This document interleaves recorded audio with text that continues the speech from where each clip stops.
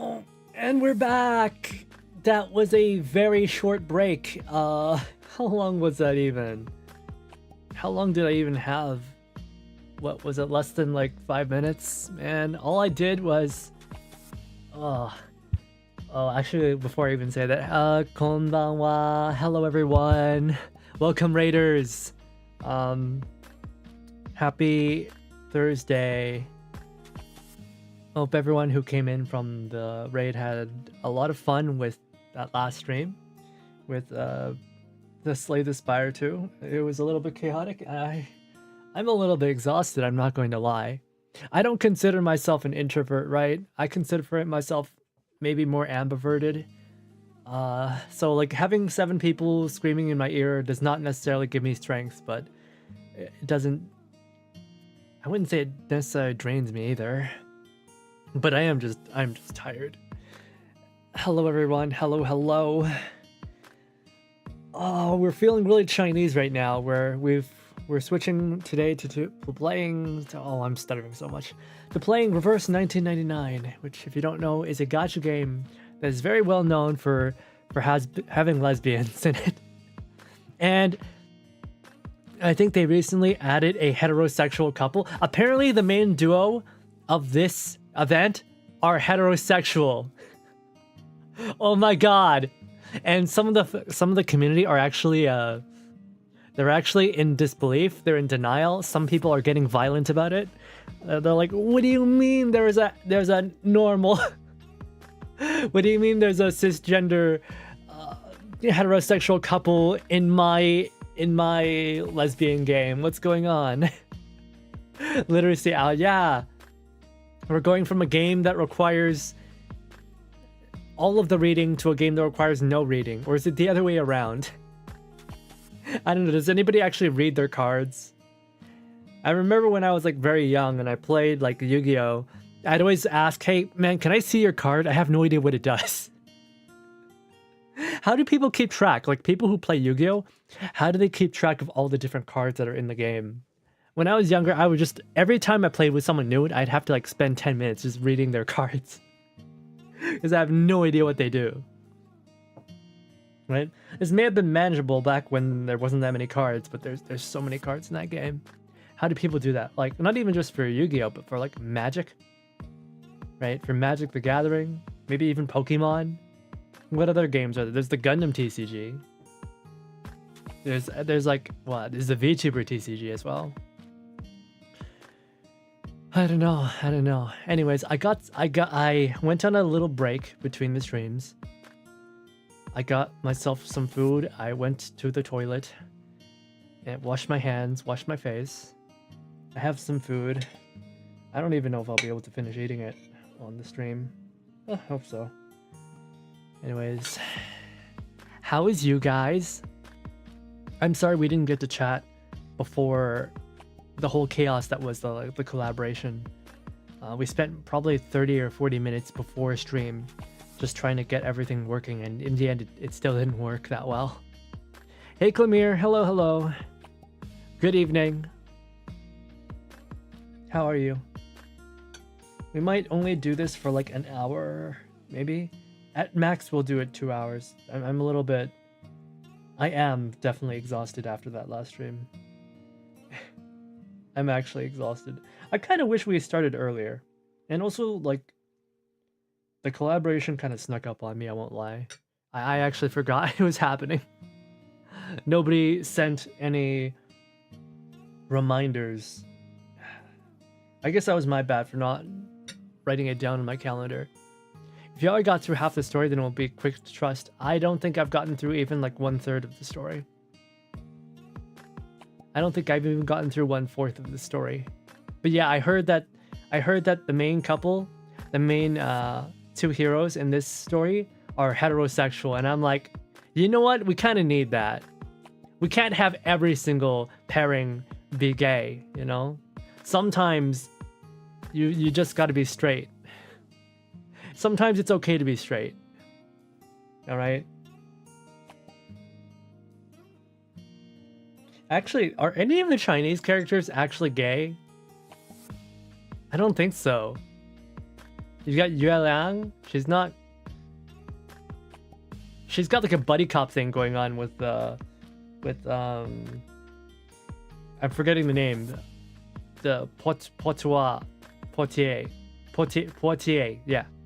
She's got like a buddy cop thing going on with Poitiers. That's not really a lesbian thing. You've got An, and An, she's just doing her thing, right? She's got nothing going around, so there's nothing with that either. There's Noir. Okay, maybe Noir might be a little gay.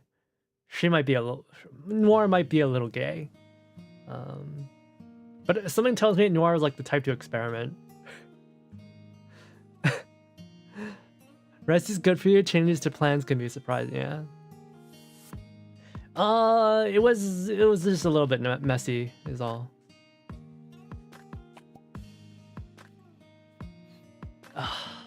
I gotta eat. My brain's like malfunctioning. I had breakfast before I started stream.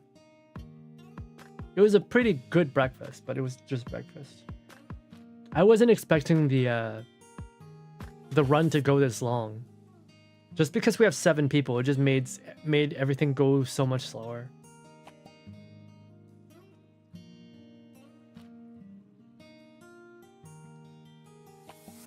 Oh, what is this?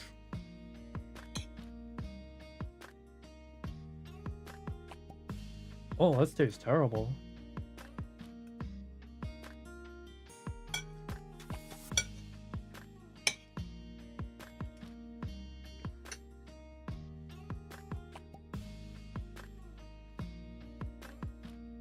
But yeah, I hope you guys are all having a good Thursday.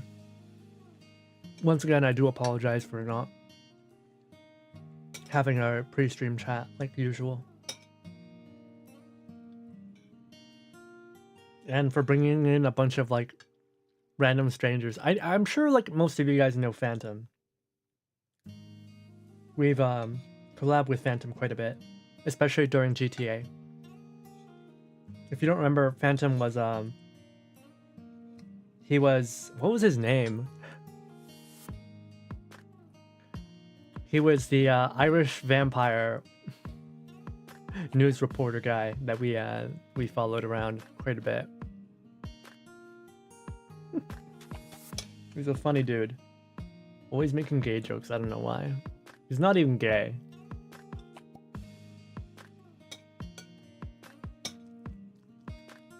The Emperor guy, yeah.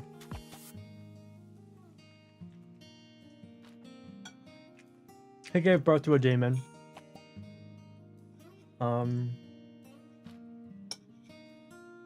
He gave birth to a demon, and what's his name?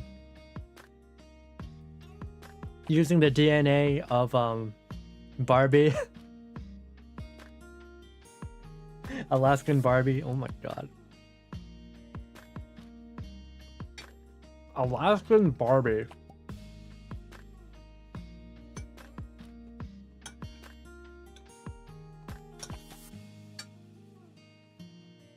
Did you have paper here? No, I haven't.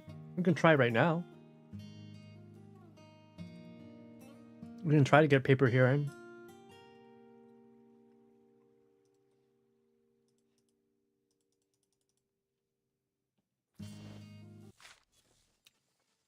Cannibalism for untold powers, yeah.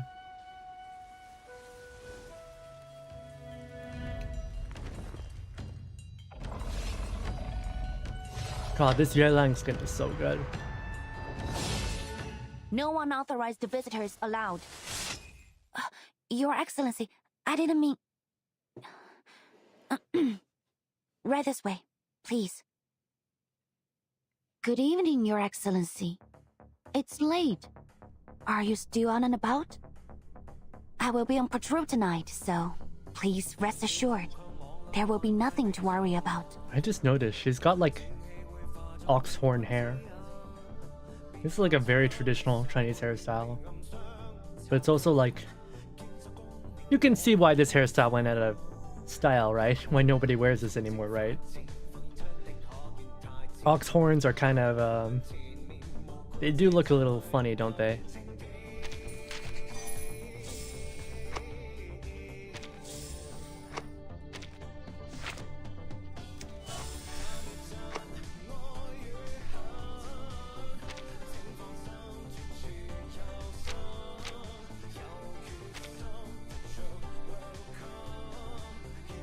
Let's go ahead and try for the summon.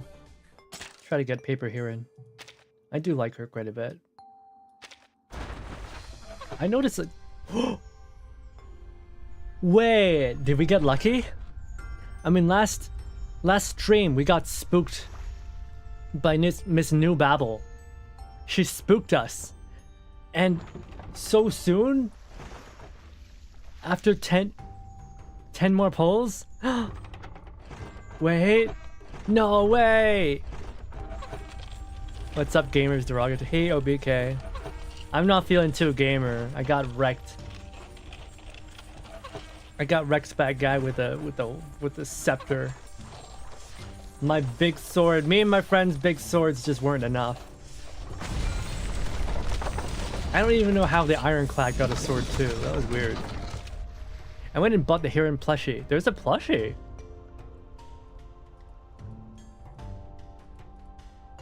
The fan. Wait, there's merchandise? Yay!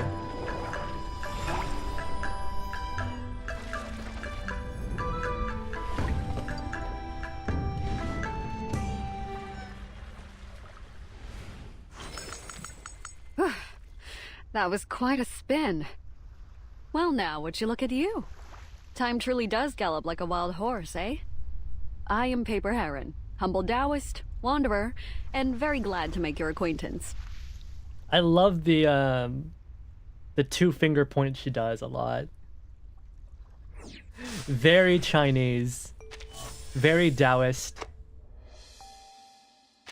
It's crazy. We got Maybe I should. we got press- On, Oh, welcome, White Sir! who is a Taoist. She's a modern Taoist. She's a futuristic Taoist. You know, she doesn't like the old robes. They don't match her skin tone. They're hard to move in.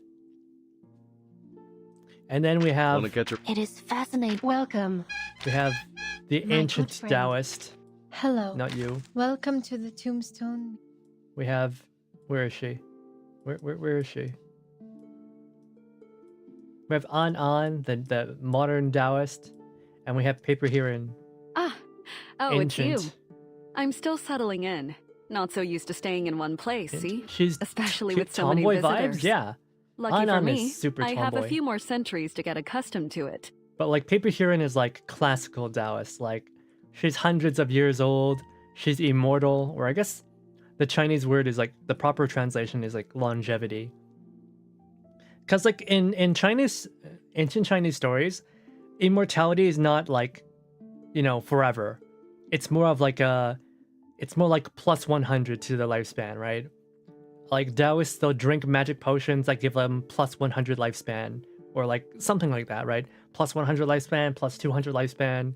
It's not actually forever, usually. They're just like constantly stacking years on their. Is she like Wuxia Immortals? Yeah, Wuxia Immortals are Taoists.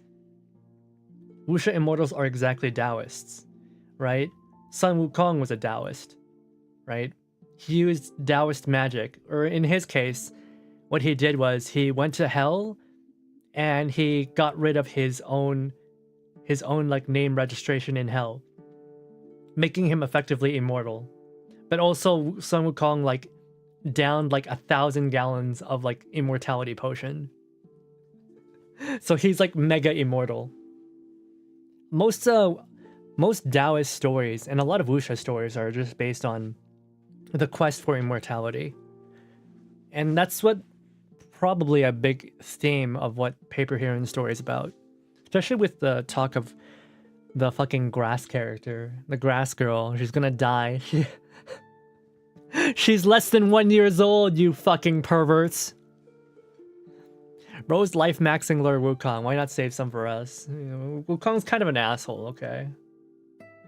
If you don't forget, he is a monkey.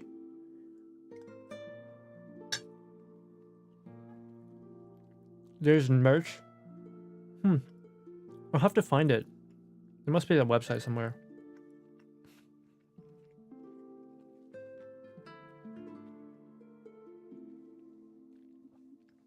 Need some small swords. It's easier to control when they're up in your face. I don't know what you guys are talking about, man. You guys are freaking weird.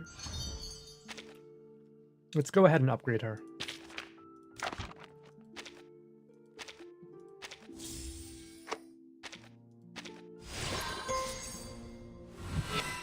I play Warframe. Is Wukong in Warframe? At last, the veil that once distanced me from the world has lifted. Its sights, its sounds, its tastes. I feel them all again.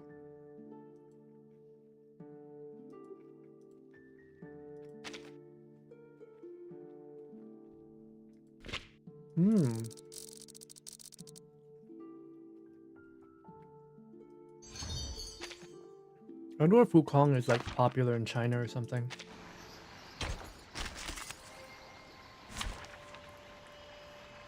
How do you know if your game's a MOBA if it has Wukong in it? Will there be time for a nap later?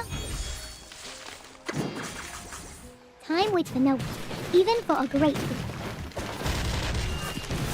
Decode Now, complete. for the truth stop.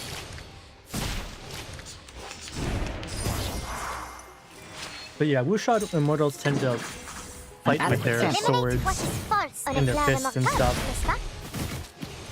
Taoists Don't stick around Tend to for a use fight magic. you're bound to lose. right? You have a lot of like Taoist sort of sorcerers and what do they call them? Exorcists. Battles can be just as Anan informative is as an code. exorcist. You just have to know how to read them. Time waits for no one, even for a great food. According to my Now, calculations, for the truth stop.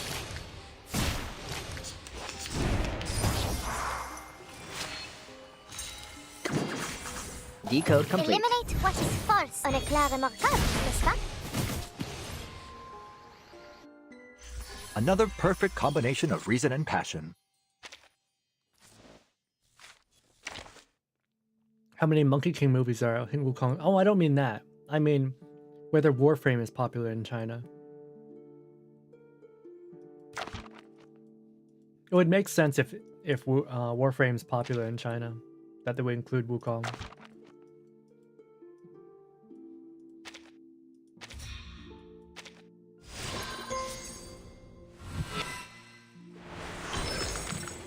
Be as a humble boat drifting on the world's boundless waters. So shall one find freedom in every land.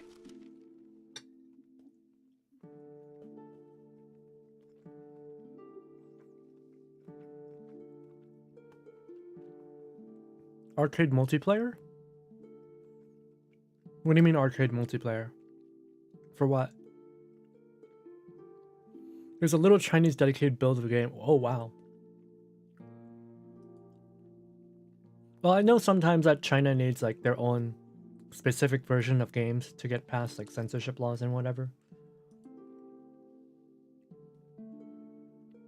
My goodness, her outfit is so awesome. She looks like an immortal, right? If you look at classic Chinese like depictions of celestials and immortals, the people who live in heaven, it'll be like her, right? They'll have a belt in the middle with long flowing fabrics of silk. They'll usually have like a silk shawl as well. That's how you typically know in a story if a character is supposed to be like a celestial. They're supposed to be from heaven. Like if you look at this image, right, you can see her scarf looks like a shawl of silk. That's very much like Chinese like iconography of this person comes from heaven.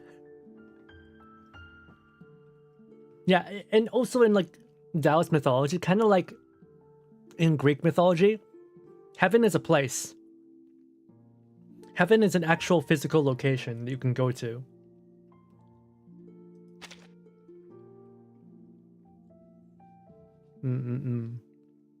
She's pretty cool. It's actually really interesting because like Taoism, if you know Onmyoji, right, Japanese mystic arts, they derive Onmyoji. Onmyoji is derived from Taoist exorcism. So they're actually quite connected. I'm about to die, time to walk to heaven. Yeah. I know Onmyoji is... I don't know if it's still popular, but there was an Onmyoji gacha game for quite a while, where you're an Onmyoji and you summon spirits to fight for you. Usually like they're Shikigami, right? You summon paper spirits that turn into creatures. And she can do that. Her whole spiel is controlling paper.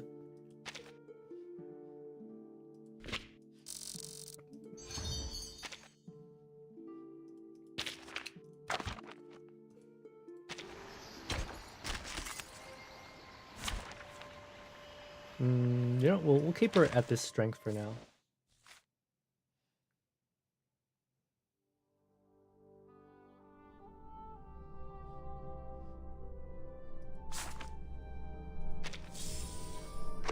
Let's go ahead and get into the story. Alright? Shin Megami Tensei? No, there's a game called Onmyoji. I think it's made by NetEase. The same people who make Marvel Rivals.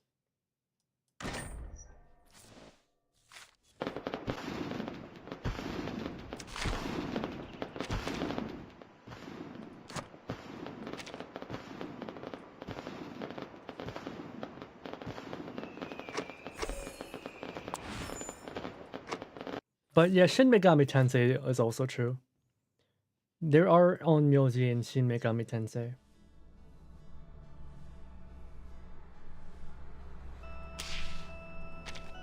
Sorry, Liang, I want to show off our new character. These outfits both look really nice. This looks so fancy.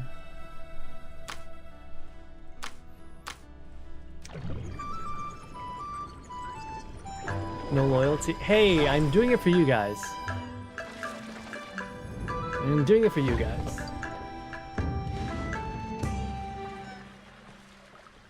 There are two kinds of tales on longevity. One where an immortal is drawn to the world below, and one where a mortal longs for the world above. But I would suggest a third. A tale of one who walks between the two. Mastering tea is not merely a matter of learning a few techniques. It is a cultivation of both body and mind. Guys. Now, let's see. Whence does the May flutter and fall? There's a game that I want to introduce you guys to. It's called Amazing Cultivation Simulator.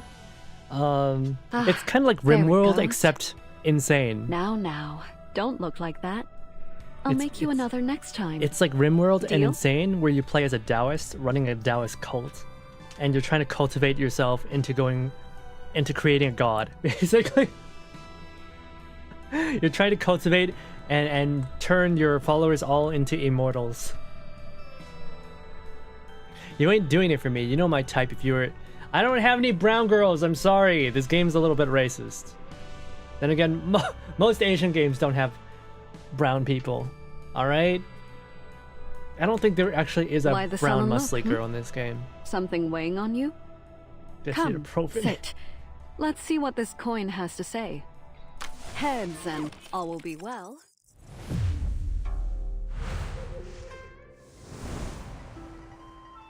Yeah, we're gonna get him next. Alright? These two are a couple. They were an actual straight couple in RA99.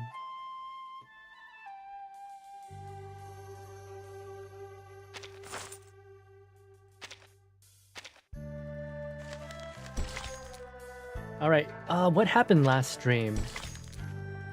Last stream, if I remember correctly, Hirin and Mei got locked in a...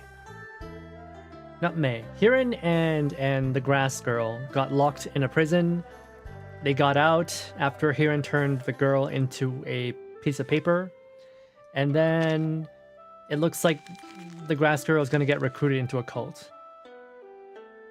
Yeah, they're separating. The grass girl's gonna get recruited into a cult because she doesn't want to die. You caught up? Fatutu got forgotten. I don't have Fatutu. I don't have Fatutu. And also Fatutu doesn't have muscles. Alright? Fatutu doesn't have muscles. OBK specifically likes muscly brown girls. Sporty tomboys.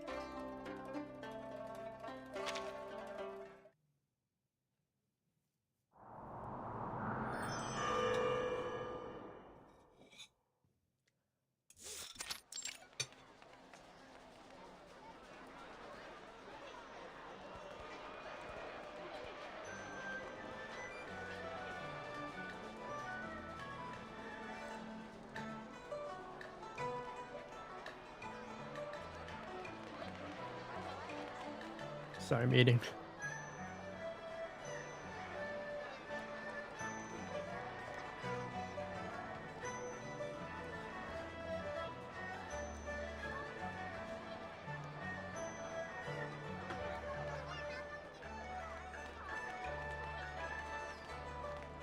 I love that you know OBK's type up. Well, he won't ever shut up about it. This guy's like very specific about it.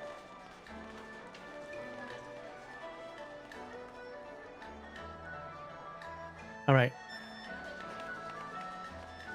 See, unlike OBK, my taste is as vast as the ocean. Alright, I like French nobility. I like computer viruses. I like eldritch abominations. I like, internet trolls.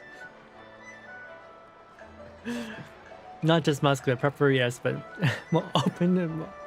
Open? Oh yeah, okay, sure. Around the noisy opera stage, bright fish and dragon lanterns surge and dive amidst the crowd, as if breaching out of a living ocean. The festival is reaching its busiest hour. Yeah, Mayfly. She is gonna die in... I think she only has like a month left to live. And she wants to not die. She's gonna die. I think the whole, like... I think what they're gonna do with this story is just talk about how a life worth living does not have to be a long one. Some kind of message like that. She's not actually gonna get immortality. She's not gonna get it. Oh yeah! So, there's actually this thing in, this major difference between Yaoguai and Yokai. Right? Yokai are Japanese and Yaoguai are Chinese, right? Yokai are born natural spirits, right? And they vary in power levels and whatever. But Yaoguai are commonly depicted as ordinary objects and ordinary animals that attain sentience. So they're actually quite weak. And like Mayfly is incredibly weak. Right? They're weak, pitiful creatures that are actually below humanity. In Chinese like mythology. It's not like how in Japan where yokai are like feared as dangerous and powerful and strong. Right? In Chinese mythology, Yaoguai are fucking weak. So like the umbrella yokai. Right? What are those called? Tsukumogami? I believe... No, it's not Tsukumogami, is it? Yokai... There's a term for that type of... It is Tsukumogami. Yeah, tool yokai. Tool kami. So they're like tools that attain sentience after like being used for a long time. Right? And the idea for that was to tell people to treat their tools with respect and not just, dump them because it's freaking Japan, man. They don't have steel. They don't have... You know how hard it is to make a knife in Japan? They don't have any rocks or ores. So it was to basically teach people to treat their tools with respect, and then once their tools are used up, to give them a proper send-off and not just throw them away.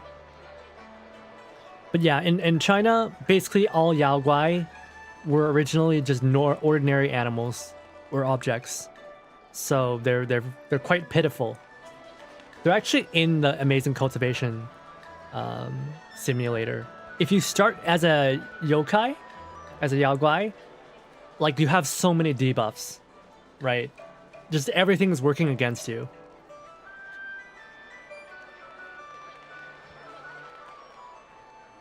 Anyways, let's keep on going. This poor pitiful blade of grass, she's wilting away. Will she have any hope? Will anyone take her? She's almost expiring. Where should I go now? I'm all alone. So tired. So hungry. Not a win to my name. Can't even buy myself a bun. I love her voice actress. She's really like... She's really PN. She's really pathetic. Also, can I just say, I love her outfit. It's very low-key, right? If you go on Google or Alibaba or whatever and like try to find traditional Chinese clothing, it's always going to be like clothes of nobility, clothes of upper class people that it's like really fancy, right?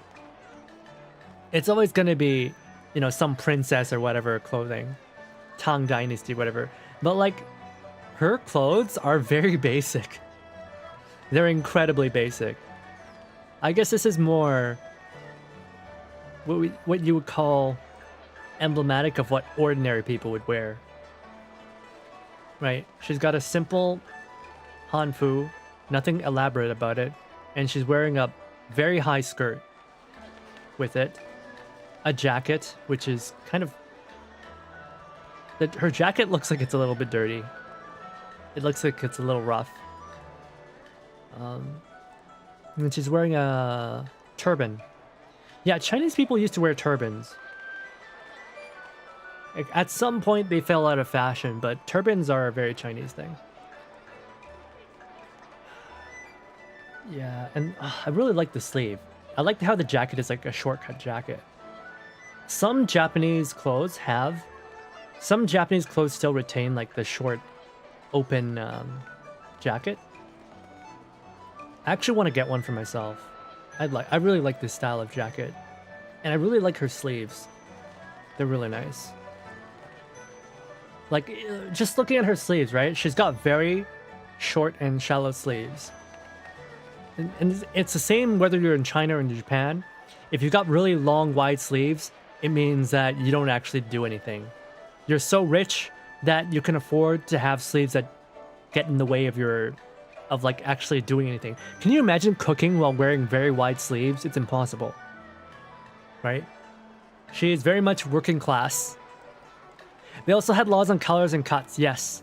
Whether you're in Japan or you're in China, there were laws because your clothes are your social status.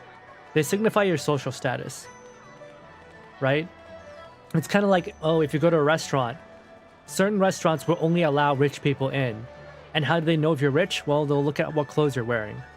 And if you're wearing the wrong clothes, then that means, you know, you're pretending to be part of a social class that you're not in. Strict social hierarchies, man. I'm glad I don't live in Asia. Where are they? Surely I'm not the only herbaceous Yao in town, am I? Mayfly leans against the stone pillar of a python and sits down as she looks out at the swirling crowd.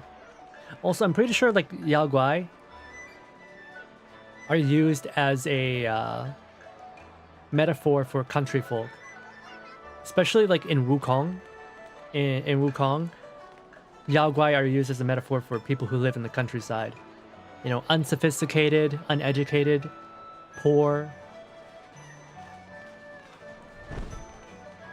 Well, even if you find no one, you'll manage.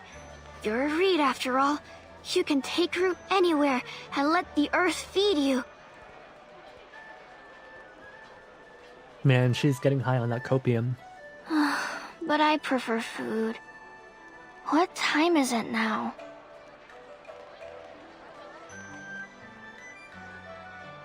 Won't someone take in this starving poor PN girl? She's trying her best. If I had known this would be so difficult, I'd have eaten more cakes while Heron was paying. What did you expect? You didn't have any food. You're in the city. This is whether in the year like 2000 BCE or the year 2026. You need money to live in the city. At least then I wouldn't be here listening to my stomach growl. God, she's so pathetic. If only I were an immortal. I'd never go hungry again. I'll bet their elixirs must taste better than any river water. No, I'm pretty sure... I'm pretty sure Heron says that she can't taste anything anymore. Why are people gathering around here? Mama! It's the Iron Flower fireworks! Can I see? Can I see? Fireworks. Gone in a moment. But so beautiful. If only my life had a moment like that. Just one. Oh my gosh, they can't just... They're just making me feel so bad for her. Youngwoo, what are you smiling about? I really like this guy. I don't know why. I really like him. The Iron Flower fireworks. So beautiful. I don't like him as much. I know, something about him rubs me the wrong way. This femboy. 独六, Yang Wu, get your men into position. Keep your eyes on the stage. Oh yeah. The himbo. This is where the immortal will supposedly arrive to grant longevity. If something happens, I need you all at the ready. Tang Heguang stands on an elevated platform, looking down over the happy fairgoers with an unmatching expression. Too dark and serious against a joyful night. Yeah, get with the program, dude. If you act so suspicious, everyone else is... You're gonna bring down the mood and make people think something's going wrong. But the opera doesn't start for a while yet. What's wrong, Chief? You're looking more serious than ever. Yeah, chill out. You're gonna scare the locals. You're gonna scare everyone who's trying to have fun. He looks like a Chinese version of a Spanish conquistador. That's a very interesting... Wait, who does? The chief or the regular guys?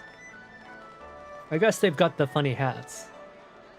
A Taoist gave him the slip this afternoon. I mean, he's got... I guess it's because of like the... I forget what they call these. The studded jacket.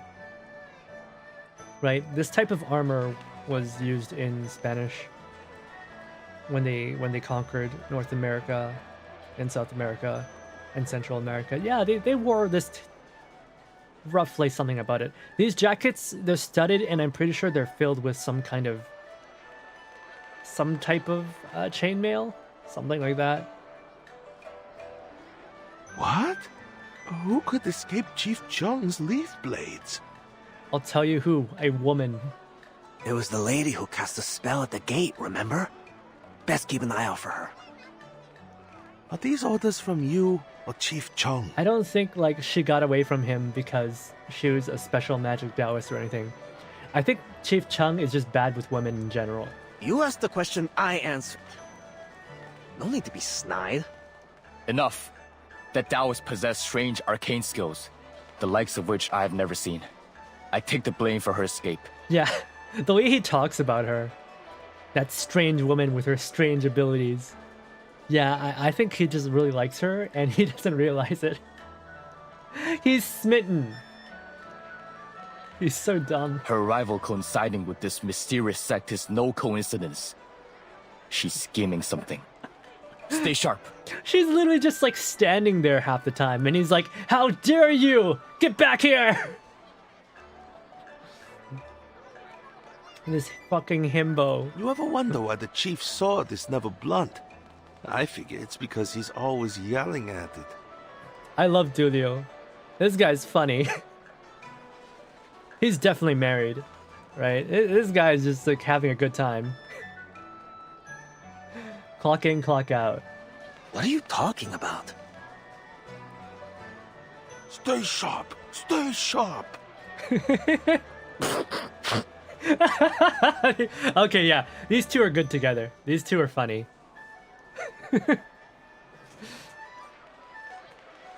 Dulio. Yes, Chief! It's funny. He doesn't get his pinyin. He doesn't get his pinyin marks in his actual name, but whenever he talks, whenever it comes in text, someone else says his name, you can see it. Dulio. But in his actual name, they cut it out. I don't know why. The chief holds a stern face, but his cheeks betray him with a flush of red. He's a dork. I wasn't talking to my sword. No, they are saying his name right. Oh, I guess Chung Guang also doesn't have it. Maybe when it's in the name, they can't include it. I wasn't talking to my sword.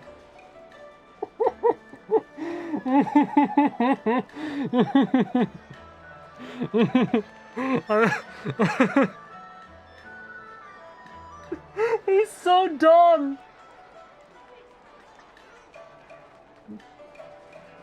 He's so dumb.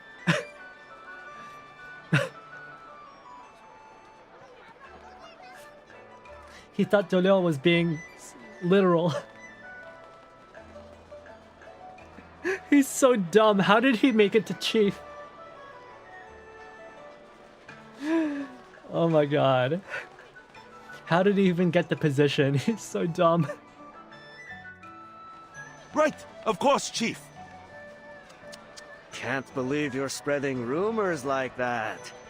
You can't be strong and pretty and smart. You gotta pick your lanes. I'd say that warrants a caning.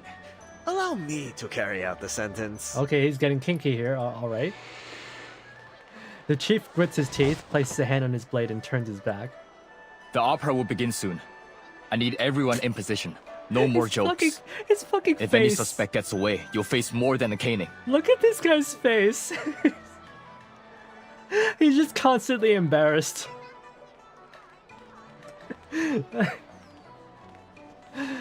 Oh gosh. Understood. Follow me and keep your eyes and ears peeled. We must safeguard the civilians and apprehend any offenders. And this guy's a bottom. He's got such bottom energy. Yes, Chief.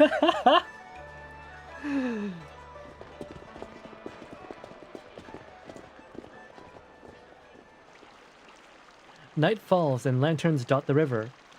More black awning boats appear, each one festooned with candles. Mama, look! There's little man dancing on the candle. Don't be silly. That's just the candlelight flickering.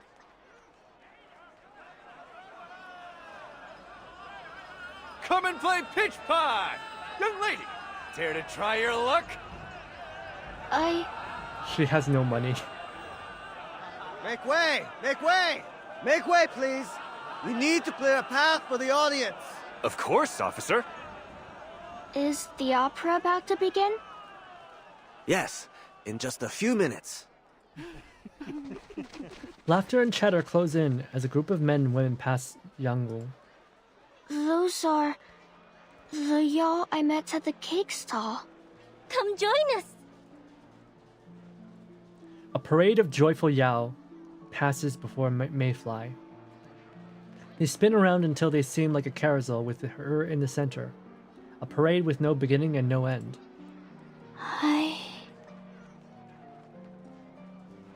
Entranced by the sight, the procession sweeps Mayfly off her feet, carrying her away as if caught in the current of a flooding river. And this is how the cults get you. Hey, no pushing! Over there! Keep the peace or we'll keep it for you! You know, Keep the peace or we'll crack out the whip. Wait, we're fighting? Who are we fighting? We're fighting a stork. Stork following Master Ren's teachings. Catidid. What's a catidid? Is that a type of bug? Guardian grass.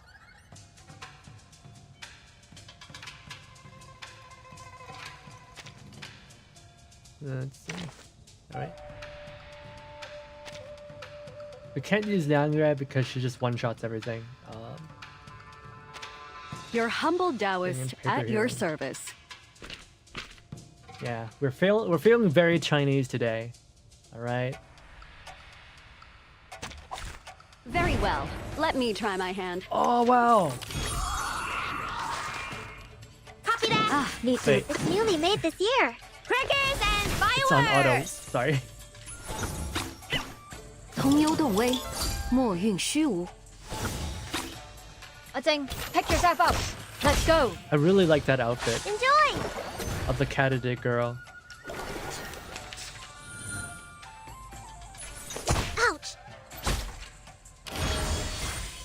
There they are. Yeah, I really like that outfit. Longevity! Please grant it to me! Oh, Jesus. You alright, man? Look at that Yao. Is it crying blood? What the...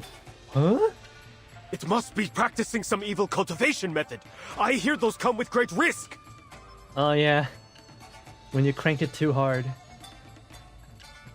This must be its consequence. Yeah, if you crank it too hard, you'll start bleeding out of your eye sockets. Do not recommend. Find another cultivation method. I love this so much. This character is so cool. Catadid. I guess a catadid is a type of bug.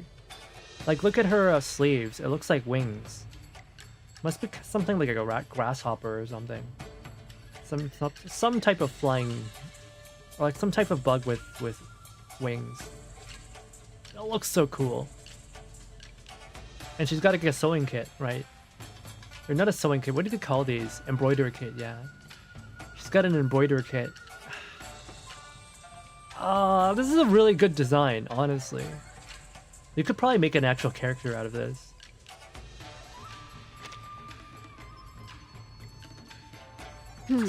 Let me think on it. Ah, an interesting one. Easy 啦 Props, get ready. 天道必反，其势好还。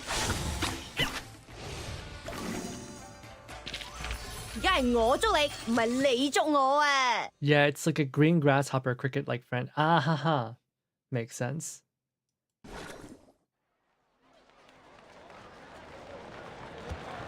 It is bug.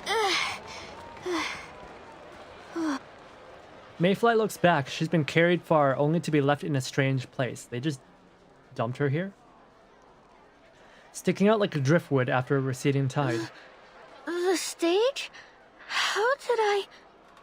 The music rises fast and loud. An opera singer steps onto the stage with quick steps.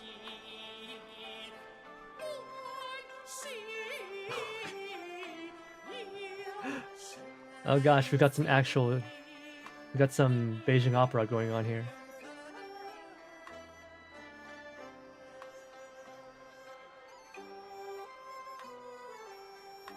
The singer's melodious voice captures the crowd in a sudden rapture. This is... Legends of Hanta? The singing reaches the far end of the stage, where Cheng Heguang and his men stands, eyeing the proceedings suspiciously. Legends of Handan?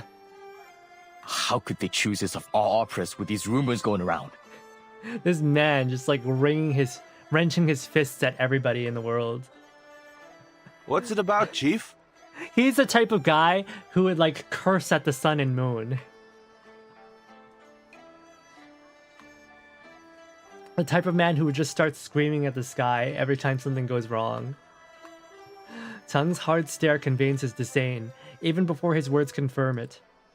It tells the story of a scholar who was guided into a dream by the immortal Lu Dongbin. There, He experienced life as an official in the imperial system. He found enlightenment once he awoke and became Liu's apprentice to pursue longevity. Yeah, an official in the imperial system, yeah.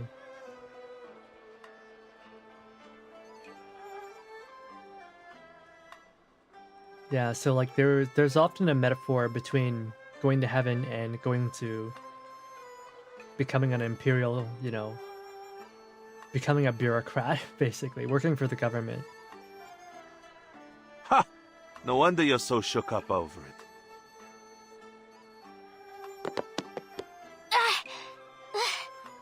I can't see.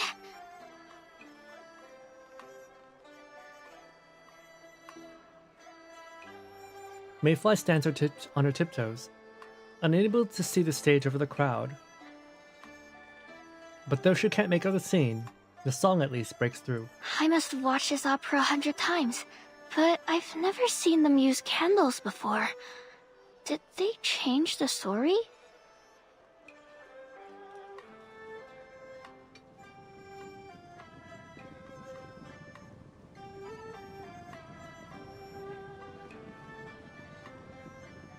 She finds her way to the front of the stage and looks up. Captivated at the performance, it pulls the joy and hope of the crowd like a spun silk that gives warmth and color to the night sky.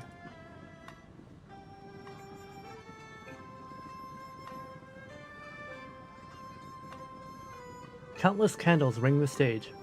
Their flickering flames throw dim, dancing shadows on the walls. Shadows that seem to sway and bob like a procession of monks in prayer. It's so warm. Goodness. How beautiful. I can't keep myself from staring. Oh, they're being hypnotized. The flames leap out from their wax altars, speaking in a divine wordless tongue to the people below. Hold on. When did they light these candles? Oh yeah, they're getting drugged.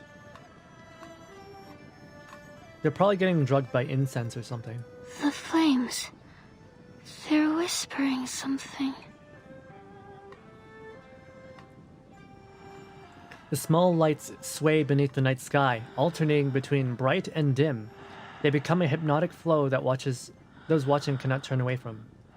The flickering lights seem to laugh, to scold, and then to chant unclear words, venting the pain of their brief lives through the ages.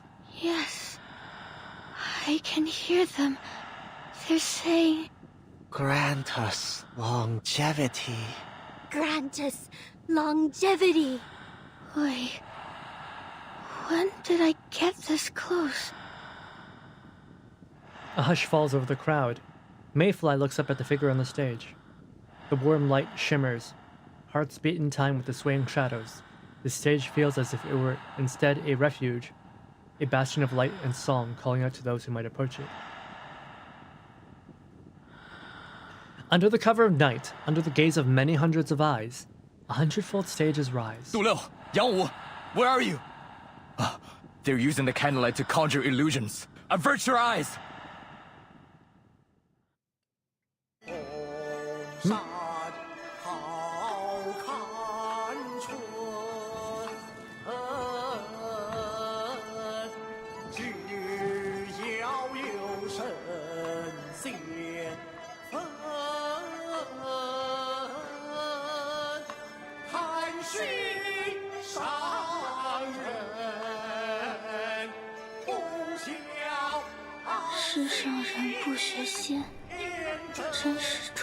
Do you wish to become immortal? Huh? Heron? 天地含经，万物化生，日月并明，与我协助。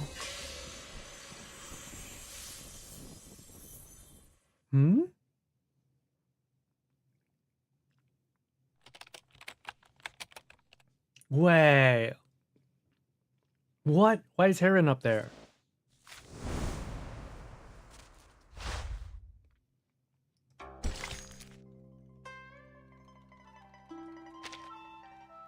Okay, that was a little bit cryptic. The end. We just started.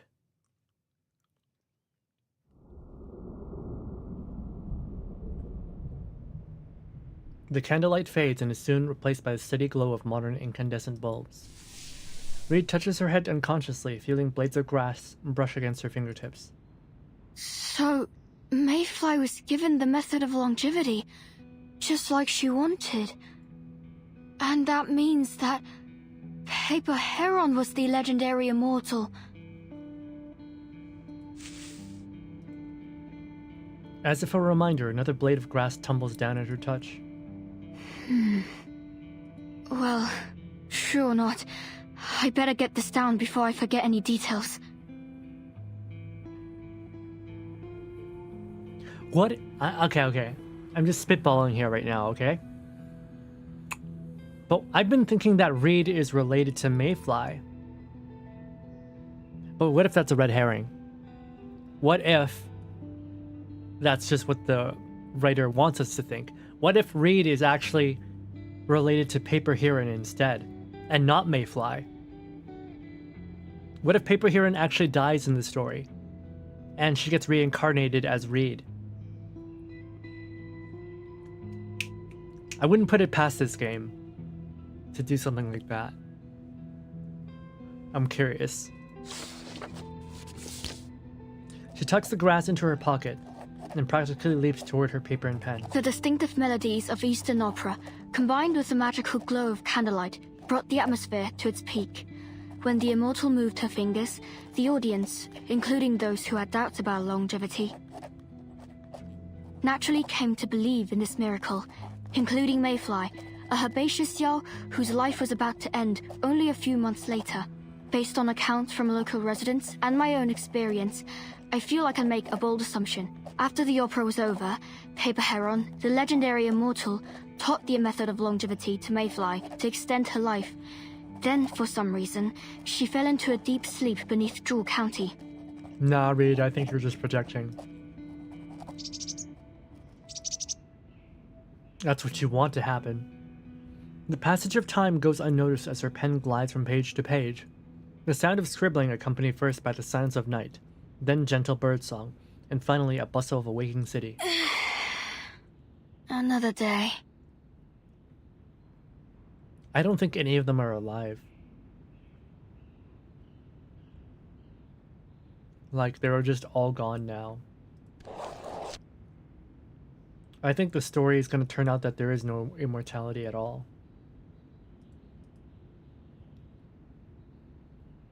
Usually she would leave a detailed journal of her day, a record for her next iteration. But today she let her pen rest. Maybe I won't need to leave a note for the next me this time.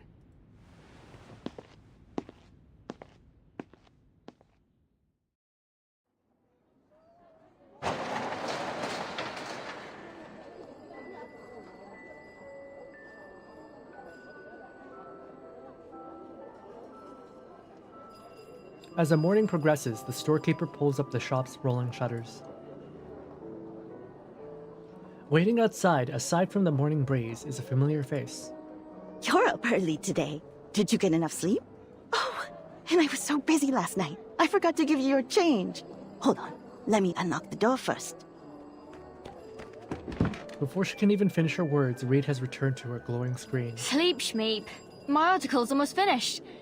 All I really need is a computer. Oh, sorry, I got a little overexcited. I meant, would it be possible to use one? I can see that. Go ahead. You can use that one. You know how to turn it on.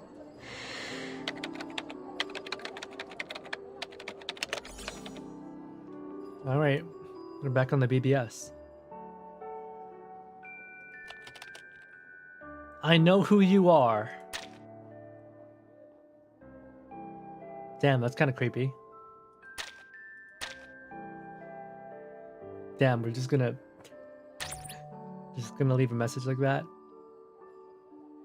The odd pace of the typing draws the storekeeper's attention. Are you trying to put a hole in my mouse? Or is the network down? Huh? Oh no, the network's fine. It's only then that she notices that her whole arm has gone numb from the speed of her typing. Has anyone else come by recently? No, you're the only one. But I'll keep a spot open for you, don't you? Oh, thank you. The frantic typing resumes as soon as the conversation ends.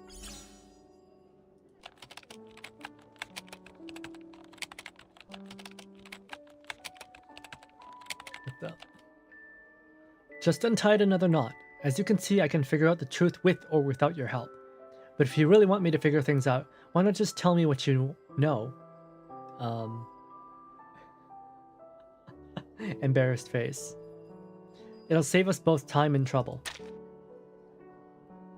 She stops spamming F5, and instead she stares wide-eyed at each tiny glowing phosphor dot.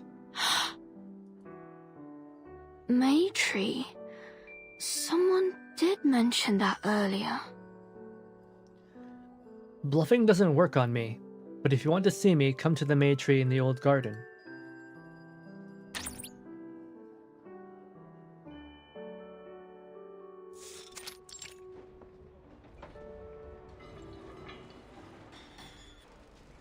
In the daylight, Reid returns to reassess the leafy Central Park and the bustling construction site nearby. There's no one here. There's not going to be anyone here. The words Immortal Residence decorating the impressive billboard gleam down at her in the sunlight. Far beneath it, the half-dead Maytree that lies in the middle of the park looks dull by comparison. Another journalist? I already told the other ones we're not open for interviews. Seems she spent too much time staring as a middle-aged man approaches in a huff. I don't care who you write for. Get out of here, will you? Oh, no. I'm not here for interviews. I'm just having a look around. So, someone came around here then? Someone who looks like me? I'm not answering any questions. My building isn't haunted, and that's that. What? Not haunted? You mean... Damn, he's got ghosts. Before Reid can ask anything more, a new voice draws away their attention. Sir, we've got a problem. A young man, breathless from running, cuts her questioning short. What? And you want to hand it over to me? It's Professor Dong. He said he...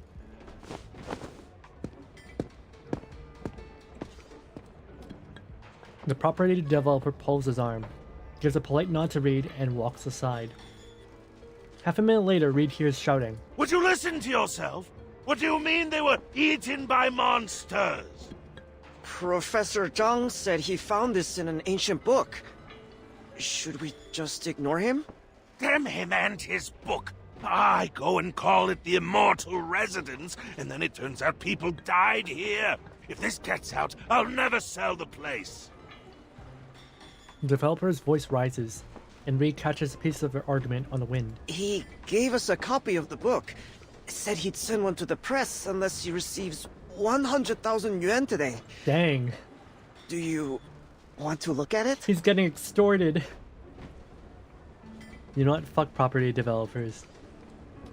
Fuck him! While they argue, Reid slips away towards the entrance of the park. Full of hope, she looks up at the Maytree. Its dried branches hold many buds. Under the tree, a mule chews on fresh green grass. Huh? One with Flo? She calls out to the mule, not entirely convinced by her own conclusion. I told you guys! I told you that fucking mule is an immortal. I told you. Paper Heron's mule is an immortal. I told you guys. The mule is a fucking Taoist. Anything can be a Taoist in Taoism, okay? That rock over there, that grass, that tree, that donkey, they can all be Taoists. You never know.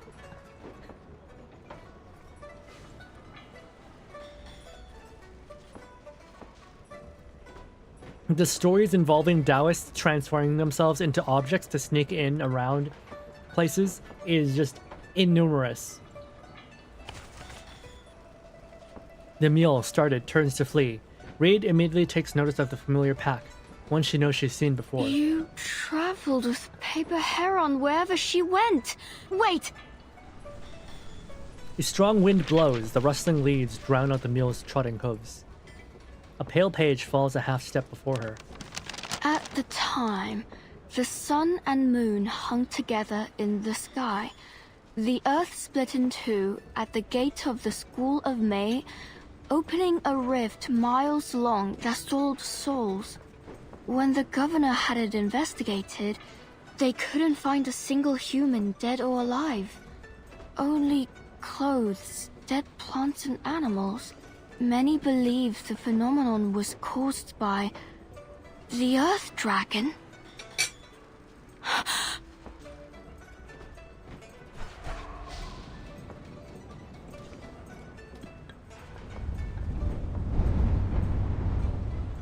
Only clothes, dead plants and animals. No way.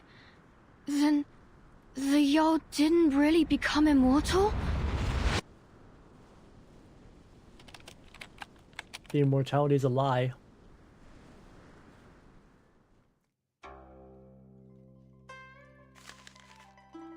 It's all just a grift, man.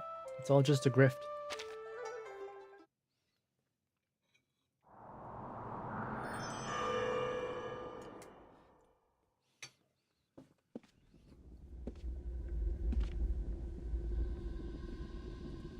Do you wish to become immortal?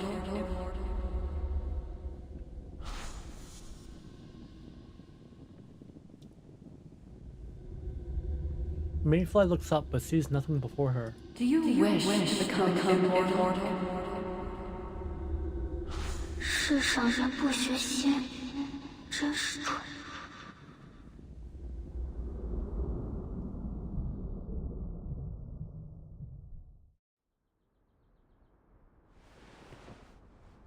Huh? Where am I? Did she get kidnapped? Mayfly sits up from a comfy bed and looks around. This place is so luxurious. Okay, that cabinet is actually really nice. That's a really fancy looking cabinet. She jumps to the floor and walks around the room, curious about her new surroundings. The bed's soft, and this blanket's so light and warm. What a strange dream I had. But, my, do I feel rested. You haven't eaten anything for who knows how long. Girl, you're starving. I'm brimming with energy. I haven't felt this good since autumn. With strengths like this flowing through me. Why do you have so much energy? You should be starving. You're malnourished. I could till a whole field all on my own. That vase is almost as big as me. But I bet I could lift it.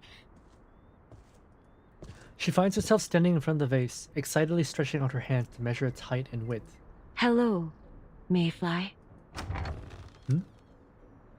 Daddy? Who's that? Oh, Heron. Wait. It's Paper Heron. Paper Heron? We were chatting outside your room when we heard your voice. I'm glad to see that you are doing well.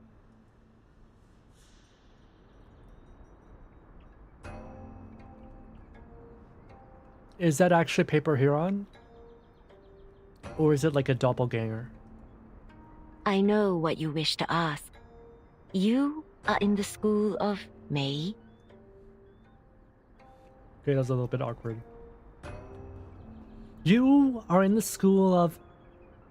1, 2, 3... May? A little bit of a pause there.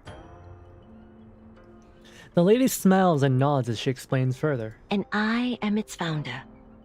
They call me Master Ren, or Ren the Immortal. Ren the Immortal. Then you must be the immortal everyone's been talking about. Please, Master, teach me the method of longevity.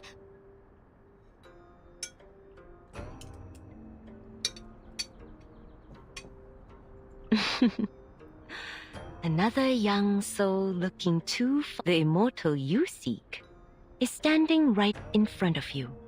But it isn't me. In fact, I was one of her students.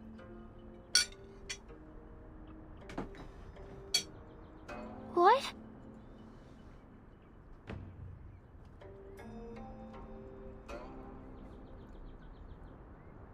Mayfly shifts her focus between Master Ren and Paper Heron before resting on the more comfortably familiar face.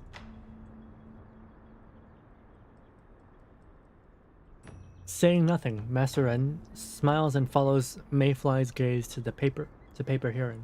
Heron? You mean she's the immortal?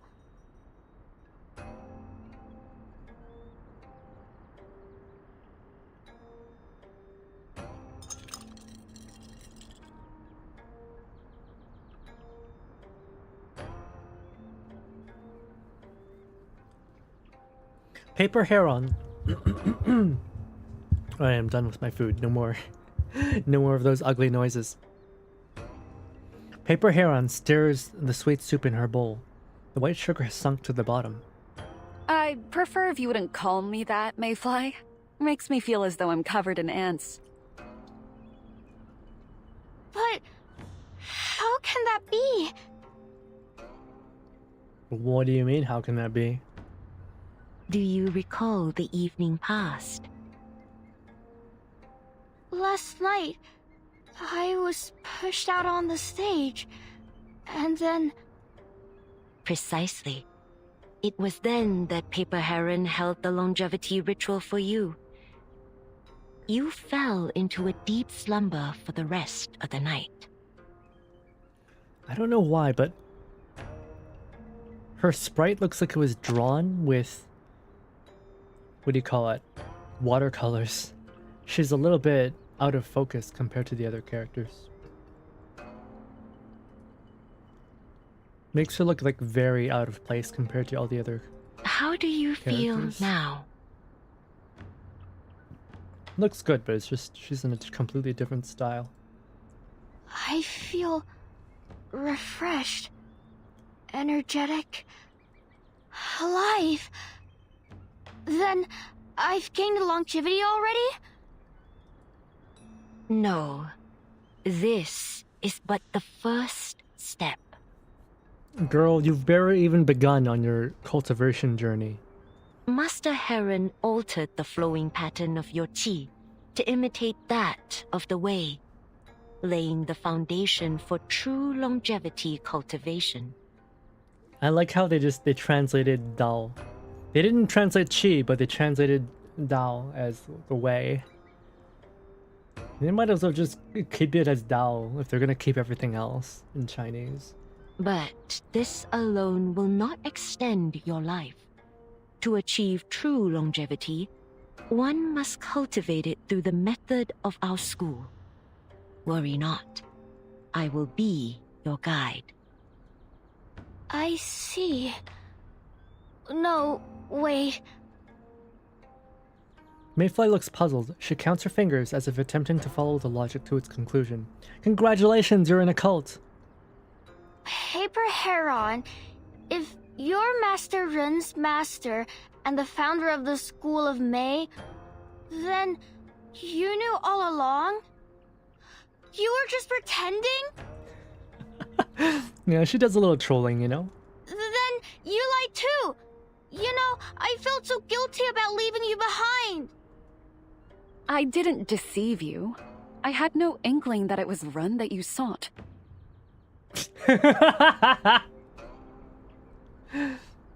She's such a troll. I only learned of her ritual on the stage at the last instant. I took her place as its officiator as a bit of fun. She's actually a troll. But I looked quite splendid up there, don't you think? Didn't you notice it was me? At this pleasant thought, Paper Heron spoons some of that sweet soup into her mouth.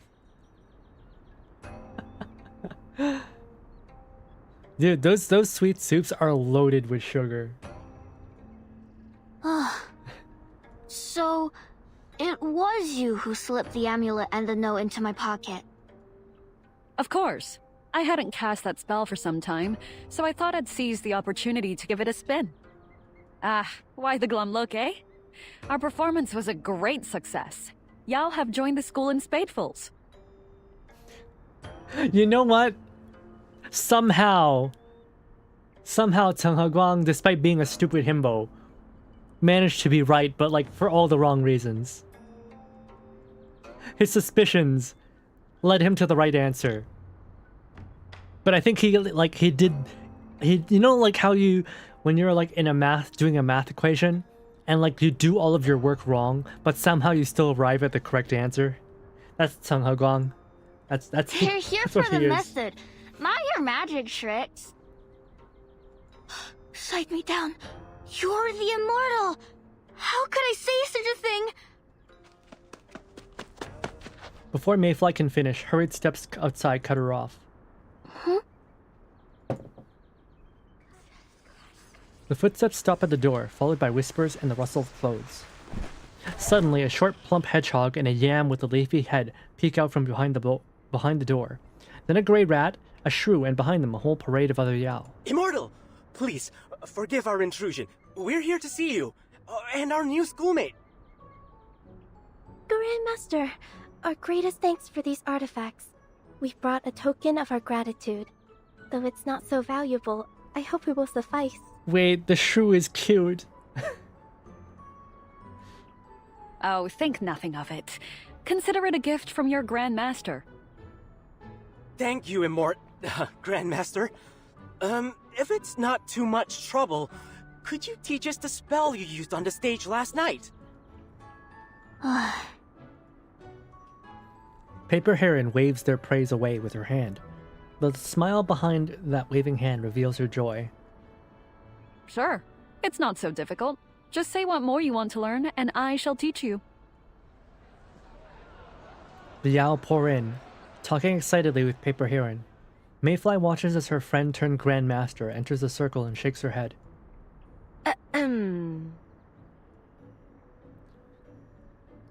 A few clear coughs cut the clamoring voices short. Now, students. You ought to show respect in the presence of the Grandmaster. Enough playfulness. You must all return to your cultivation. Yes, you must study your blades. But I hear this is the first time the Grandmaster has visited our school in many years. We only want to talk to her. And talk we shall. Master Ren smiles. The Grandmaster will be with us for many days. There will be plenty of time. For now, we ought to consider our newest schoolmate. You need some time to settle in. Isn't that so, Mayfly? You have just received the ritual. Your body needs time to adapt. Students, will you show Mayfly around our school? A little bit of activity should do her good. Ah, right. Best to get some exercise. Whatever you say, Master. Mayfly, is it? We brought you a gift, too. Sorry, we got carried away after seeing the Grandmaster. The Yao bringing several boxes of herbs and steamers filled with cakes, all prepared in advance, a substantial offering. That's all right. And thank you for the gift. I feel so full of energy now. I'd love to look around. You should eat. You should probably eat. You should probably actually eat something. You should spend some time getting to know the other students. Your gift can wait. All right then. I can save it for later. Wow. Isn't this like working too well for her? She's getting exactly what she wants. Mayfly pats her skirt and leaves with the Yao. Soon she enters a busy courtyard, bustling with the voices of other students of the School of May. Stop it, Mayfly! That cauldron's too heavy! You could hurt yourself! I was just like her back then. Didn't know what to do with my newfound strength. You know, can I join the cult too? I can stop being a sickly bird. Paper Heron lifts another spoonful of her sweet soup to her lips and then sets the bowl down. So, have you retrieved your 5 senses?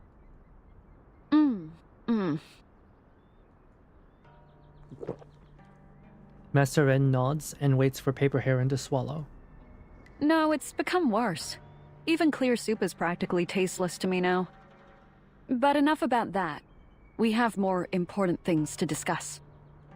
My divination suggests that Lan Zhu is waking. I have observed many omens along the road. Birds migrating north, withered grass blackening. Ere long, Lan Zhu will awaken. Unlike other Xiantao beasts, Lan Zhu is not under Zhenzi's control. The quake it wrought brought great suffering to the Huanzhou region. Okay, so the Xiandao beasts. Liang's a tiger creature. That's one of the Xiandao beasts. But I guess this one's not so kind. This one's a little bit of a troublemaker. The White Horse School once fought it, and I among them. Yet, we could only force it into a long slumber. Until the Wei bestowed on us 2 swords of longevity, allowing ordinary students to control the qi of yin and yang in order to pacify Lan Zhu. But then... She pauses. You need not say more. Master Ren draws an array in the air. It glows gold for a moment, then fades as a white sword appears.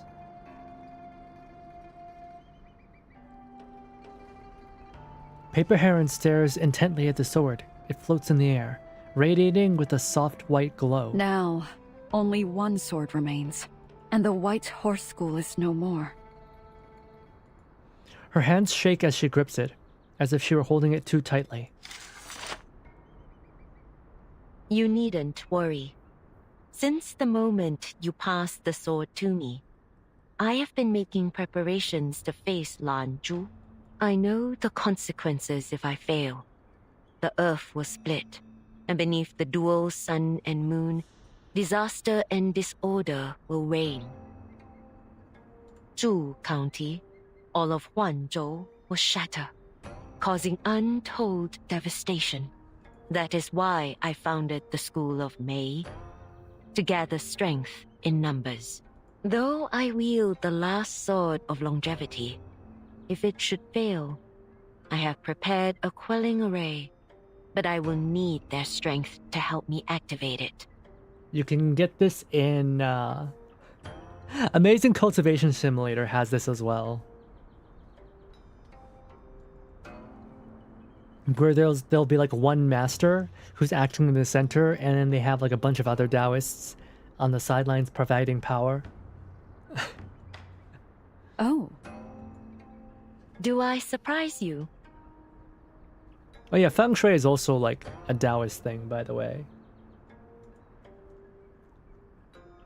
Paper Heron looks around the room and answers with a sigh. Should try where the wind blows. Ah, no. It's just... You were but a little Yao when we first met beneath that tree. Look how you've grown. A Yao's life is shorter than most. We must make every day count. I forgot to mention that. Yao have very short lifespans compared to humans. It's not like in Japan where yokai are overpowered. Yokai in Chinese mythology are just like all of the debuffs you can imagine. You entrusted this task to me, and I will do all that I must to finish it. We're not gonna play your cultivation game. Play it! I will allow nothing to get in my way. Not only for the sake of the school, but for the sake of everyone in this land. I'm not autistic enough to play Chinese RimWorld, but you guys are. She sees Ren smile. Paper Heron pauses and then offers an affirming smile to her old student. You are more prepared than I could ever hope to be. But mind your students well. I should not like to see your school meet the same fate as mine, eh? I will stay here until the task is done, and intervene if need be. Master Ren replies with a solemn nod. Grandmaster, you gave me a second life and the sword of longevity. I owe my life to you. Why do I feel like Master Ren's gonna betray her? I swear, I will complete the suppression, no matter the cost. For you, and for your school. Yet the surprise to me would be if she actually does not betray does not betray Paper Heron. I feel like she will. If she doesn't, that will be like a surprise. That'll be the twist. There's always a twist in these stories. You don't think you are? Oh, I see. Maybe I was mistaken. The frick?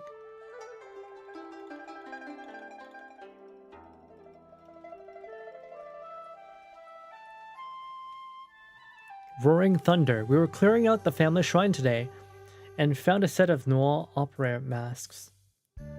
My arcane skill lets me see things when I touch. So I went through them one by one. Here's what I got. Jiazuo mask. A faint image of a tall man. Looked full of energy with a loud voice. Chongqi mask. My uncle. He used to wear this all the time when I was little, and my brain just can't get past that. Couldn't say anything about the Chongqi itself. Fei Wei mask. Someone reading a book. Looked like my middle school English teacher. Teng Jian mask. Hard to make out, a humanoid shape, but not quite human. More like an animal or monster of some kind. Lanzhu mask. This one was the strangest. With the others, I could at least make out a shadow of a figure. With Lanzhu, nothing. All I saw was a street, kind of like a road leading to a central park. At the far end, a big round moon. Qiangliang. Oh, this is Yueliang's beast. A blinding flash of lightning, and someone talking on the phone. That's Yueliang.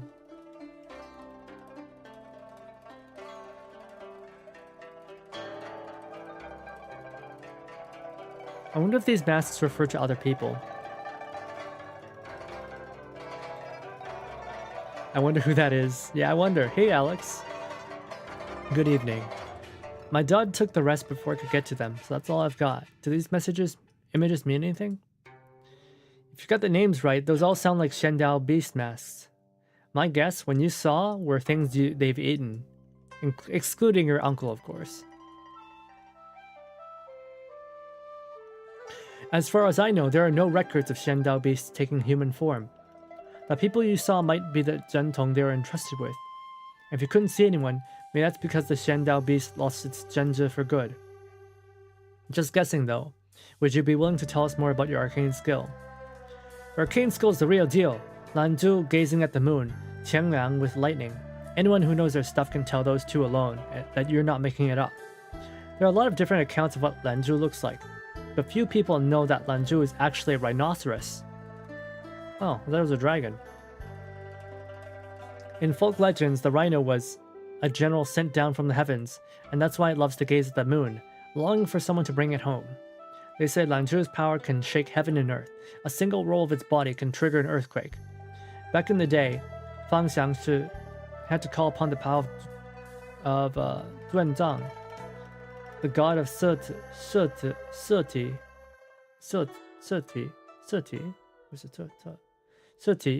and waged a fierce battle before finally subduing it. But once subdued, Lanzhu just curled up underground and has been sleeping ever since. The laziest of all Shendao beasts. No, isn't it just because Lanzhu got sealed away? Lanzhu isn't a nice one, doesn't want to play with humans. Kid reading another book could read Marcus.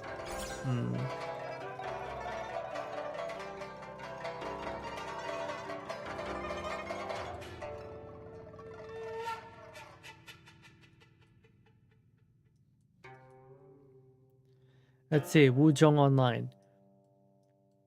On the 9th of this month, a fisherman on Lake Taihu netted a South China carp weighing 189 jin and measuring 2.2 meters in length. That's a long fish. That's massive. 2.2 meters. 2.2 meters, that's like... What is that? That's like 8 feet? It's like 8 feet. Making it the longest carp on record, the local Water Environmental Research Institute has purchased the carp from the fisherman and plans to release it back into the wild after further study. If it lived long enough, why would it turn into a long? Would it turn into a dragon? Whoa, what a giant fish. Imagine the size of the pot you need to stew that thing. Carp are spiritual creatures, just like turtles, snakes, cats, and dogs. This one must be something truly extraordinary. A spirit among spirits. It's likely found a method of cultivation, one that lets it sense the way and even refine itself in accordance with the way. That's how it's lived for so long. If I'm not mistaken, when the experts release their findings, the patterns of its swimming will turn out to be aligned with certain mathematical principles. So what is the way? The way is an infinite existence and the sum of all natural laws. That which is above form, which is called the way. The way is the origin of all things, everything that takes the way as its foundation, and the way in turn manifests within and them all. Check out my other post for more details. Really? That Aliens and Citron post was yours too, right? Dad bod dad mod? Oh my gosh. Alright, dilemma.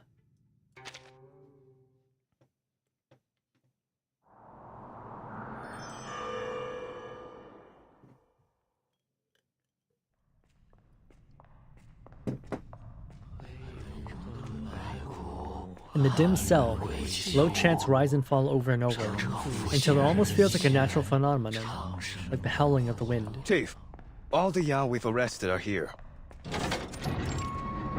Damn. Discrimination. A cell door creaks open slowly. The other Yao stop and look from their cells at the three who enter. This must be the true meaning of being watched like a hawk. Why is he such an asshole? You may leave. I will have the victim identify the culprit. Understood. The cell is packed with Yao. Afraid, a man presses himself fearfully against Cheng Heguang. Cheng grips his blade and tells the man not to be afraid as he takes the first bold step towards them. I trust there's no need to introduce myself. Of course, Chief Cheng. After all, it took us all quite some effort to sneak past you. Let no one say that you neglected your duties. In fact, you did such a sterling job that not even a fly could buzz through that gate. A pity for you that I soar much higher than a fly. The Yao all laugh, leading to Cheng Heguang to raise his blade and strike it against the door. Quiet! Look over them. See if you can identify the one that abducted your family. Oh, these Yao might be a little bit naughty. Even with the cell door between them, the man feels surrounded by Yao. He dodges fruitlessly left, then right as if to avoid their gaze. He peeks at the jailed Yao from the corner of his eye, but each glance makes him all the more concerned. I don't see them. My. Should I call you County Magistrate Cheng now? If I recall correctly, it falls outside of the duties of mere constables to interrogate suspects. Through the bars, a bird-like Yao leans toward Cheng Heguang. Could it be that you are using this opportunity to learn the method of longevity for yourself? Enough of your twittering, bird.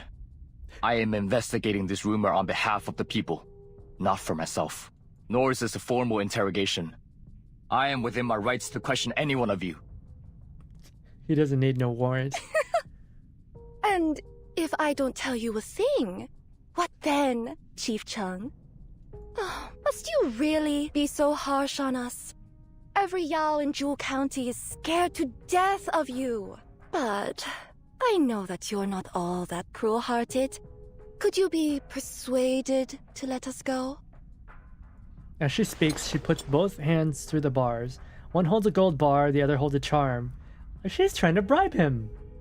She waves them before Cheng Heguang. I can offer you both wealth and health. Fiend! I will not allow you to deceive me. Cheng Heguang pushes her hands aside with the backs of his blade. She jumps back, staring at him tensely, then approaches once more. You think it deception merely because you believe the method of longevity to be a false rumor. But what if I tell you it's true? Take a guess at how old I am. I've been told that it's a bad idea to guess how old women are. But also at the same time, You literally just tried to bribe him with money, with a gold bar. Probably it's not even real gold. It's probably transformed. There is no need to guess. It is said that Yao can live over 1,000 years. Whoever told you that knew nothing. Our lives are scarcely longer than our true forms. My own kind live and die within the age of a sparrow. Nothing more. Surprise flashes in Tseng He-guang's eyes. He motions for her to continue. We only want a little more time in this world, Chief Cheng. Why must you stand in our way? Then should I simply allow you and your people to kill, steal, and bring chaos? Me and my people? She is stunned for a moment, then responds with a burst of laughter.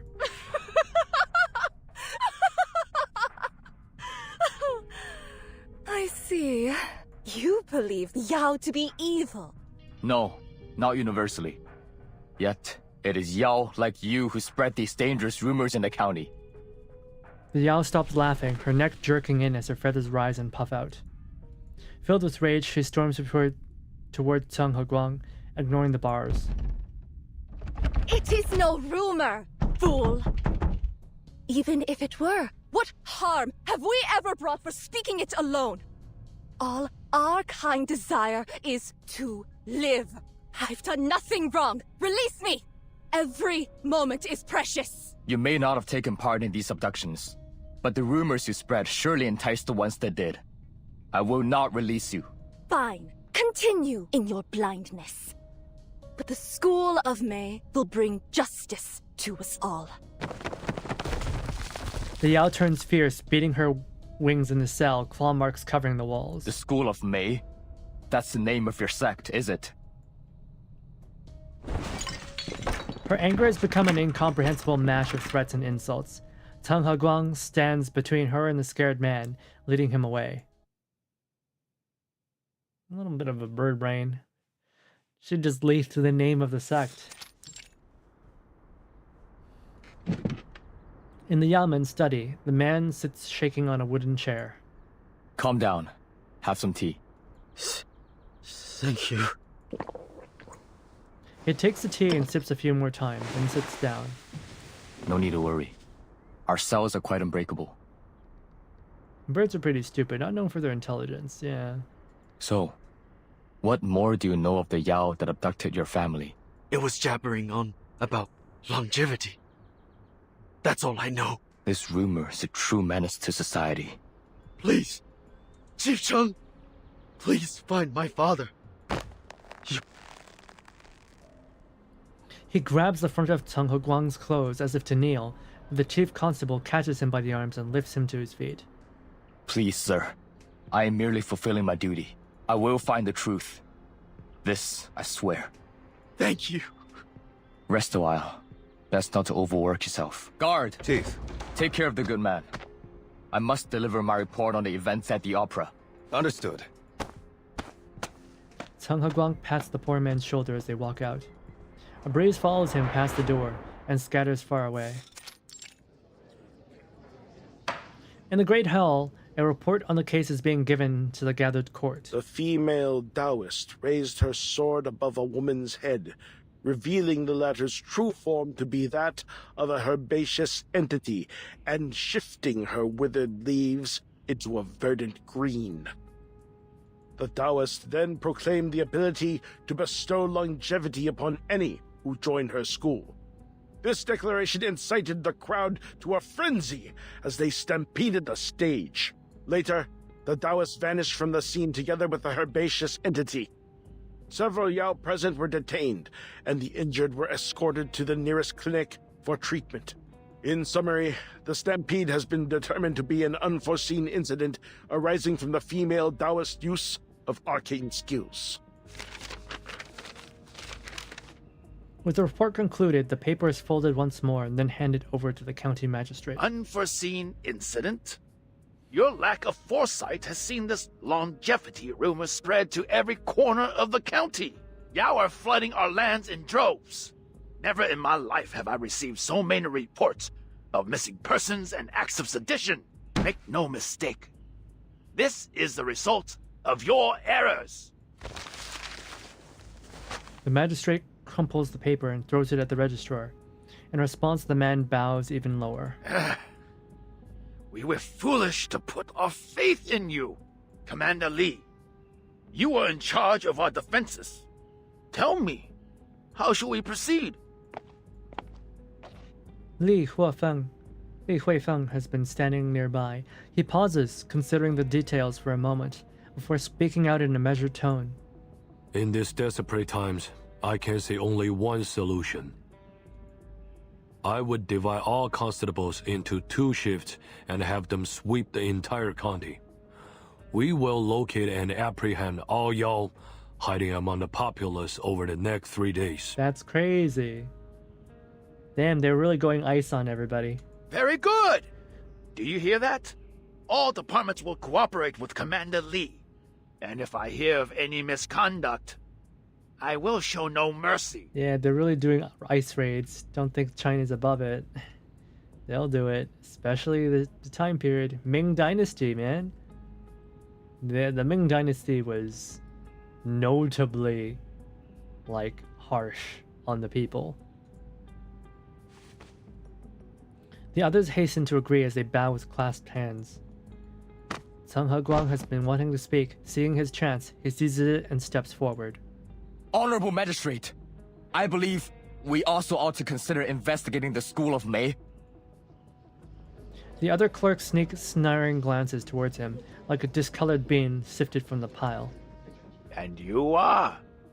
Wait, I believe I recall. Chief Chung, is it? And the School of May? A minor religious sect, yes? Yes.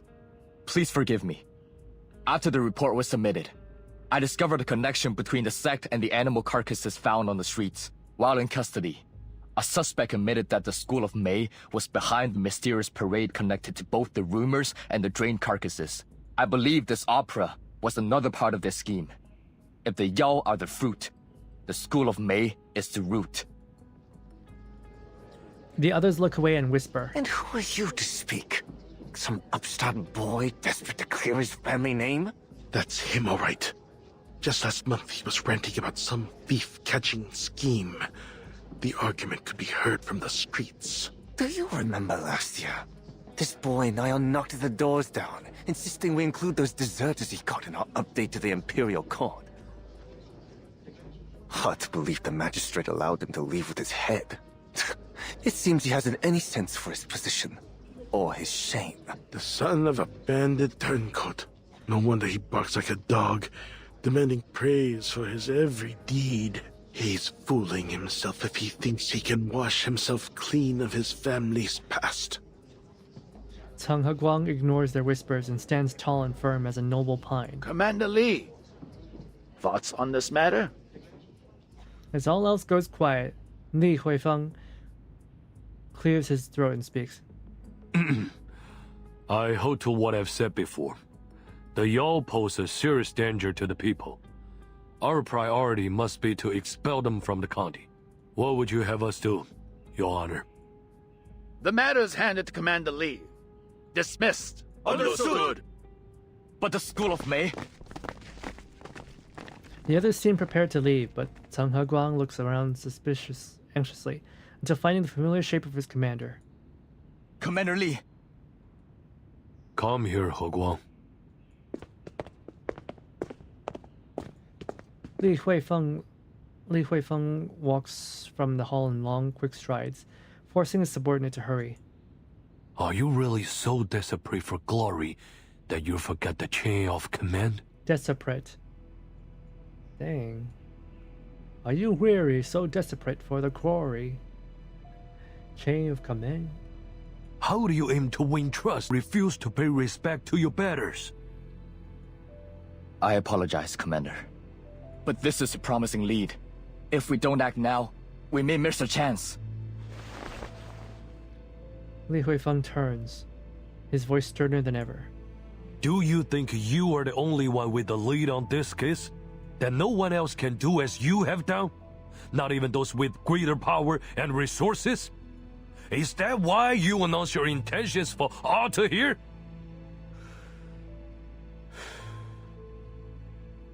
Your heart may be pure, but others have their own designs.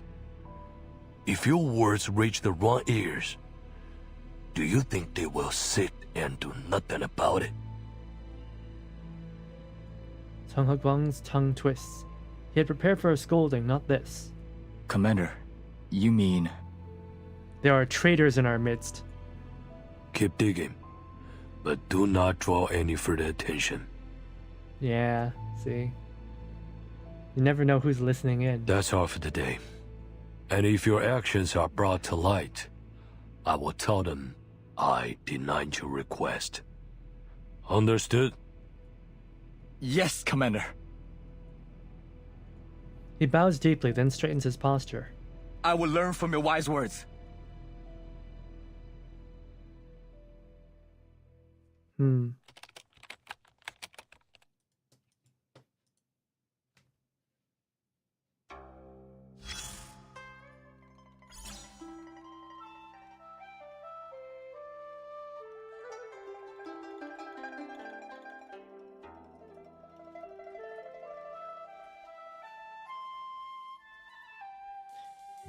ZZRRRR.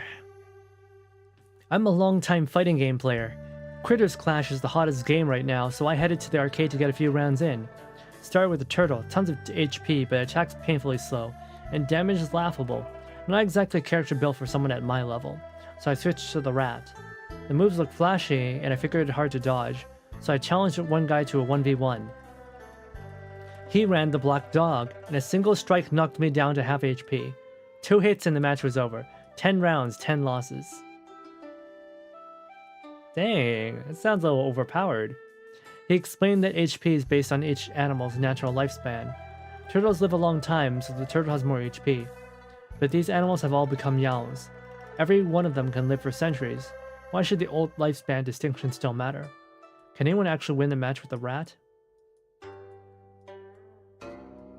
Yeah, like Yao Guai, when they become Yao Guai after, like, you know, evolving from animals, they don't get rid of the debuffs from when they were animals. They still have the same lifespan as when they were an animal. That's a cute.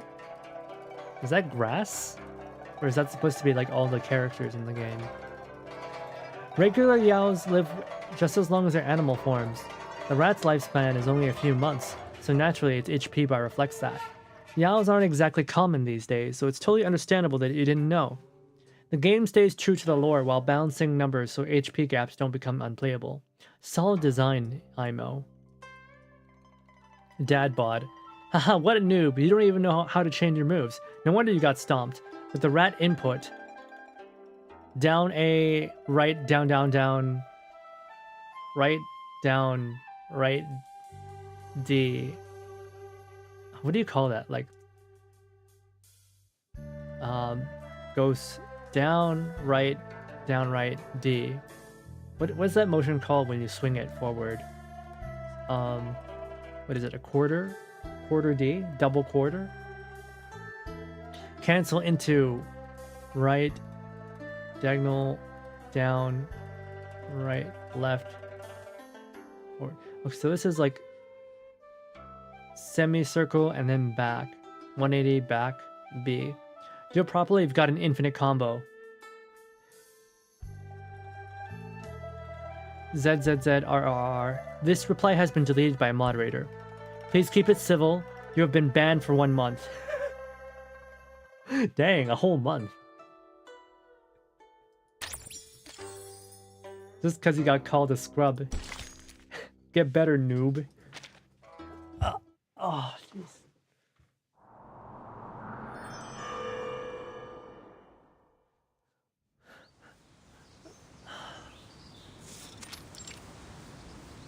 What if I told you I managed to grab a P2 paper heron and a Vila in 90 pulls, and 3 Barcarola and P1 Marcus in the 100 free pulls? Oh, I'd say you are very lucky.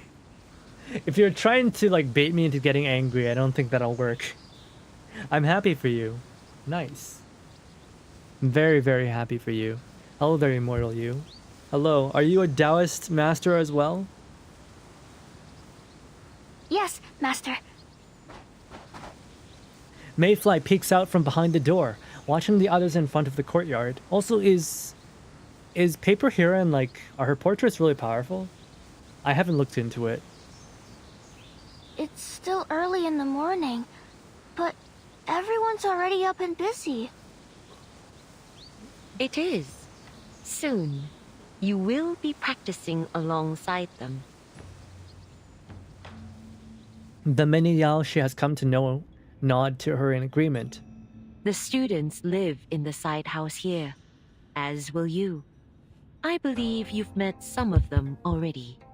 She shotguns her inspiration. Huh. What does that mean? I see. Ah! There's a mouse climbing up on that bamboo by the wall. Yeah, I just pulled her myself. Haven't really gotten any time to read her abilities. Don't be alarmed by Brother Mouse. He has taken to staying in his true form most of the day. Forgive me, brother. I'm sure he does not mind. The School of May is one of the few refuges for Yao in this region. Our students are free to live in whatever form they wish. You may even choose to live as a reed, if that is what you desire. Live in my true form. But One must learn to find fulfillment in their true nature. Only then may one discern their path to the way. It will make sense in time. Come, let us speak further in the front courtyard. Master, where is that music coming from? I keep hearing it, but I don't see anyone playing. No. It's we've got a band. They're just in the other room behind the door. You won't have need of that haste much longer, Sister Mayfly. This is the front courtyard, where students may gather to train or rest as they like. But no one's here. This way. No, they've got a giant bagua in the center of the garden. Yeah, they've got a massive little bagua over here. Seems like it would be a pain to step on those, to be honest. A bit of a tripping hazard. The gardens of this land excel at artful concealment. Past the Moon Gate, after a few winding paths, a hidden world opens up. Oh yeah! So, the thing about Chinese gardens, right, is that they're very segmented. They use walls and gates and doors as an illusion to make a small place look big and a big place to look small. It's very, like... Yeah, it's very segmented, right? So there's a lot of passages and whatnot. Like, each room is basically like a world of its own. If you've ever been to a traditional Chinese garden, I really recommend it. It's very interesting. Mayfly just asked you here how to get immortal. Yeah. Well, there's no easy way, you know? Cultivation is like a lifelong effort. Black eaves press down upon white rooms that enclose a square. The ground is paved with gravel, into which white marble tiles are set, forming a bagua array. Well, yeah, also with like a lot of these gardens is that they're very secretive, right? Sometimes like all you'll see is the walls on the outside and you won't even realize that inside is a beautiful garden. Chinese architecture is... Traditional Chinese architecture is very much like this. It's very like discreet on the outside, but on the inside is very fancy. Students in white stand atop it, playing solemn Taoist music together. There she is, the new student. Sister Mayfly, are you feeling better? Paper Heron waits here too. The students occasionally steal small glances at her. Immortal or longevity? I mean, longevity leads to immortality. She looks around, nodding to the students as she meets their eyes and greeting Mayfly in particular. In fact, like, I'm pretty sure like the original Chinese word is not really immortality, it's just longevity. But immortality is how it's translated a lot of the time. Hello! What do you mean live action What AP? are you all doing here? What do you mean live action AP? Wait, they made like a live action music video? Master Ren is here too! Maybe we'll listen to it after this. Greetings, Master! We humbly request your guidance today! It's good to see you all. Please, be seated. The crowd spreads out and sits in a ring around Master Ren. A female Yao pulls Mayfly in to sit beside her. Revision always offers new insight. And with a new student among us today, let us begin by reviewing the stages of the method of longevity. Good night, OPK. Good night. To master this art, one must attain 3 stages. The regulation of qi, concentration and visualization, and the cultivation of the body. Right, so with Taoist masters, right, when it comes to cultivation, right, imagine, what do you call it? Alchemists, right? They perform alchemy inside of a pot, you know, to mix and create elixirs of immortality. One way of achieving that with Taoism is to cultivate and cultivate, you know, basically to mix and control like the energies inside your own body. So for Taoists, they're trying to create the Philosopher's Stone, except the Philosopher's Stone is their own body. Kind of like how they do it in Full Metal Alchemist. They do mix a little bit of that there. In the first stage, we focus on the rhythm of the breath. Each of you must find the pace which best suits your constitution and nature. Yeah. Meditation is also a form of cultivation. Once you reach a state of meditation, we will work to concentrate the mind on an object, opening ourselves to the stimuli of the divine. As for the cultivation of the body... Hearing this, Paper Heron interrupts Master Ren. That wouldn't be for the best. Whatever do you mean, Master? Your students are getting ahead of themselves. Teach them the basics first, eh? A pavilion is not built from the roof down. If I am to cover every foundational detail, I would have to start from before the White Horse School was even founded. Unfortunately, I never walked its halls. All that I know, I learned from you. Would you do us the honor, Grandmaster? The students would be most grateful to hear it from your lips. Paper Heron looks around. The students wait eagerly for her words. The School of May seems to be thriving on the high morale of its students, and her heart is warmed by it. It has been quite some time since I last spoke of my old school, but I'd be happy to. She lifts her heels and leaps gracefully into the ring before launching into her story. The very first attempts at achieving longevity can be traced back to ancient times, but it's enough to start with the founding of the White Horse School, eh? It first took shape in the late Tang Dynasty, as our founding master traveled the land collecting many rare and lost scriptures in hopes of preserving the Taoist arts for future generations. Is it the fan art that I'm thinking of the Birdman, a certain Birdman and a certain German performing a very odd maneuver while a man in a fishbowl hat observes? Is that the fan art? It's that one, isn't it? Guys, do you mind if I hurt you guys for a little bit? Do you mind if I show you something a little bit uncomfortable? Let's see, where is it? Yeah, you mind if I show you guys like something a little bit uncomfortable?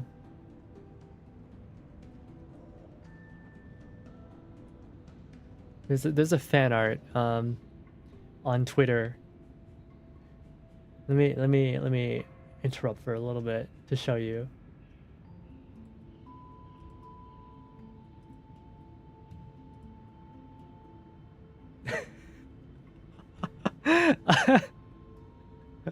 I assure you, this is very safe for work, probably. Very safe for work.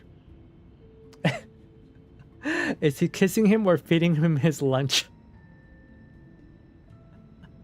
That's a whole ass beak. That is a whole ass beak. Our German man, his astounded coworker in the background. This is a new character in Reverse. He was just released recently on the JP side, or not JP, the CN side. Actually, I think these two were both released at the same time. Yeah, I don't know what they're doing. There is no context for this. Apparently, the story has no references to this. There's no ship for this. This artist just decided they would get really creative along their own. This is the sad German man, yeah. Yeah, the artist just decided to make this up. There was no prompt for this. There's no reason for this. Just for some reason, I don't know, maybe the artist was watching White Album 2, and they got to the kiss scene, and they're like, you know what, I'm gonna make something truly fantastic today.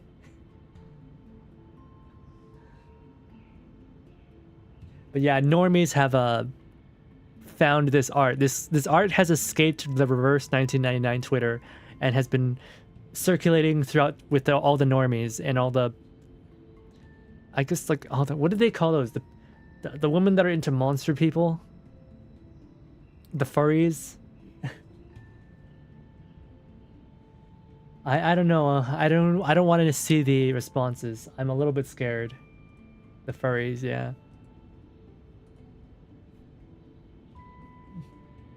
I'm a little scared. I don't want to know. I don't want to know how far they've taken it. I don't want to know what they're saying. So I'm just gonna leave it at that. I think the art's really funny though.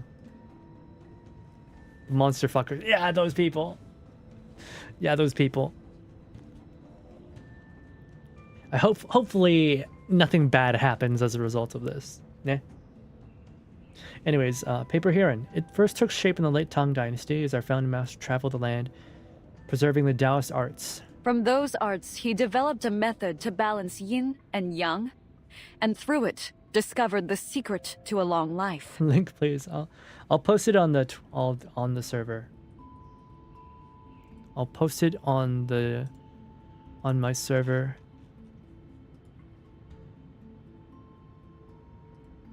I'll post it in the Games and Tech channel.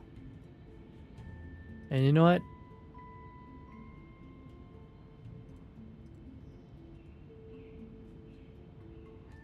If you're not in the Discord server, I will post it now.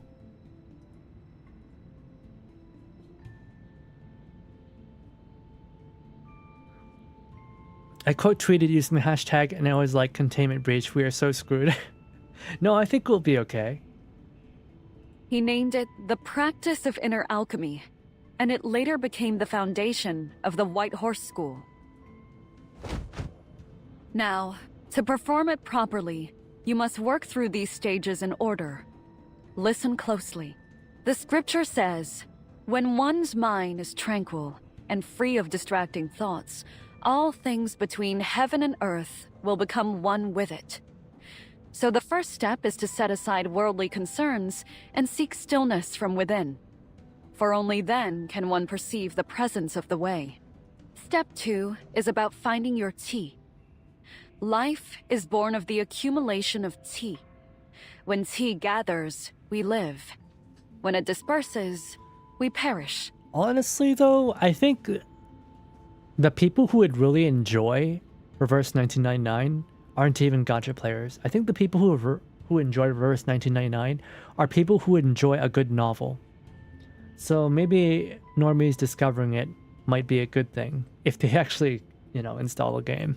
Without tea, we can neither strengthen our bodies nor nourish our spirits, and so we cannot prolong our lives. We must spend years learning its workings until it becomes as familiar to us as our own hands. Yeah, Mayfly only has like 2 months tops. The third step is to use your understanding of tea to work its flow, guiding it until it moves in harmony with the way. This step is the most crucial. When your body attunes itself to your tea and allows you to retain it. This may take some time, but it must not be rushed. Without the tea within, the body stands hollow. And if hollow, how may life endure in it? This takes real devotion. You must practice daily until your body is ready to harmonize with the flow of tea. To retain tea is to attain the way. One who has attained the way may long endure.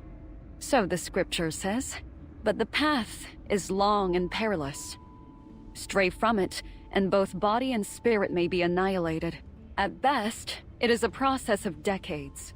At worst, well, I've seen some wait hundreds of years. How does this work for Yao Guai when they all have like very short lifespans? Especially Mayfly. But, Grandmaster? Yes? Speak your mind. Do you really mean it will take a few decades for us to master this method? What are they gonna do if are they gonna die? To walk the path of longevity is no small feat. But the calmer your mind, the clearer your vision, and the quicker you will progress. But how can I devote myself to a method that takes decades to master when I only have a few years to live? And if what you say is true, wouldn't only the long-lived be able to achieve longevity? Ah. Komatta na. What are you gonna say to that? She pauses, composing her thoughts for a long while, then walks over to the Gen trigram. Not entirely. The scripture says, in the pursuit of worldly knowledge, one gains daily. In the pursuit of the way, one loses daily. Less and less is done until nothing is done. When nothing is done, nothing is left undone. Don't get so hung up on the path ahead. Nothing stays fixed forever. Live in the moment, and new opportunities will arise. So, we'll just do nothing at all? No, you don't get it. Nothingness is like a core tenet of Taoism, and the idea becomes that the better you get at doing something, the very basics I'm like breaking it down to like very simple language. The idea of it is that the more you do something, the less and less thought that it takes to do it until it becomes almost automatic. So in a way, when it becomes automatic like that and it just becomes second nature to you, it's as if you're doing nothing at all. And it's a way of describing mastery. Not exactly. It isn't nothing, but rather non-action. We let go of all deliberate effort. Attending to your purposes, doing only that which is yours to do. Yeah. Non-action. Hearing her words, the Yao look at each other. One of them cannot hold back their frustration and rushes up in front of her. That's absurd! If that's how it is, what are we to do? Sit around and wait for death to come? Our lives are much shorter than yours, you know. Now, Brother Badger. The Grandmaster didn't mean... Undeterred by the gentle redirection, the Yao continues his questions anyway. That which is yours to do? What's that supposed to mean? Is this what's mine to do? Yeah, see, like... Their brains are a little bit underdeveloped. They are but Yao, so they do not understand. They don't have the patience for it. And to be honest, like, if you read the Tao Te Wei, like the original... Or no, not the Tao Te Wei, the Tao Te Ching, the original, I guess, Taoist handbook, it's a little bit cryptic in the way that it's written. So it takes a little bit of like finagling to figure out what exactly it's trying to say. Grandmaster, none of us would be here if we had been content with the time we were given. Uh-oh. 고맙다 na. Oh no! Does she actually not have an answer for this? Uh-oh. But then how is Master Ren able to do it? How old is she exactly? Paper Heron is speechless. She sees now the crux of the issue. They have been led astray from the very beginning. Uh-oh. The doubting voices grow louder. The Yao become agitated. Paper Heron stands silent above them, lost. Mayfly struggles in her seat, not knowing who to agree with. All right, everyone. A clear, loud call rings out like a stone dropped in water. The Yao immediately falls silent. Master? Master Ren walks into the ring and stands beside her teacher. Each of us approaches the way differently, for we are all guided by our own nature. The Grandmaster speaks only from her own experience. If her words help you, hold them. If they muddle you, do not be troubled. You may understand them in the time to come. It's unfortunate that, like, Paper Heron knows what she's talking about. However, Paper Heron also, she does not have, what do you call it? Her speech ability is kind of underleveled. It's underdeveloped. She has not cultivated her speech stats. Yes, Master. She has not cultivated her charisma stats. That's why Tsang He-guang keeps chasing after her, right? Whereas Master Ren, she has cultivated her speech stats. It's been a long day, and the Grandmaster has traveled far. Please, leave her to rest. Paper Heron looks at her former student and then at the calm Yao. With a stiff nod, she resigns herself to a stone stool.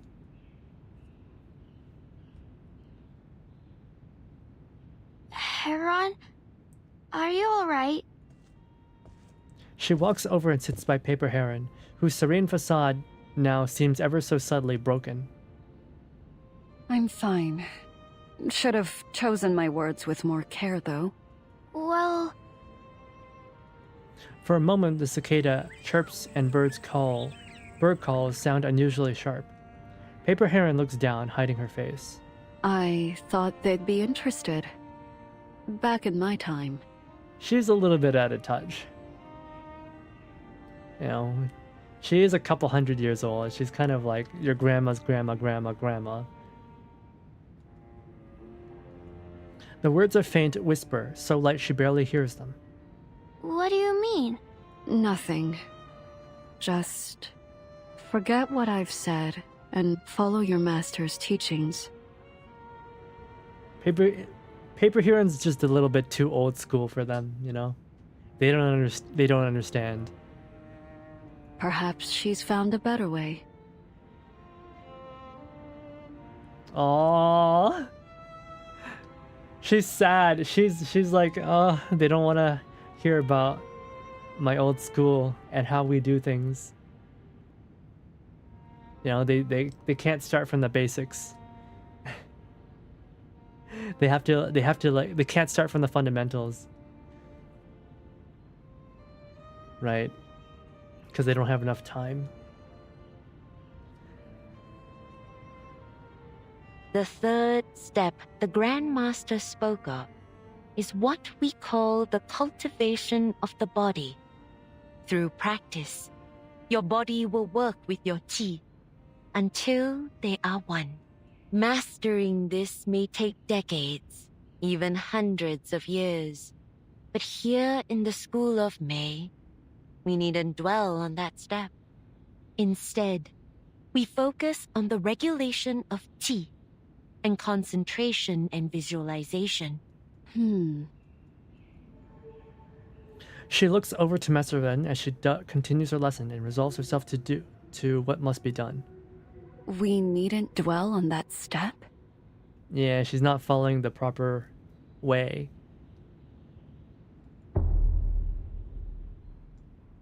Yeah, there's something wrong. They're taking some kind of shortcuts. Maybe they're using sacrifices. That is also a way of immortality, just consuming the life force of others, right? That's also a way. Chi vampires are a thing.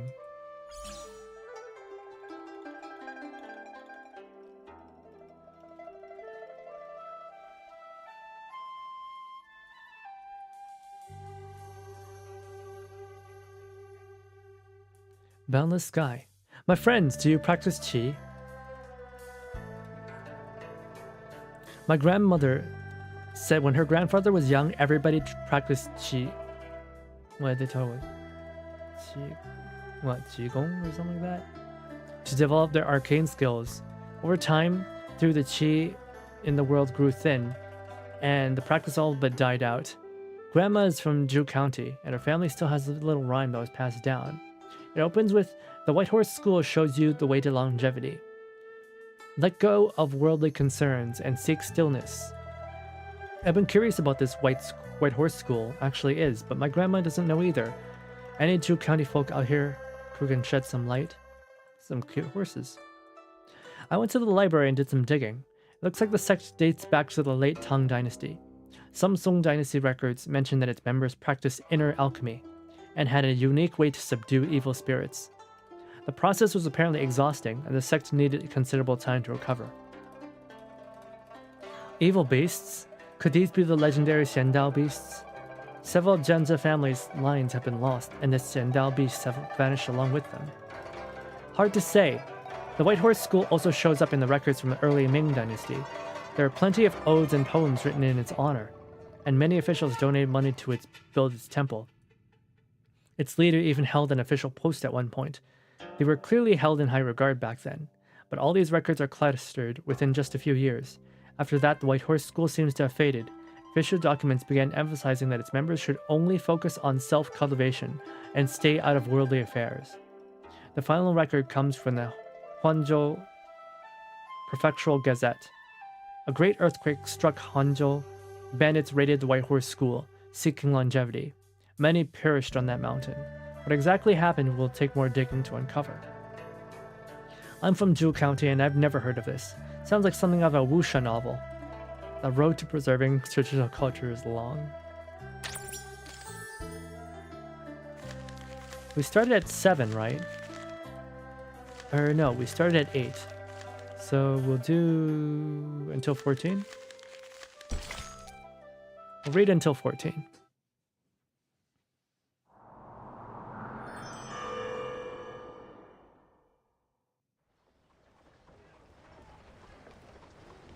Move! Constables on duty! Make way! 10 more chapters? Okay, I see. Yeah. It's a little bit short, huh?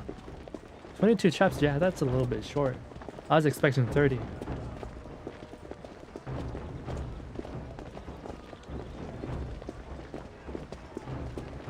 Hey there, Chibbity. Hello, hello. The sun sets in the west. Meanwhile, constables armed with bows and blades march the streets. Like a long cobalt dragon, they pass by as people watch curiously and whisper to each other, wondering at their destination. Yeah, it seems like with the White Horses, with the White Horse School's method, yokai are not able to become immortal. Then again, Master Ren managed to do it. And she's a yokai, so, Two constables hurry to reach the young man leading the grim-faced parade. Chief, there's no trace of that Reed girl anywhere. She's disappeared. I see. Stay sharp and keep an eye out for her. We can't allow any more Yao to escape. Yeah, these guys are basically doing, they're doing ice raids. Gongyi Tanpai and all that. Huh? News from the West Gate. 2 more Yao have been captured. Do you want to question them yourself like last time? I'll be there shortly. We've been walking for a while now. Where are you leading us? Yang Wu still wants to speak, but their chief raises his right hand, signaling the marching constables behind him to stop. This is it.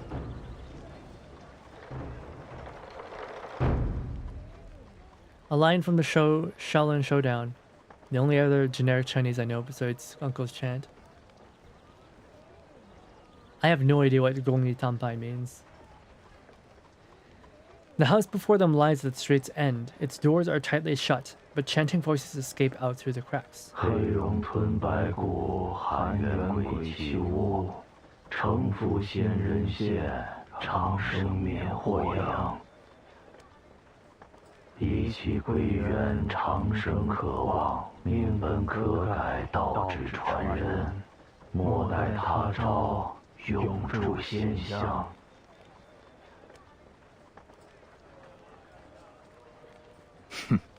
The source was right. Y'all are gathering here. Oh wait, Shaolin Showdown. Wait, I watched that when I was younger.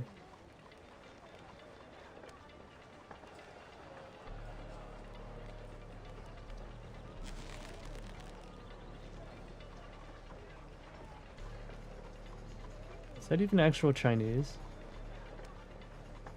I have no idea.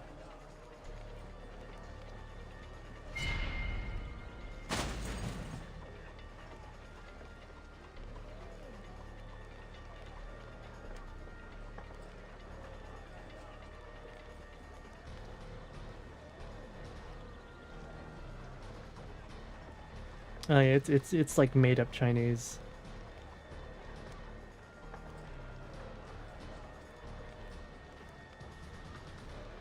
Interesting. The metal bolt falls with a clang. Move in! Yeah, we're doing an ice raid. Let's get those Yao Guai.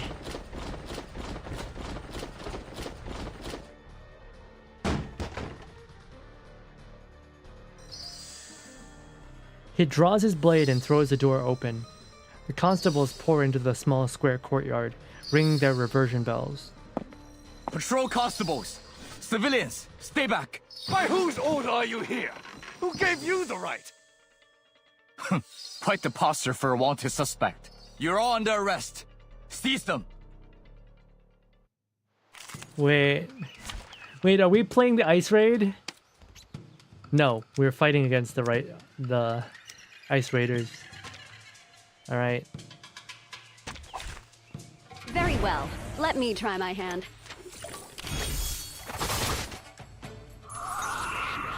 Wait, no, we are the ice raiders. What the? We're ice raiding! Like, look, I'm kind of blocking him, but Tang Guang is like right behind me. Where? I can't believe this, man. I didn't think I'd be an ice raider. I was like, what does he do? Single target, reality damage. What does this do? Gun stack unsparing. He's got a very simple build. Is he even a 6-star? He doesn't feel like a 6-star. That's only insight 1. I don't know, his cards seem a little bit too simple. I have the rear. Ah, an interesting one. I'll keep them occupied. Need to reshoot. Flying feathers! Concentrate and visualize. Take this! Focus!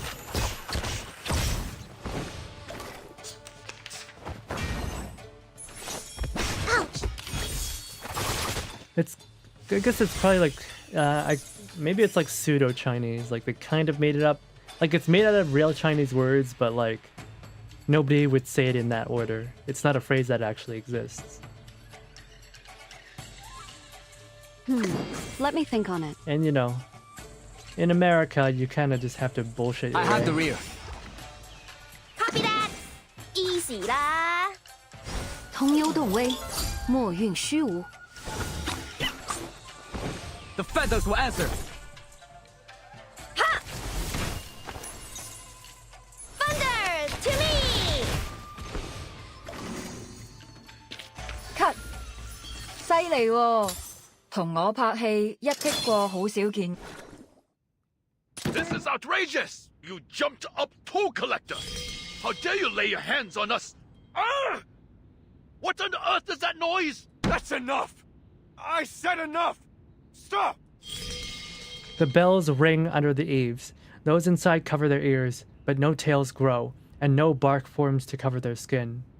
They're not Yao? He's just harassing merchants. Oh my god. He's gonna get complaints, man. The administration's gonna get complaints. The young chief constable is struck still, grappling with the unexpected outcome. These people dressed in fine silks are wealthy merchants, not Yao cultists. This guy's such a fucking dumbass. He's fucking himbo. From the outside, older, wiser constables peek in, while the newer, oblivious recruits continue to ring their bells as ordered. Stop the bells! Apparently these bells, like, actually give people migraines. The constables stop, and Cheng Heguang looks over the crowd before sheathing his blade. I am Chief Constable Cheng, acting on orders to investigate the Yao involved in the stupid parade.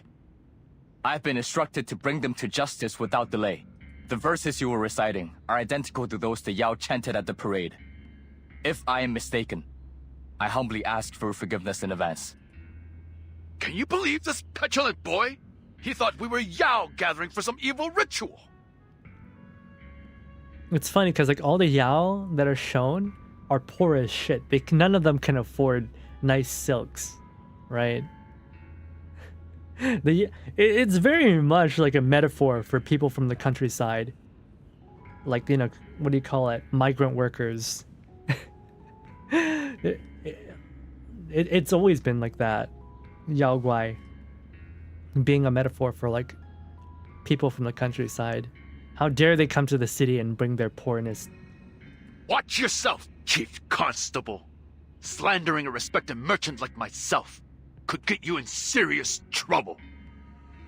And it's funny because like during this time period, right, merchants are technically supposed to be like bottom rung of the ladder when it comes to social hierarchy between like all the different classes of peoples, but in reality they're the most richest people and have the most power. Funny thing about that, huh? All are equal before the law. I only act in accordance with it. I ask your presence at the Yamen. So please, gentlemen, come with us. Should you be proven innocent, I will offer my deepest apologies. Dude, you're taking up their day. They have business to attend to. Do you know how many profits they're gonna lose out on while you take up their time? And all you can offer is an apology? Do you know who you're speaking to, boy? I won't leave this house unless your superior comes and explains everything in person. He's so dumb. The air feels heavy as lead. The constables look at each other, no one daring to speak. For a moment, the standstill feels as if it might go on forever. Until the tension is at last cut by a voice from outside. Gentlemen, I'm afraid there's been a misunderstanding. Your boss shows up. Ooh, this is awkward. Sir? The constables part respectfully as Li Huifeng marches into the courtyard, followed by a plump middle-aged man in a brocade. Those honorable gentlemen are simply studying the classics and cultivating their minds. It has nothing to do with the turmoil on the streets, nor with the Yao's evil deeds. You speak the truth, Commander. These classics the gentlemen were reciting are scriptures transcribed by His Eminence Zhang himself. They serve only to enlighten the mind. But no doubt our young chief constable here only intended to perform his duties and perhaps lead to judgment. Is that so, Commander? I thank you for your understanding and your timely message. Else, this could have been an even greater humiliation. Heguang, apologize to the honorable gentleman. He's probably pissed. Cheng Heguang remains silent and stares at the scripture scroll in the man's hand. Cheng Heguang, do you not hear me? I acted thoughtlessly. For that I am sorry. Your Excellencies. Do you think that an acceptable apology? When we return to the Yamen, you will suffer 60 strokes for your insolence. Oh god, he's gonna get whipped. Chinese merchants was something of a trope in the 90s, usually evil. Yeah, I mean, it's not specifically Chinese merchants, it's more that like, merchants are just thought of as evil in general. Like even in China, merchants are considered evil. Please, no need to be so harsh, Commander. I think that's like just a universal I'm certain thing. The chief acted with the best intentions. Is that Young men traditionally often rush to merchants anywhere judgment. were thought of as We've all done the same. untrustworthy. Speaking back and forth, Li Huifeng and the middle-aged merchant eased attention at last. I think it wasn't really until capitalism that like merchants are considered like anything good. A look passes among those in the courtyard. The obvious leader among them speaks. No real harm has been done to us. Do not punish him for doing his duty. Just be sure to keep your officers in line, Li. Of course. Your generosity is greatly appreciated, gentlemen. We shall take our relief. Li Huifeng. Li Huifeng says no more and signals for the constables to leave the courtyard. Dang. Our boy just keeps messing up. He's gonna get an earful. A wounded cobalt dragon retreats back to its cave in the form of a slow and dreary procession of downcast faces. Li Huifeng stands ahead, unconcerned with the sour faces of the lower ranks behind him. Some dragon he is. With their commander present, the constables dare not even speak as they pass through the doors of the Yamen and file away to the mess hall. Only Cheng Heguang remains at the entrance, struggling to hold his head high. The result is something stiff and strange but proud. Why are you standing there like statue? It's time to eat. I'm awaiting my 60 strokes. Li Huifeng puts down the case file and looks at him with a complex expression. There won't be any coming. Now, go eat. But he still does not move. If you've elected to spare me, then allow me a question, Commander. The man who came with you had a scroll in his hand. Where did it come from? There's a Bagua array on it, formed by a Mei tree and a Jade sword. Heguang, if I spare you the punishment, you ought to at least do me the courtesy of sparing me the questions. Then I would rather take the punishment. The evening wind blows through the hall, and the candlelight flickers in response. Do you really have no inkling of who you offended tonight? I do not. He's so dumb! The Chen family, respected gentry with 3 imperial scholars in only few decades. Lord Lu, a court leader. His family have served in the military for generations, and the Lis. I needn't remind you who they are. I am but the son of bandits. I don't know any of these High Lords. Now you know. Li Huifeng looks away and reads from the case file. The man with the scroll. Is he of noble birth too? He does not receive an answer. Am I right to assume that you've kept me from investigating the school of Mei? Not because you feared it might alarm them, but because you're aware of the school's prestigious background? The words are pointed but do not break his commander's grim silence. You know they're responsible for the turmoil in the county, yet you permit these men to walk free, allowing the common Yao to take the fall. Oh. Oh. Wait, did he like do the math wrong and arrive at the right answer again? Enough! Oh, we got some corruption going on. Li Huifeng rises with an expression as fiery as a lit rocket as he throws the files to the ground. Are you so naive? Do you truly have no clue as to why you were spared today? because of your connection to the man with the scroll. Then you do have some inkling of what's going on. You did well capturing those Yao, and I had plenty to speak highly of you before Lord Lu. But after your actions today, storming into a civilian's home, attempting to arrest all present, how can I possibly recommend you? He discovered more racism. This game and racism, man. Have you forsaken your vow and decided to live in your father's disgrace forever? I would never. He grits his teeth but does not give an inch. You know, I feel like Tang Heguang is going to leave the service by the end of this story. I think he's gonna leave together with Paper Heron and become a Taoist. But Commander, this is more important than my name. This is for the safety of the townspeople. All right. Then tell me exactly what harm the School of Mei has done, and what crime you accuse them of. As my prior report states, they're practicing sorcery and other forbidden arts. They fabricated a descent of the deity at the parade, yes.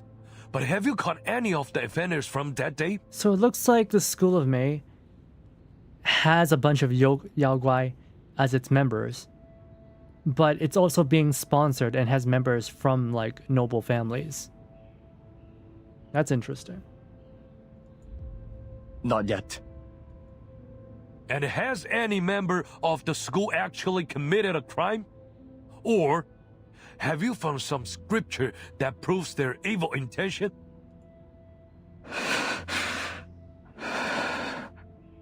Like, bro, where's the evidence? I have not. So, you have nothing. You wish me to convince the magistrate to act against the School of Mei, risking the anger of officials and high lords based on nothing? The school will claim that they were only teaching the methods to strengthen the body and enrich the mind, and that the Yao were foolish and greedy to think their practice could grant longevity. We cannot act on hearsay and rumors, especially when it may anger the high lords. You're right. I lack the evidence to refute your words. But if it is the lords that worry you, I will investigate in secret. 3 days is all I need. I will find the proof. Enough. Another cold blast of wind sweeps through the hall, rustling the papers on his desk. Li Huifeng uses a paperweight to smooth the files and sits back into his chair. Go now. Get some rest. Your men are to be placed under the Captain Zhang. He knows the county well. You will remain, but only as his backup. Why? I've done nothing wrong. No, I think like the past 10 minutes has just been him drilling into you exactly what you did wrong. This man is so immature. Then you've not listened to a word I've said.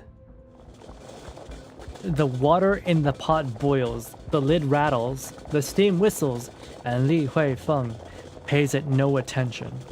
Steam fills Tang Heguang's sight. The pot at last boils over. Commander! Must the people's blood be spilled before we act? Watch your tongue! In the tea bowl of the desk, weak ripples form. The young man stands solid, silent for a long time, rooted like a tree as the steam fades from him. At last, he breaks the roots and turns. Perhaps I have not listened, Commander. Good night. Romance like Three Kingdoms or Kingdom of Enemy vibe? I mean, they are Chinese. Time period's a little bit different though. This is like way later. Kingdom is based in like the year like, I don't know, 200 BC. And Romance of the Three Kingdoms is... Fuck if I know. Year like 100 BCE, something like that.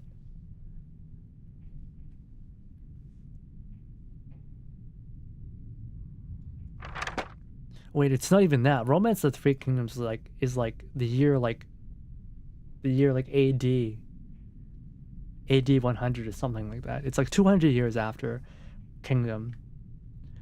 Tang Heguang puts down the book and rubs his tired neck. I wish I could get a rub on my tired neck. It's getting late. He lights a blackened torch with a candle, holding the light as he steps into the dark. Zhongni said, "One of virtue follows the course of the mean. One of cunning turns from it." Following the mean. Yeah. The virtuous acts in due measure. Turning from the mean. The cunning moves without restraint. So, Three Kingdoms period was in 220 AD. Yeah.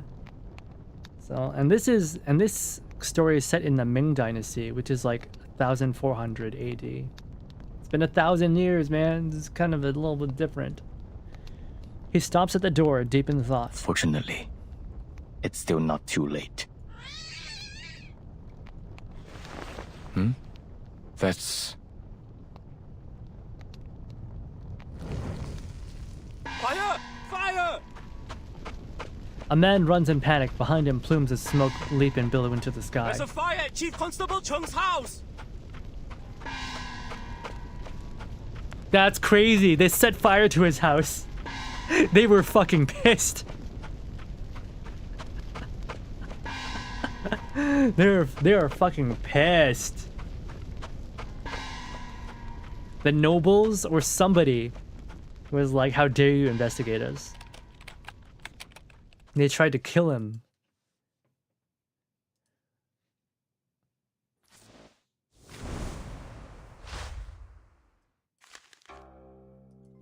A sow's ear. Okay, this is the last one we'll read for tonight. Maybe we'll play some mini games or something.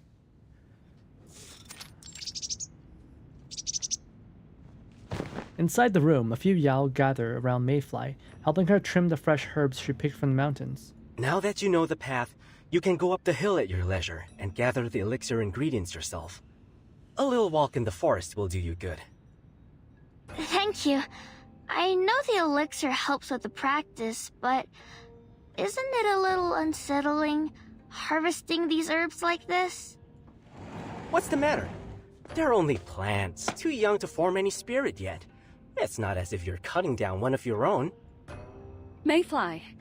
Oh, I mean, Sister Mayfly. I thought that I should come check on you. See how you're getting on. Look at that. Someone finally discovered the door. Though not much of a knocker, are you? Good day, Grandmaster. I wonder if they're all still pissed at her. She was a little bit insensitive to, you know, the fact that they're not very long-lived. So her method won't quite work for them. Paper Heron nods to the Yao, then walks around Mayfly, looking left and right. What? What is it?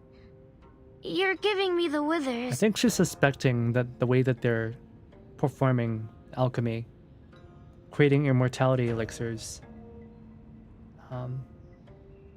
I think that the way that they're doing it is probably like, as she's talked about, if you try to do it without fully cultivating your body and trying to go to it from the beginning to achieve longevity, your body might explode. And I think that's what she's afraid of, is that because they're cutting steps, there's a high chance that a lot of them are just gonna straight up die. You've followed Ren's teachings for a few days now, How do you feel? Heron, you've asked me this a few times already. She's worried about her. She's like a mom. Or maybe more like an aunt. She's like really worried about her. Because like she knows that the method is probably dangerous. But she also knows that Mayfly doesn't really have any other choice. I'm well. Just as I was yesterday and the day before that. My strength is improving. I feel light and full of energy. even after a long day in the mountains. Have you eaten? Paper Heron puts her hands behind her back and circles Mayfly 2 more times, nodding each time. That's good. That's good then. Are you certain everything's fine?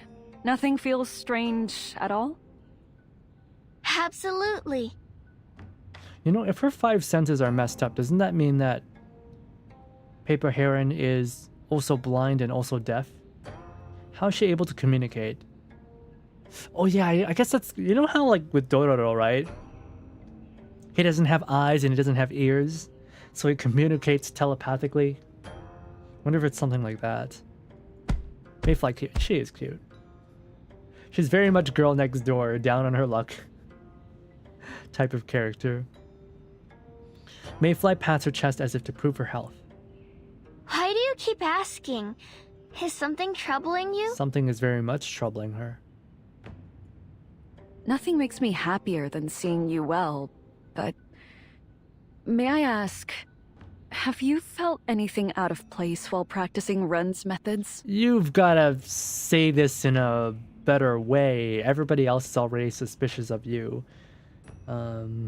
If you're doubting their master, who they trust more than they trust you, it's gonna make them dislike you.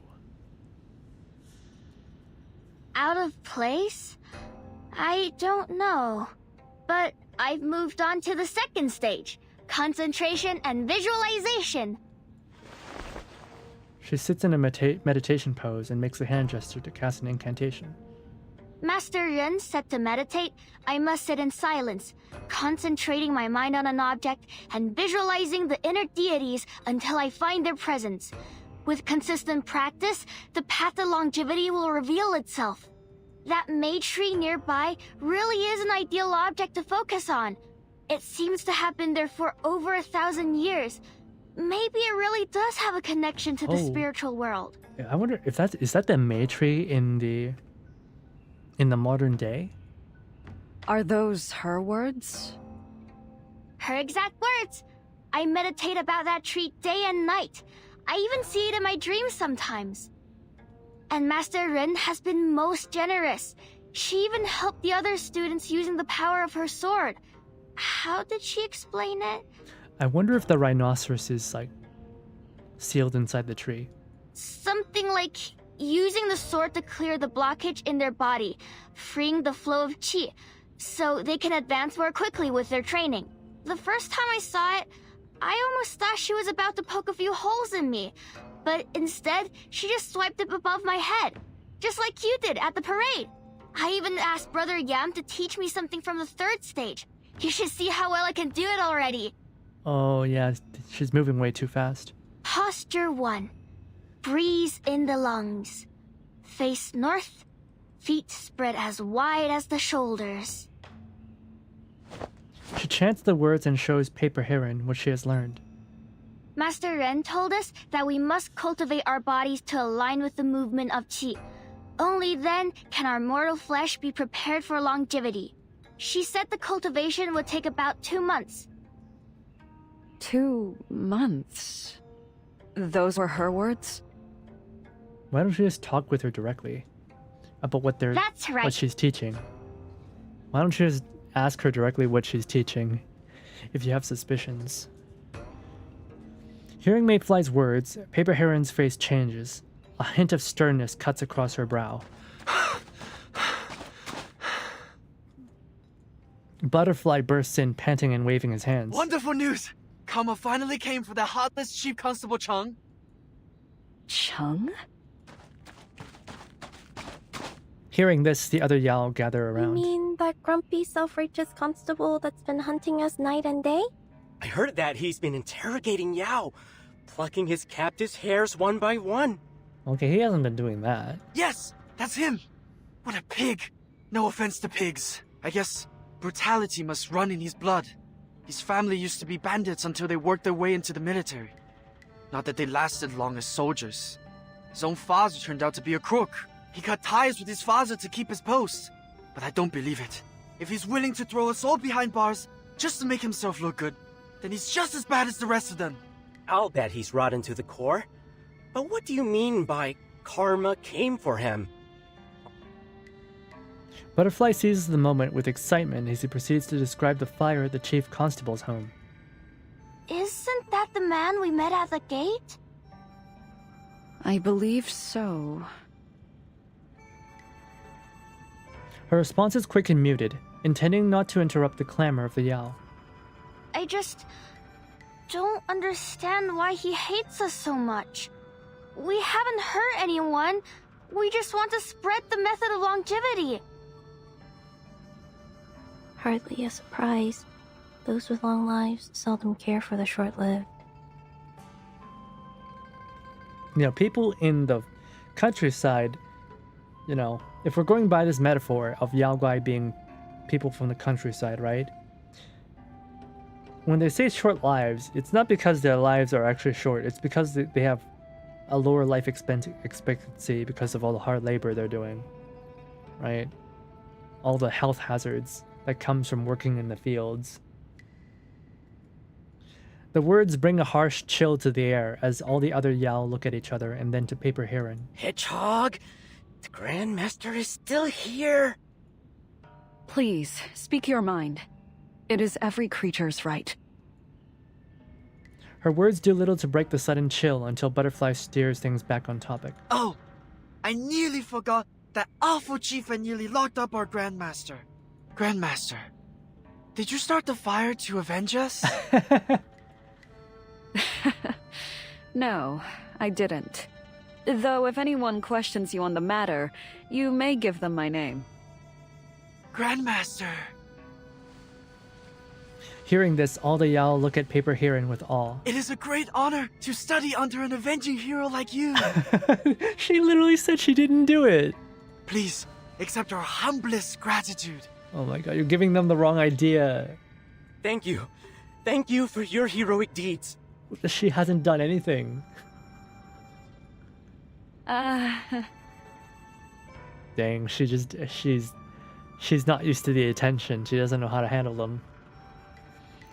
Their undeserved praise lands somewhere between funny and vexing, yet she can't help but realize the situation is growing beyond her control. Was it ever in her control? The Grandmaster has taken our interest to heart, and we must repay her with our greatest effort. We must achieve longevity and spread the school's name.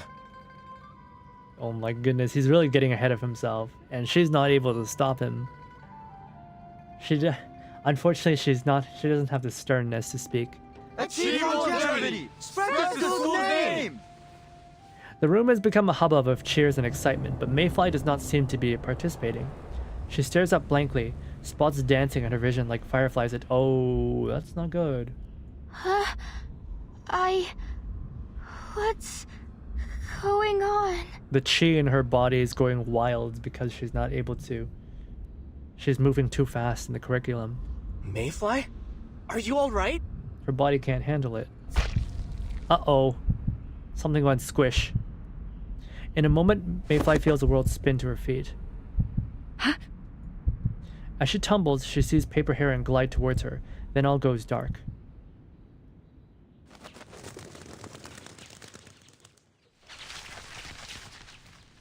And we're back at the Yamen. The next day's sun rises as usual, but the Yamen's constables have a new topic to discuss. Did you hear? Those gentlemen we met yesterday have all fallen ill. Oh. It seems they've all been taken by a strange fever. Some fainted in an instant, while others went running and yelling on the streets in their undergarments. It was chaos. The chief was right. Whatever they were doing must have been dangerous. But I heard they hired a Taoist who cured them with nothing but water and a pinch of talisman ashes. Well, that was easy. Shame the chief wasn't so lucky. To think a man could lose his home simply for doing his duty. Well, we don't know what caused the fire, do we? What else could it be? You were there. I think the chief found something important. And now they're desperate to get rid of him. I'm just glad I was on guard duty. A shadow passes before the two men. They're struck silent with fear, but Cheng He-guang does not even seem to notice them as he walks straight into the Yamen hall. Well, boss, you told me to take a nap, but they burned down my house. From his high seat, Li Huifeng looks at the plaque on the wall. He Guang, I understand it was your house that caught the fire last night. It was. It's a great relief to see you unharmed, but I'm sorry for your loss. Take a few days. Find another place to stay and get some rest. Will you? Much appreciated, Commander. That is precisely why I came. Cao Heguang bows and then pours out his prepared words. It's clear immediately that he's had little rest. I was up late reviewing some case files. As it happened, the arsonist startled a cat as they approached. I was able to spy them from my window, though I couldn't stop them in time. They were all Yao. I'm quite certain of it. As retaliation for the arrests I've made. Commander Li, if I, a trained officer, couldn't protect my home from their schemes, what hope do the ordinary townspeople have? Please, permit me to bring them to justice and anyone else who shields them. You... He's so cheeky. This guy is so cheeky. He just doesn't know when to the quit. Yamen is short-staffed. I won't ask for anyone's help until I have solid evidence. Now, I must take my leave. Good day, Commander. He does not wait for Li Huifeng to say any more and turns to leave. High above them, the Yamen's bell is stirred by the wind, ringing out a long toll. Okay, I don't want to end just there. I don't want to end there. We're gonna read one more. Gotta read one more. I need to know what happens next. And we'll end it after this one, okay? Part 15, Into the Fire.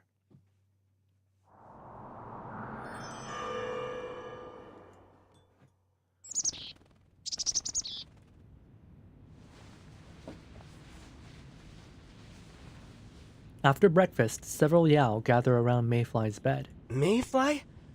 You were out for a whole day. Brother Yam told me you were unwell, so I brought some sweet cakes. I thought you might like something to eat after your fall.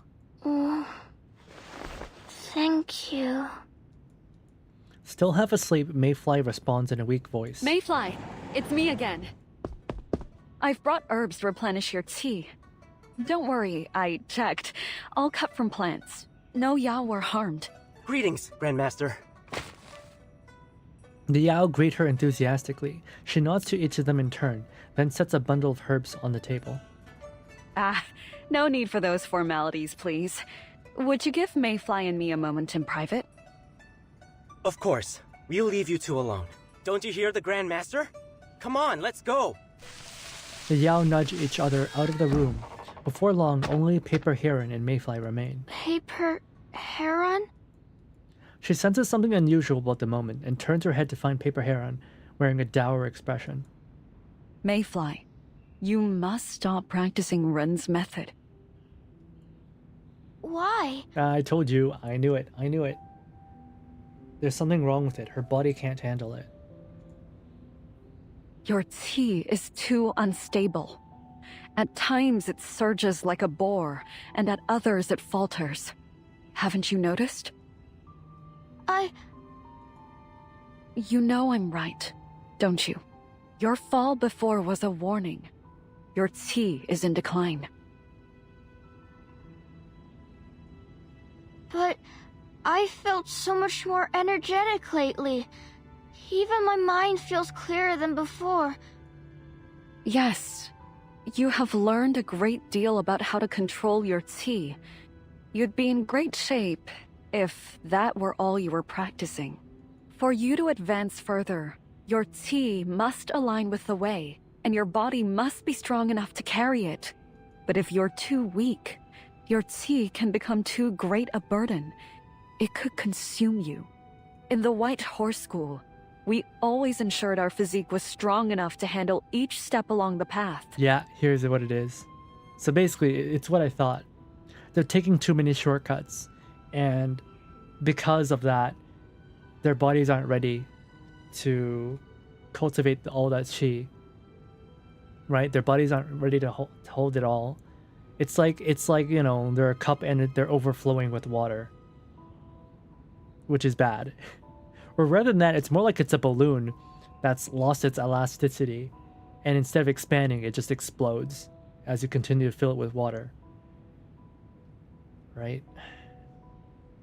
And it can't be helped because they're Yaoguai and they don't have enough lifespan. But because of this, it's very dangerous. Oh, it must be like that. If you guys remember earlier in the stream, right? One of the Yaoguai was bleeding from its eyeballs. That was probably what was happening. Was that his body just couldn't take it. But Run is moving too fast, pushing you forward with the power of the longevity sword. It's possible you may still succeed in the end, but you're risking both body and spirit for a tiny possibility. You could end up with nothing. Your body destroyed, your spirit extinguished. You need to stop and allow your body to recover. For how long? Days? Weeks? Months? Given your condition, I'd say 2 months before you resume any training. She's gonna die in 2 months. 2 months? Do you realize how little time I have? Winter's coming. I can't wait that long. Winter's coming. I know. But if you continue in this fashion, I fear you may not live to see the winter. I can't stand by and watch you destroy yourself. Not just you, all the Yao. This isn't the right path for any of you. Heron, I know to you 2 months may seem like nothing. I suppose it may seem like years pass you by in the blink of an eye, don't they?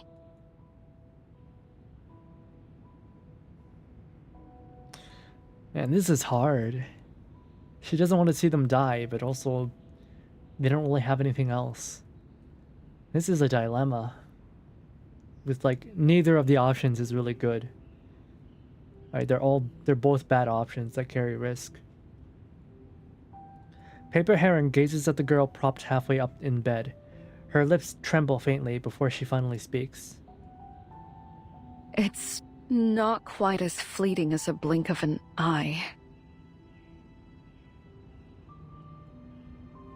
What would you do over the course of a year?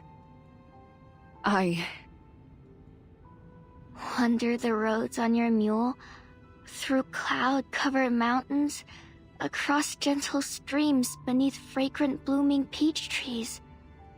And when the year ends, you'd go to Huanzhou for the temple fair, feeling the warmth of the flames dancing against your face, savoring the floral sweetness of sticky rice cakes.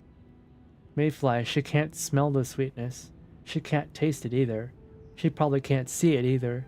And she probably can't hear any of the things. She has none of the 5 senses.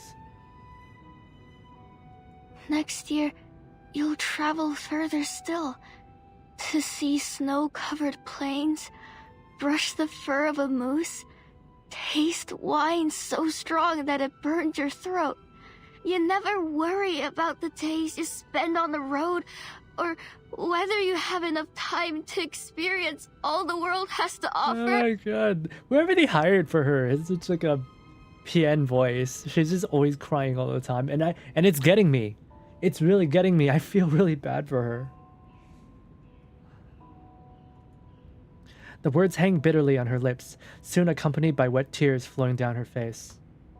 But I won't live a full cycle of seasons. She doesn't even get 12 months, does she? 1 drop, 2 drops, 3 drops. The bedding covering her grows damp with a steady flow of tears. Oh, poor girl.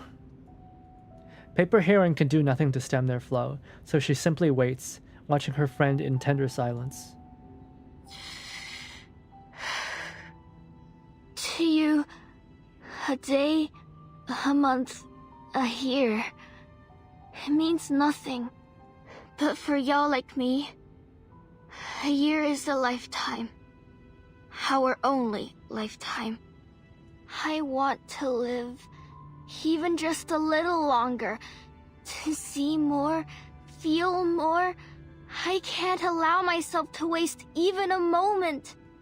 In 1,000 years, my name could still be carved on that stone. But I won't live to know if it's there next spring. So, why must you stop me? I wonder if the students outside are listening in on this. If they're eavesdropping. If they know that suddenly that this path might kill them, how will they react to that? There are barbs on the question too. Too sharp to swallow, too true to ignore. She chews on it a long while, hoping to reach an answer. I didn't intend to hurt your feelings when I carved that stone. Is it your wish then, to live as long as the stones? What do you mean? Oh, does she have a secret technique to give her immortality? Oh, maybe. It's coming to me. It's coming to me. Maybe Paper Heron never even followed the steps of the White Horse School. Maybe she actually cheated. And maybe that's why she has lost her 5 senses. Maybe that's why. Paper Heron smiles, but a trace of sorrow lingers at the corner of her mouth. Besides inner alchemy and Run's method, there is a third way to escape the flow of time. One that has been kept a secret. I knew it. Why am I so good at this? I knew it. Man, reading these stories always makes me feel smart. Right? I always know. And the writers always write in a way that just before they reveal something, I'll know exactly what they're trying to say. What they're going to say. Yeah, so Paper Heron, I'm saying it now, she never actually did the White Horse method. She took shortcuts. And as a result, she lost her 5 senses. It doesn't take hundreds of years of training, nor does it endanger your qi. All it costs is your school, a sword, and 100 years sealed in a tree. Oh. You're gonna get sealed inside of a tree then. Then, does that mean there's someone inside of the May tree? Does it mean that there's already someone sealed inside of the May tree? Because, like, imagine that. You can't just seal yourself inside of any regular tree. What if someone comes by and cuts it down? Then you're dead. Right? It has to be a tree that's protected. Even besides the fact that you've lost 100 years. Right? And you lose all your friends. And all your acquaintances. And you'll wake up in a time that's not your own. Huh. When the seal breaks, all you once knew will be gone. Friends and enemies alike. You will no longer laugh, nor hate. And your senses will dull. Sweet or sour, salt or spice. It will all taste the same. People will cheer at the blazing fire flowers. Yet to you, the flames will be as mild as a passing breeze. Their excitement like a language you no longer understand.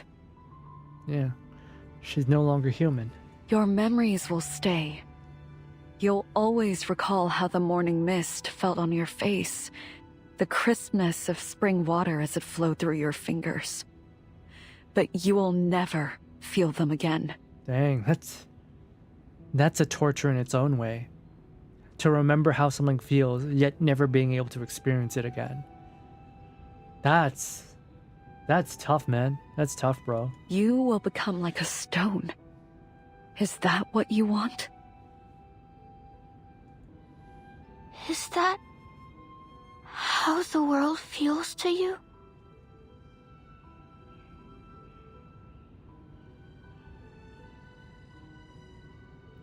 She doesn't reply. Mayfly lowers her head, her fingers twisting together as if trying to hold the weight of her tangled thoughts. After a moment's consideration, she takes something from her pocket.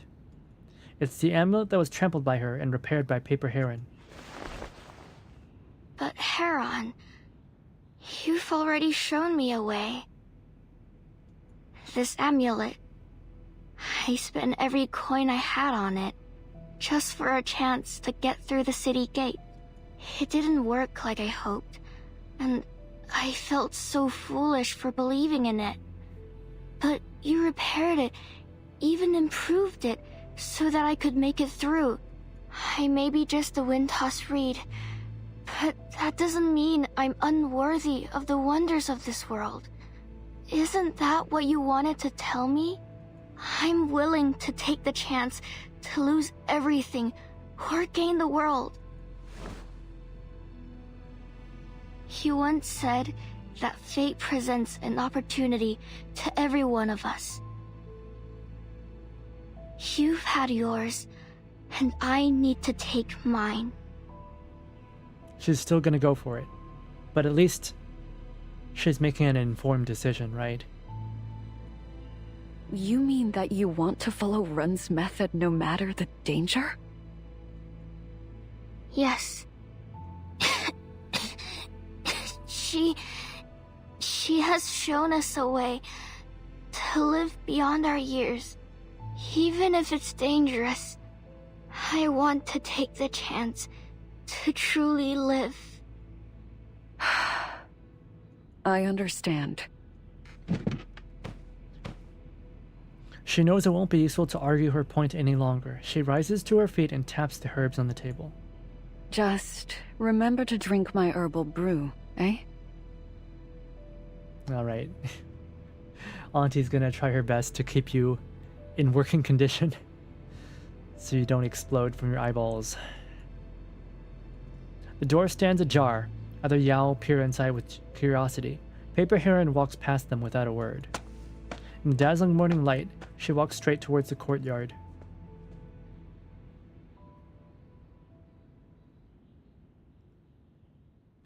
Man, that was really heavy. That was really heavy. Man. They know how to write. They really know how to write. Blue Block really knows how to write stories.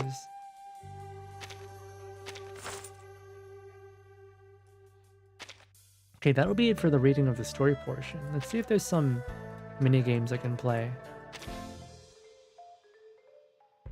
There's Musei's Arcade. There's the Anecdote. Main's Bulletin. Reverence. Let's see what this Musei's Arcade is about.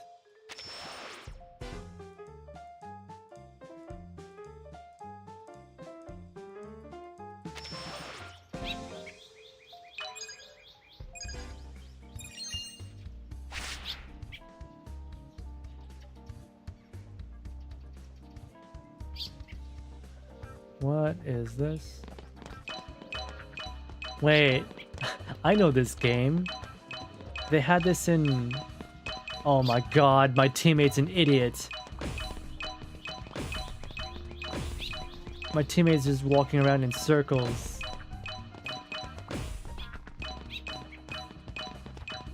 Yeah, I've played this game before. Crash Bandicoot had a game that was like this. What was it, Crash Bash? Yeah, my teammate's useless. He's just walking around in circles.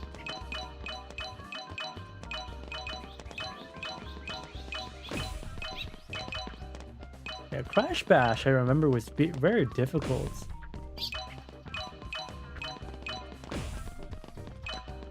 As far as PS1 games go.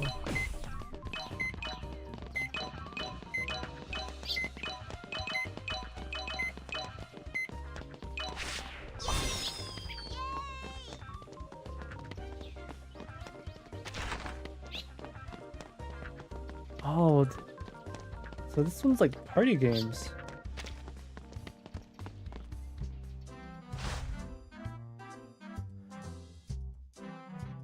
I wonder if you can play this with actual, like, people. Wait, what is this?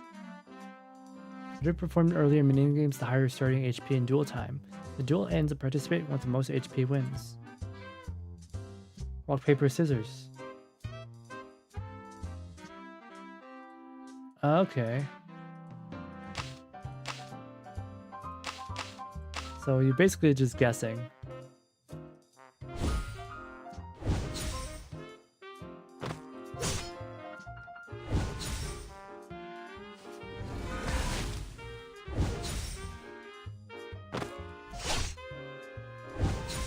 Wait, how did I correctly guess all of them? 4 out of 4. Yippee! Wait, more minigames?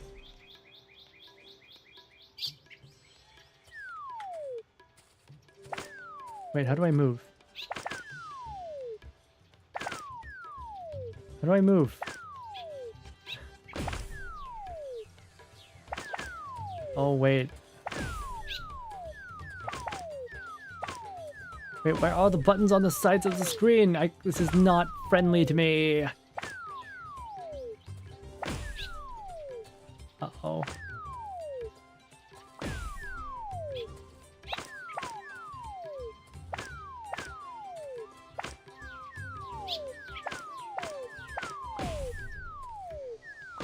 Oh no.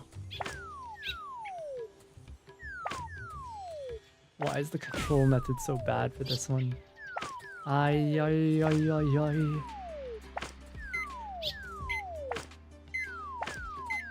Hey, I'm winning. Oh no.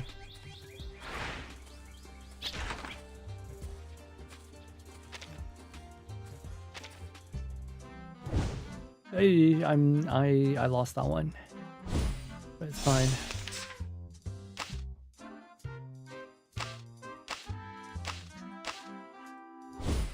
Let's do another duel.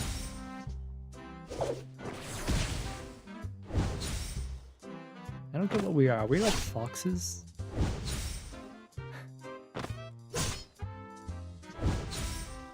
The minigames in this gacha game are usually like really, how do you call it? They put a surprising amount of work into them.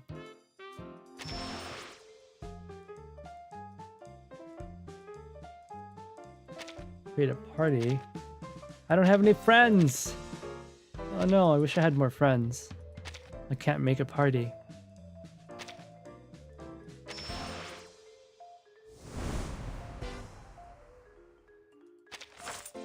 What do we get out of these? You can get Horopedia skin. You know, I don't really like Horopedia, but this is an awesome skin. I would wear this. I would wear this outfit, you know? He looks great. He looks great. Kind of demonic, but he looks great. Why does he look so smug?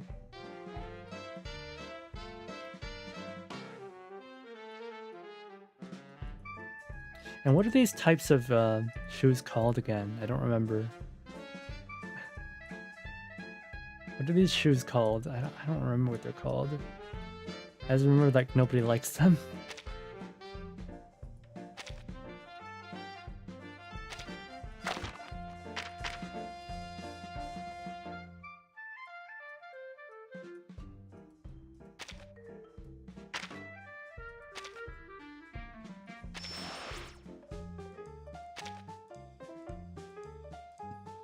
Oh, we can join people's parties too.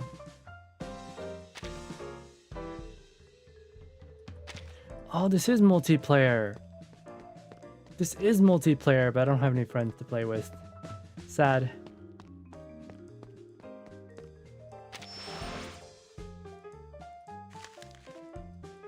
Wait, there's outfits too? There's a gacha for outfits? Oh wait, what the?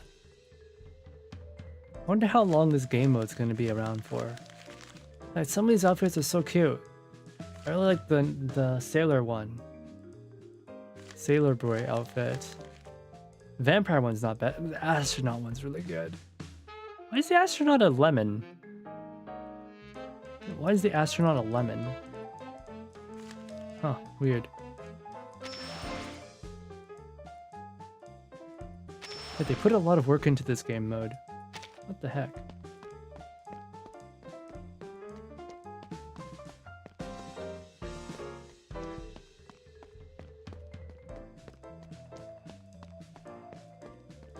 What else is around?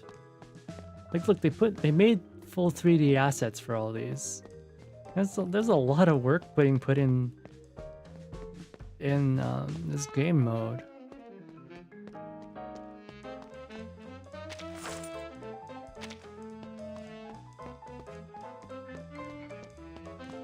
Let's try some more. Let's try another round.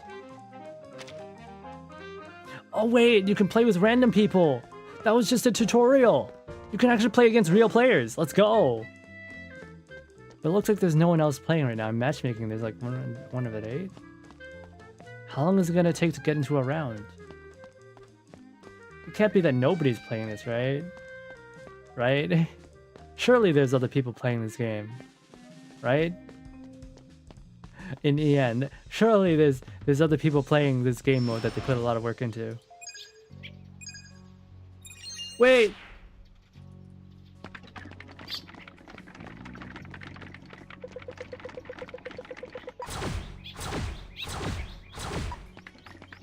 Oh! Hey! Ow, fuck.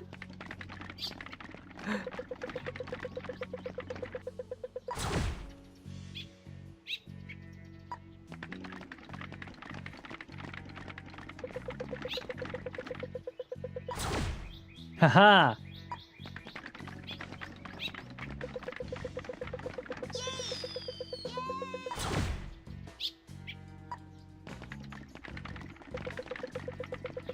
Yatta!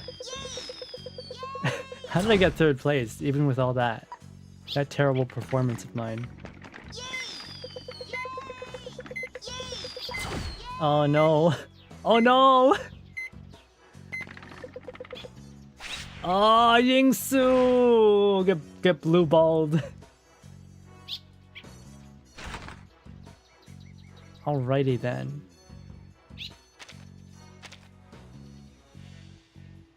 Alright, I'm gonna duel this. Who am I dueling? Puzzles. Wait, what the? Round 1. Remember the pattern. Uh-oh.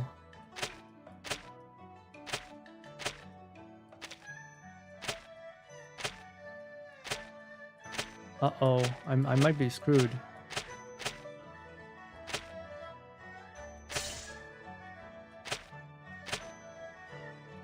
I might be screwed.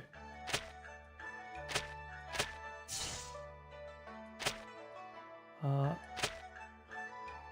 Uh-oh, uh-oh. Uh-oh, uh-oh, uh-oh, uh-oh. Oh no! Oh no, I'm stupid. Oh no. Uh-oh. Oh, this is so bad. Oh no. It's over. I'm ah!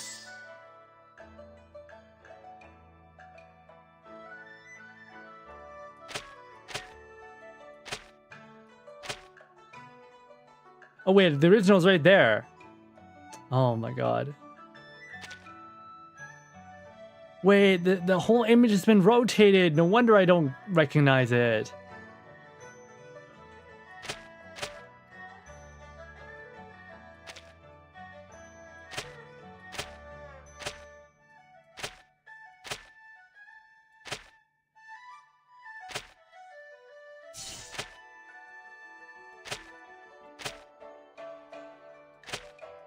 Wait, why is it like this? Why is it like this? What the frick? Oh, you can rotate the images! I'm getting trolled so hard. You can rotate the images! Oh, thank you, Clemira. I'm sorry, I didn't notice. I didn't notice your chat. I'm sorry. I'm so dumb. Oh my lord. I feel so stupid. I feel so stupid.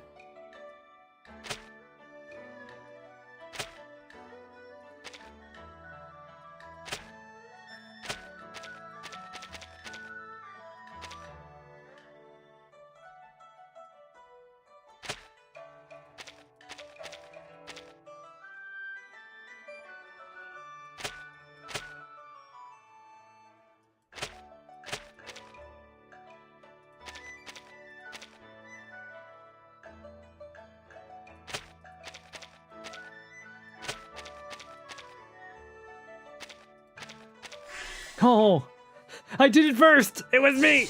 I did it first! I'm the best! How's the arcade? I just learned it. This is my first time playing. Poor cat. I don't think they figured it out. But they're number 2, so they must know how to do it. Maybe they had to go AFK. Maybe they DC'd. Wait, this is fun. This is really fun. You play 7th, don't give up.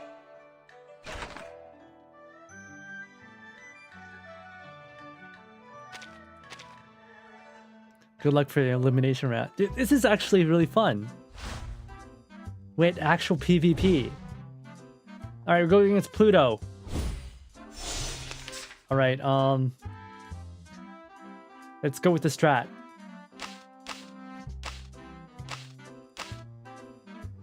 They've got purples! That's so fucked up.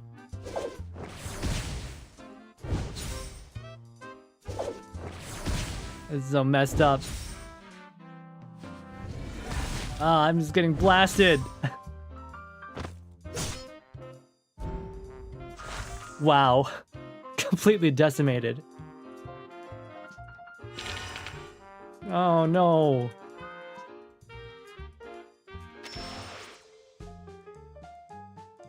I refuse. I refuse to submit defeat. But also, first up, let's get some clothes. Let's get some outfits. Yeah, I got the sailor outfits. Let's freaking go. Let's put some stuff on. Dress up.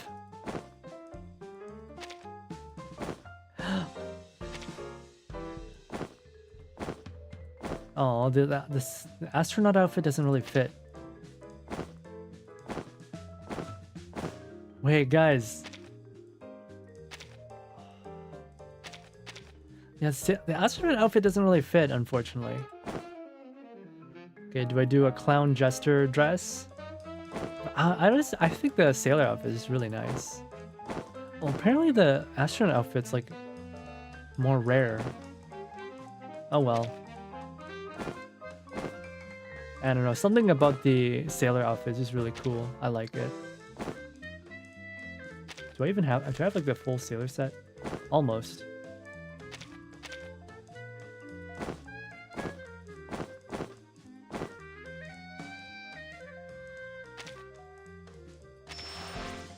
You can WASD. Can I?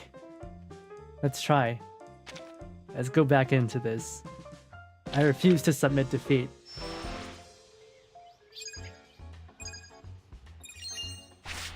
Candles in the cave. What the heck is this? I'm only going what the? Oh shoot.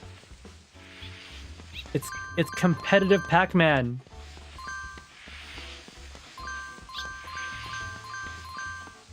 Oh man.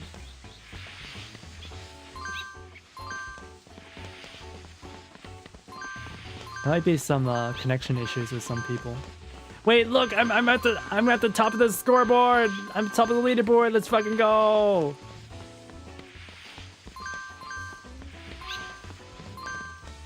Got shit on nerds.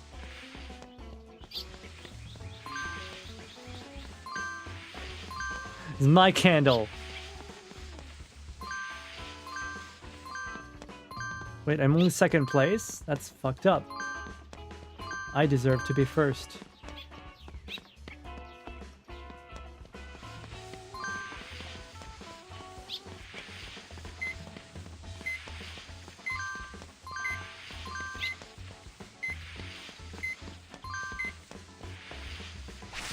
Well, second place is good enough, though.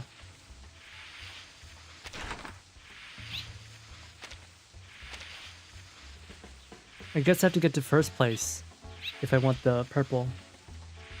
Purples are basically free. Free victory. Find the demon hiding behind the curtain. The faster you find it, the better.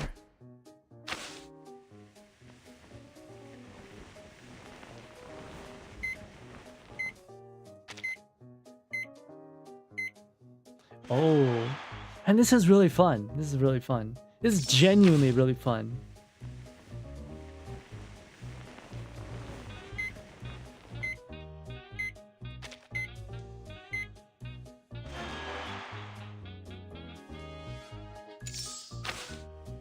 But there's so many.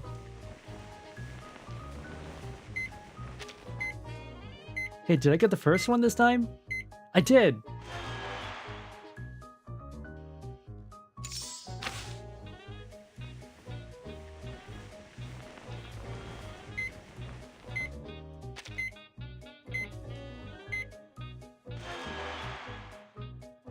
Doing pretty well.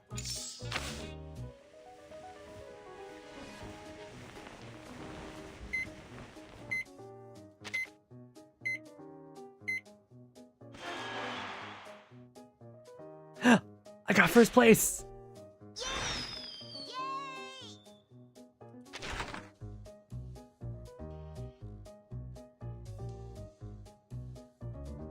Cards the crit symbol deal double damage on win, I see.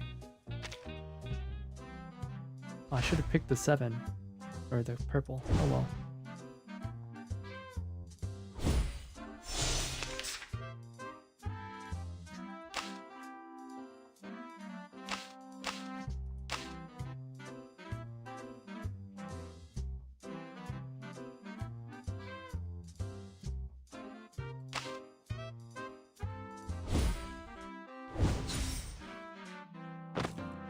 Gotcha. Got purple with no second thought. I timed it out, unfortunately. Oh no! Oh no, oh no, oh no, oh no, oh no. Do I survive this? I outlasted him. I outlasted him just for having more HP.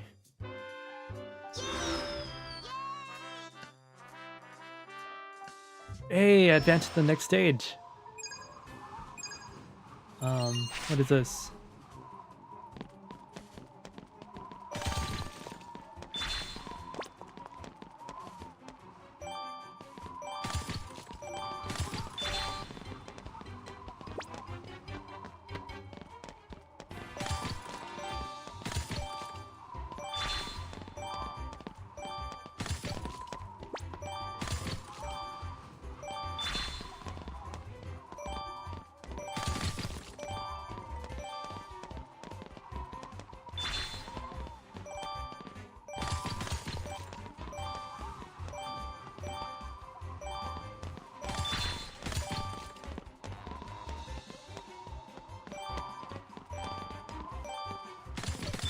Okay, these games are pretty simple to figure out.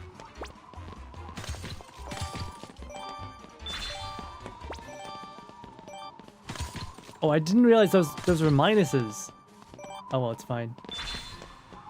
Mine.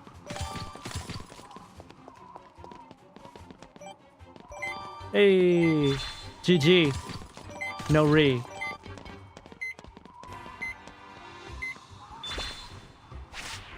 $16.9. I should have stopped at 6.7. Alright, got the purple this time.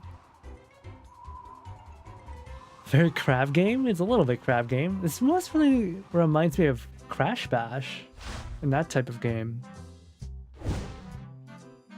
Alright, let's go. World Untold. I'm gonna school you. Now, why does people always get the grab all those scissors?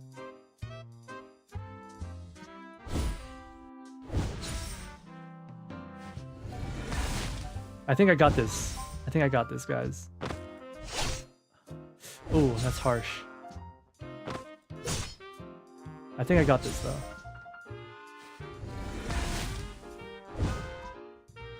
I win.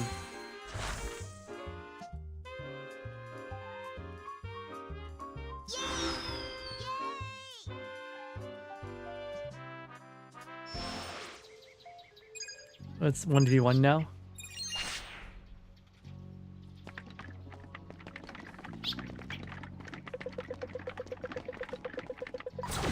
Crap.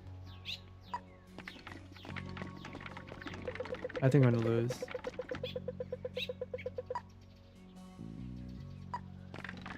Yeah, I think I lost. This person's too. Damn.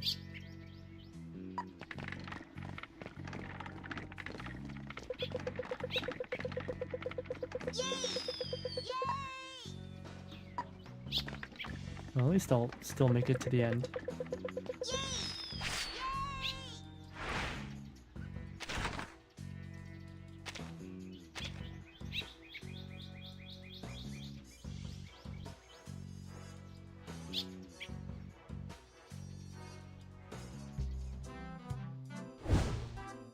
Alright, do you guys think I can do this? Make it to the top?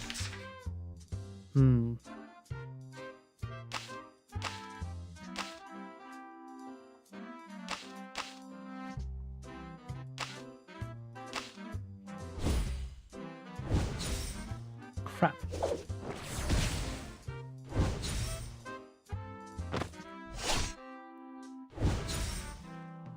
Oh, I should have used the purple. I didn't realize purple beats everything. I misunderstood. But wait, can I still beat this? No! I should have used the purple.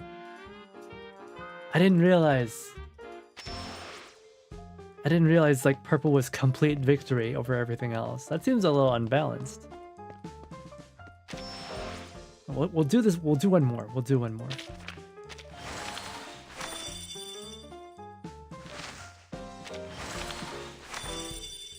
Gonna get outfits, of course. All about the drip.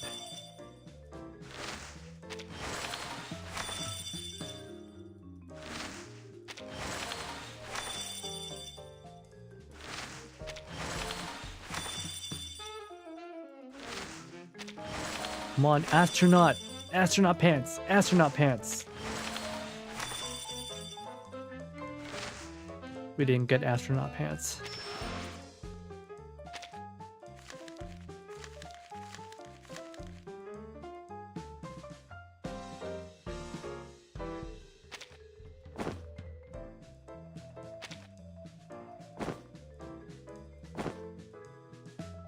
Sad.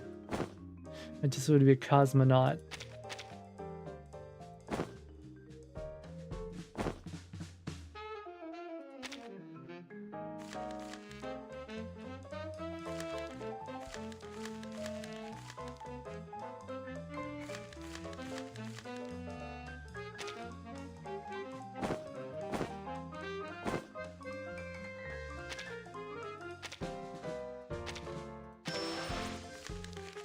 We'll go for one more.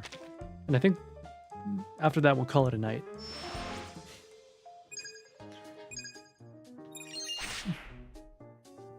Gosh, this is so much fun.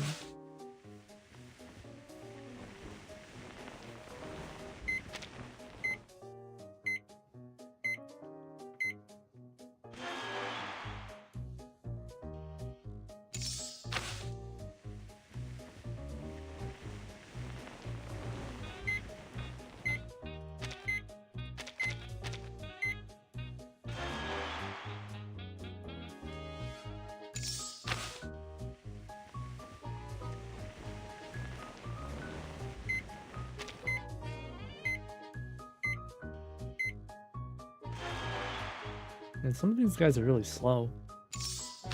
Wonder if it's because they're lagging.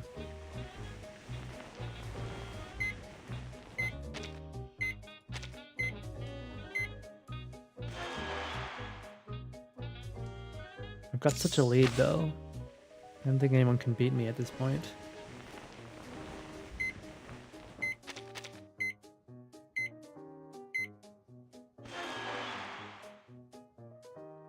Okay, this time we're gonna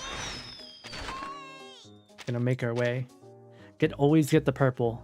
You're right, you're right, Clemire. Always get the purple. Always play purple. The only way to beat purple is with purple. It's just a quick press the win button.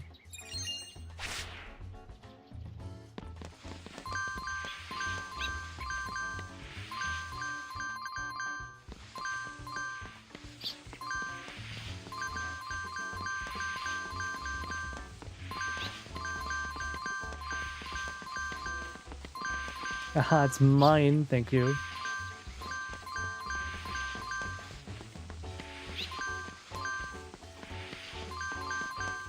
As Felician says, mine, mine, mine, mine.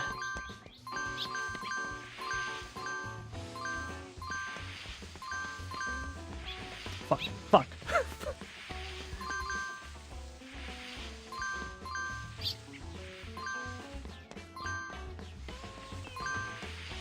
Oh my gosh, I'm such a lead.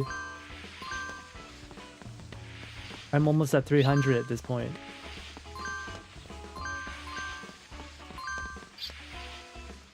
That's my crystal, thank you.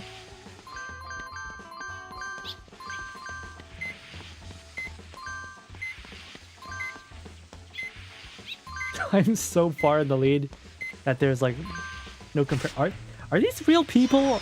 I can't believe these are real people. They have to be AI. They have to be AI. There's no way.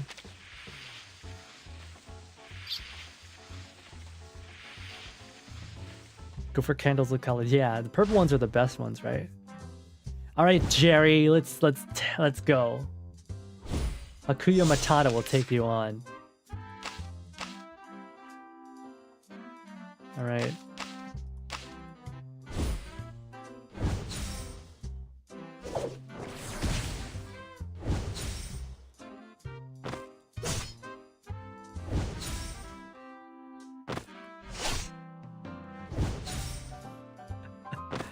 Plays the purple, then followed by colors. Nah.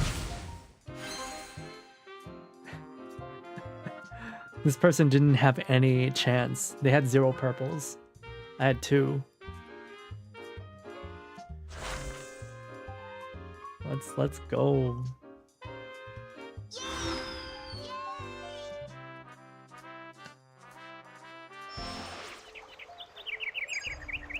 What's this?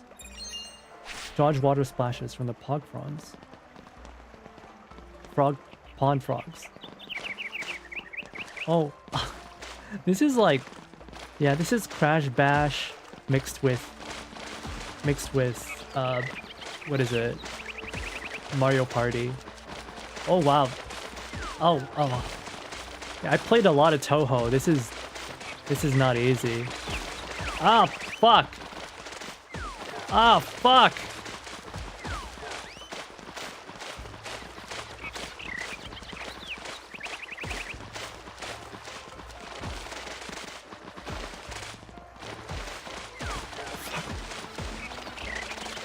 Oh. I'm just gonna follow this Sil light person.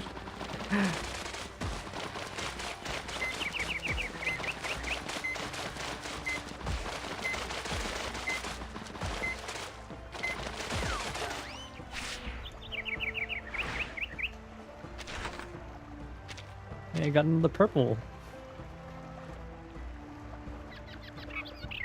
You guys think I have enough purples? Draw foxes, yeah. Maybe there's like another, you can roll another race. But we're all foxes for now. Wonder what other races there are. What do they have? Alright.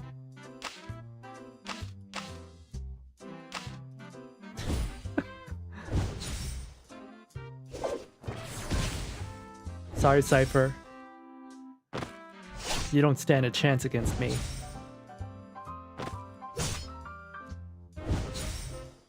Gonna TKO you.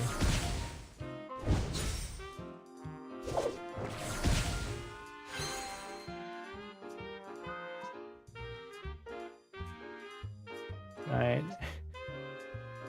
I play for keeps. Guys, it's time to bully small children. It's like we're playing Roblox.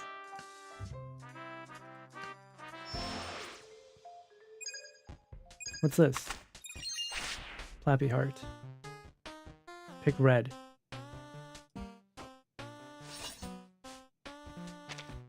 Oh, okay, I see. It's a reaction game.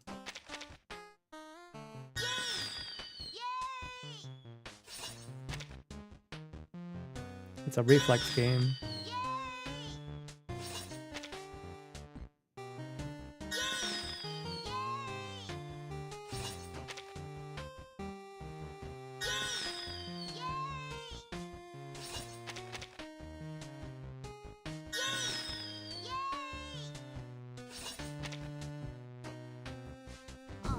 Wait, oh, it has to be the heart?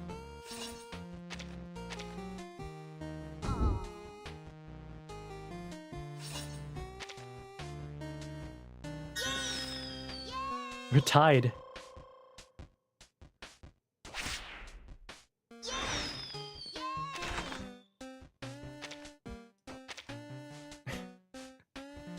Am I just gonna spam them with purple? They could be Yuri fans or Fujos or Gaiman. Are you saying Yuri fans, Fujos, and Gaiman are bad at video games?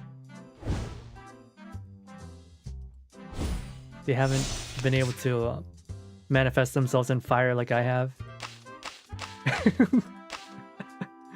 Oh my god. I'm just gonna spam purples. I'm sorry, you are ill-equipped to battle me.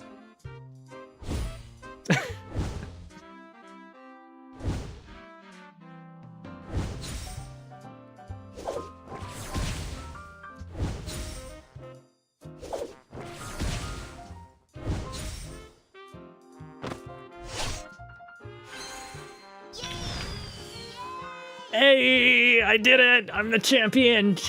Winner, winner, chicken dinner! I was just figuring they were the game's audience. It's really weird.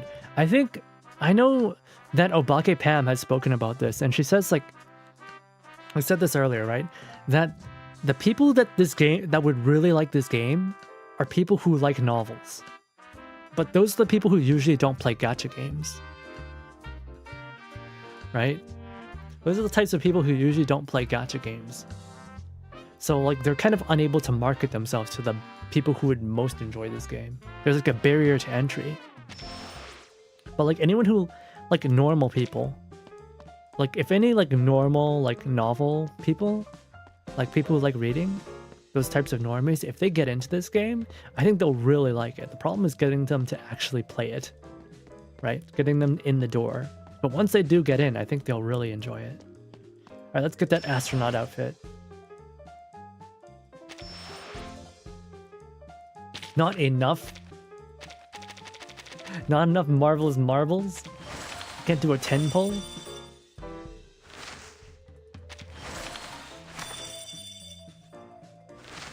Come on, just give me the astronaut pants. Wait, I pulled a different race.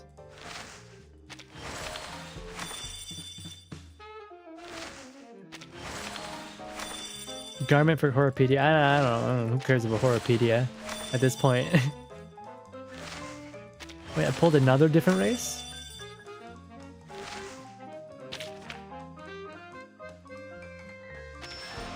Wait, I'm not a fox anymore.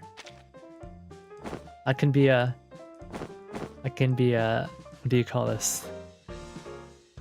A guy who's a little bit more calm, or a little more sly? Maybe a guy who's a little bit more angry and dangerous.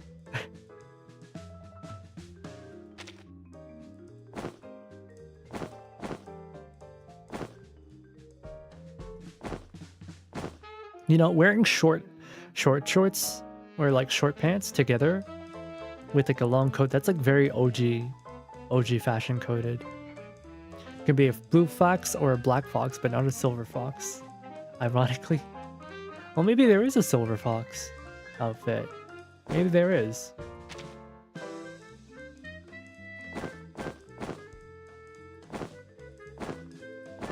These are actually really pretty nice. You know, maybe I should just wear the astronaut outfit, even if it looks tacky on me. Oh, we'll wear a monocle as well.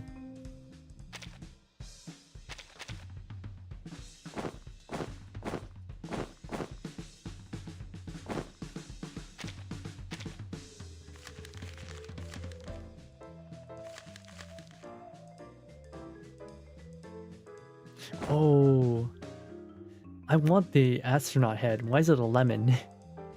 The lemon head is pretty cute.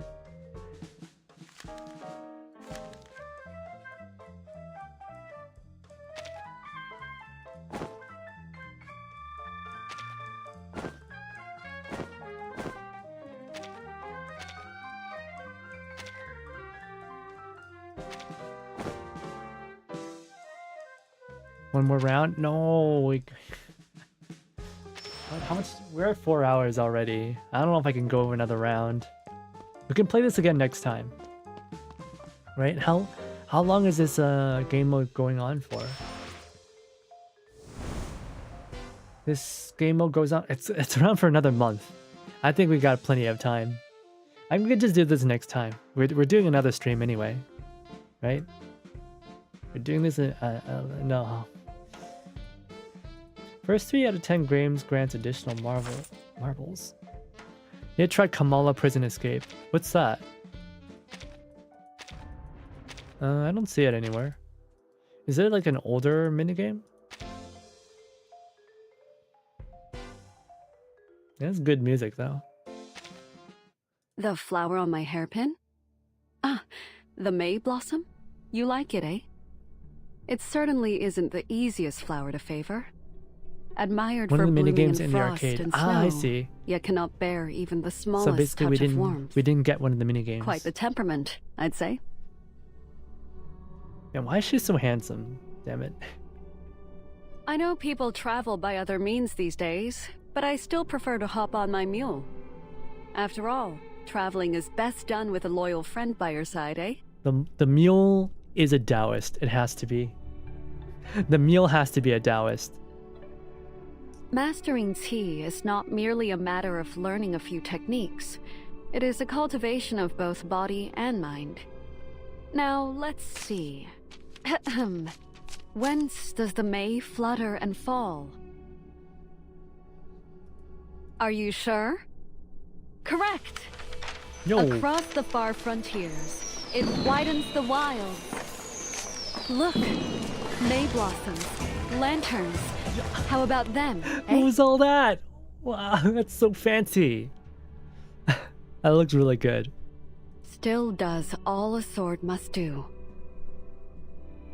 I'm really glad. I'm really happy with this. I'm glad I pulled for her. I don't know how strong she is, but I think she's pretty cool. I think she's pretty cool.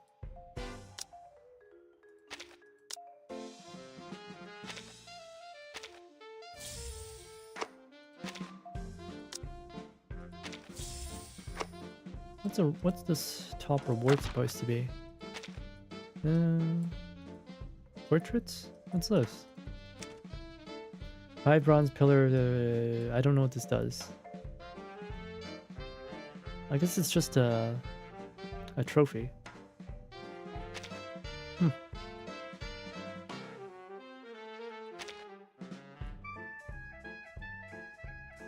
It says observers boxes. Collectibles, I see.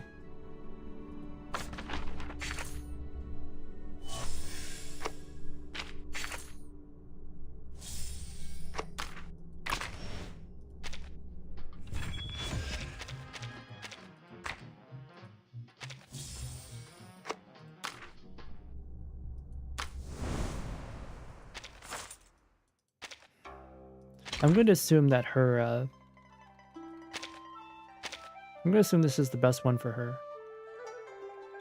I bought the new background, it's so good. Did you? How do you get it? How do you get the new background? Do you have to actually like buy the new background? This one? Oh. Oh, it does look good. Do I want to... It costs pulls though. Do I really want to? It costs pulls. I do have a 50% off thing, but like... Yeah, I can't afford it. I don't have any glowing strands and 1,600 clear drops. That's like a 10 pull, right? Oh, but it does look really good. It does look really good though. Ugh.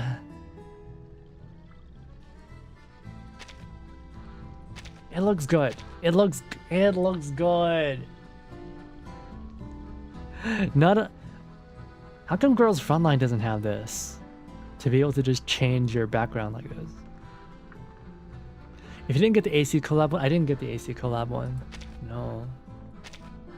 I see like sometimes, what was it? Kuruko. My sister, she has the AC one. It looks really good. I'm always really jealous. Wish I had it. Choose your own garment chest. Ah.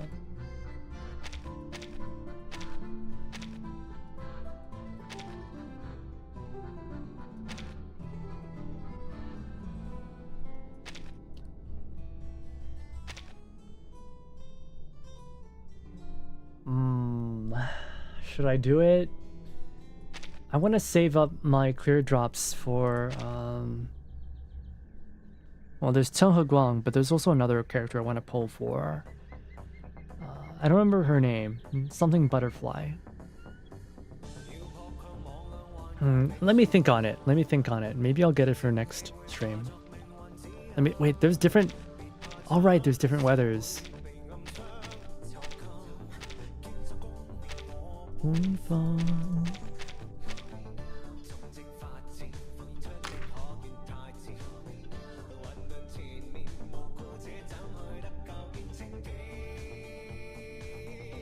Lawrence Butterfly, yeah, that's the one. I hear she's super strong. Though, to be honest, I haven't really done Reveries. I'm stuck at 450. I'm stuck at 450 in the Reveries. And I haven't even touched the other version. The newer game mode. Should be able to clear 450? I don't know, every time I try I get my ass whooped, but also I just don't read. I don't know how to read. Please understand. Reading is difficult.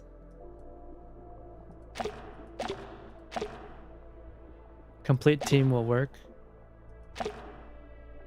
Complete team? What complete team?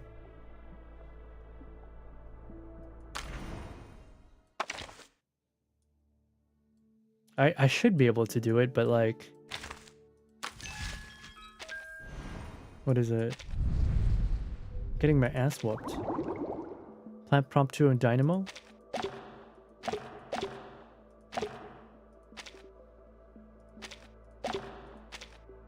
Yeah, this dude just completely wrecks me. Even Lingering Glow will work. My Lingering Glow team is awful.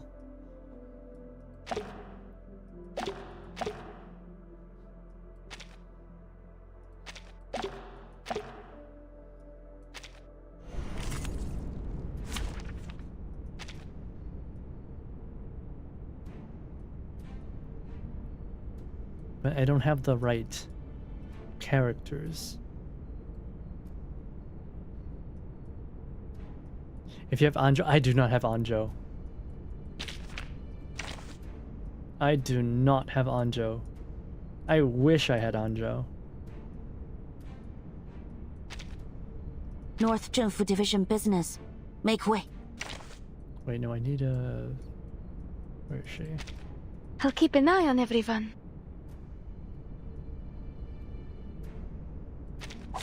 I assume you don't have Igor. Nothing either. unexpected. Nope. I do not have Igor. Так ярко и тепло. It got your back. I have no idea how this guy works. He's got like all these energies. Like there's so much text here. You really want me to read all this?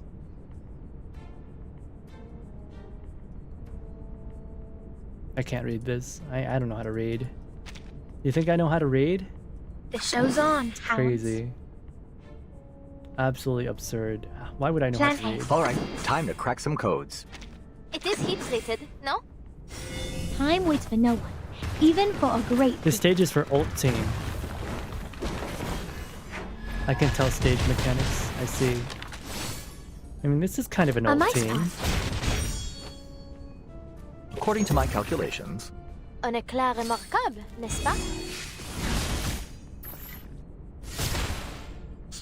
He's got this barrier from the that stars. I don't understand at all. Don't take a wrong step. So Getan, Millennia, Igor, Anjo. I have none of those except for Millennia.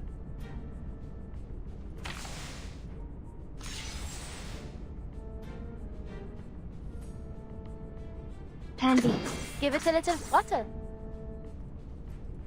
It is heat-rated, no? I'll handle the tech support. Traditional Recoleta.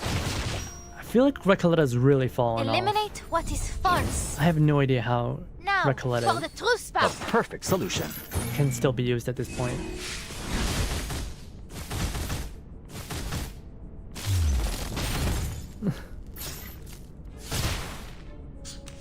An adequate sample. He's gonna throw down his ult and we're gonna die. The show's on, Hounds. Give it a little water. The show's on. The destination is... It is heat-rated, no? Give it a little water. Time waits for no one, even for a Recoleta, great... Millennia, Cassandra, and what's his name? Oh, Oh yeah, I only just pulled Vila, so I only just Up got with my a little spark. And down second it healer. goes. Bon courage. Purge the impurities. Like, look at that. Un éclair remarquable, n'est-ce pas? Felician can barely even scratch him. He's gonna throw down his ult and we're all gonna die. An accurate reading. A message from the stars.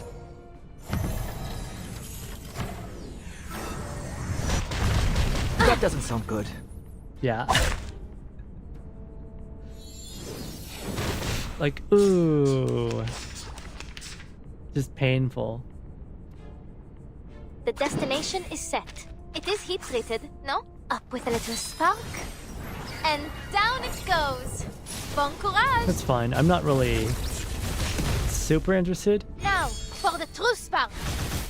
in doing the reveries. It's a lot of work. Decrypt the cosmos. You need complete, yeah. It is what it is. Nah. The destination is set. Like, how far Give can it I a get little with water. this? Up with a little spark. And down it goes. Bon courage. But yeah, I am a Un content éclair creator, so remarquable, n'est-ce pas? I don't have all the time in the world to be doing these. I honestly shouldn't be doing them at all. See how they oscillate. Who charts the stars' orbits? I should honestly not be doing these.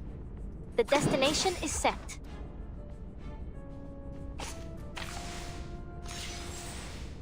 The destination is set. Give it a little water. Up with a little Bon spark. collage, croissant, And omelette de down it fromage. goes. Bon courage. What does bon collage mean anyway? Now, for the true spark.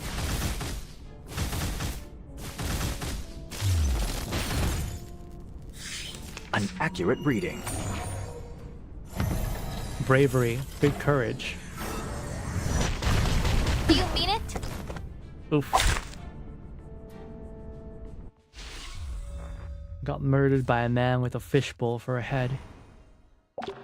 Bon voyage means something, yeah, but what's bon courage mean? I know bon voyage, but she didn't say bon voyage, she said bon courage. Good courage, bravery.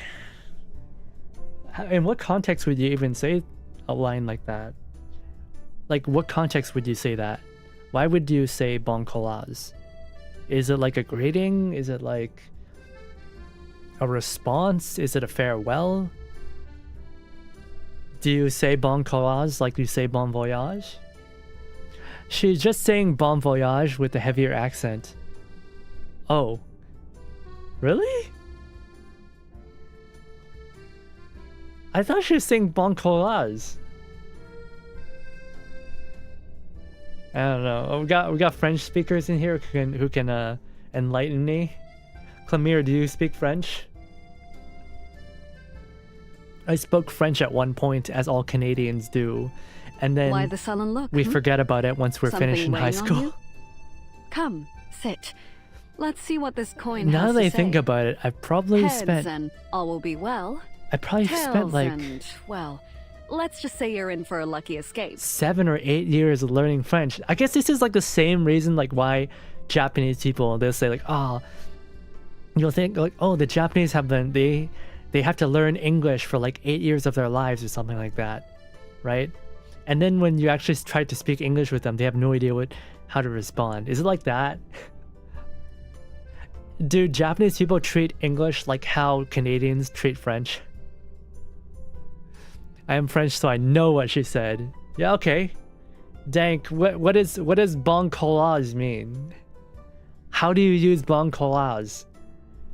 How do you say it? Why would you say bon courage? Tell me, Dank. Tell me. We have a French speaker. I think it's all languages in general. You have to utilize it, not just learn it to grasp it. Yeah, it's true. But I mean like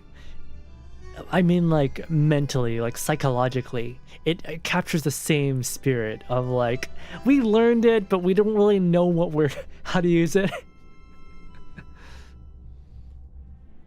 I recommend a friend who is learning Japanese go to VR chat. I've met a lot of people who learn Japanese through VR chat, and it's very interesting because they never learned proper grammar, and so there's a lot of how do you say it? There's a lot of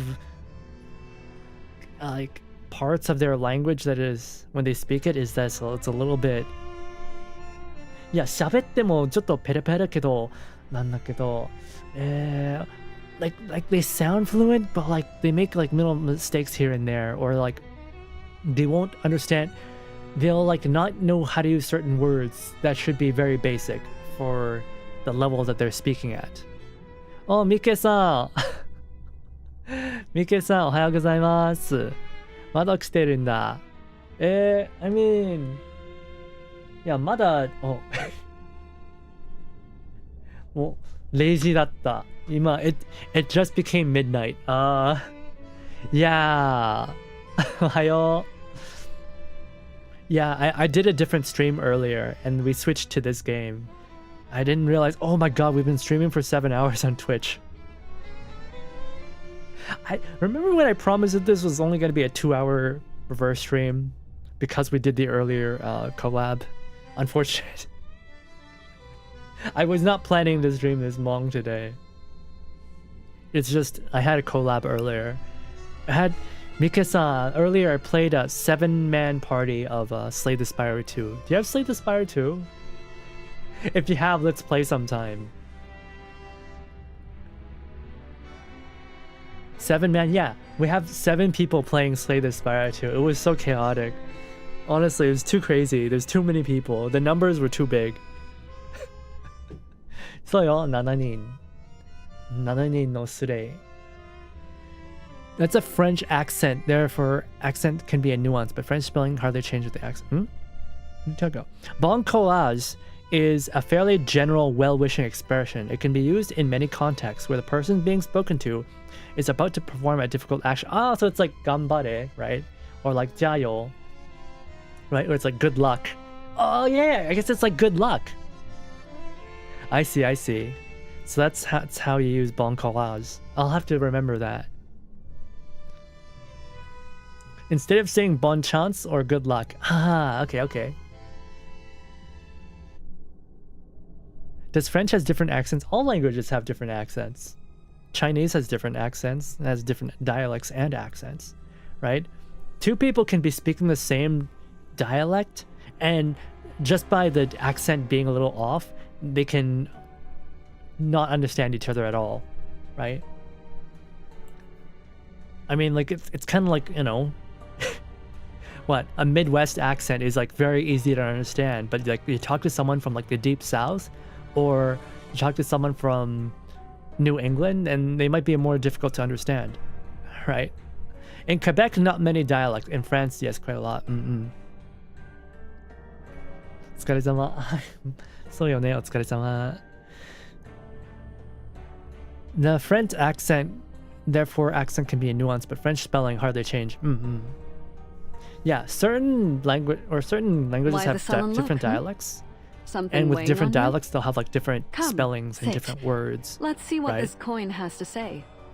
Most rarely spell the same, unlike regional dialects. Steam hams. Well, let's just say you're in for a lucky escape. Steam doesn't like Canadian French, doesn't like Quebec French use like a lot of different words from French in France. I really need otsukare being an international word. I know. Otsukare is like, it can be like, well, it can be like good job, or like you're tired, or like you can use it when people are getting off of work, but also you can use otsukare as a greeting.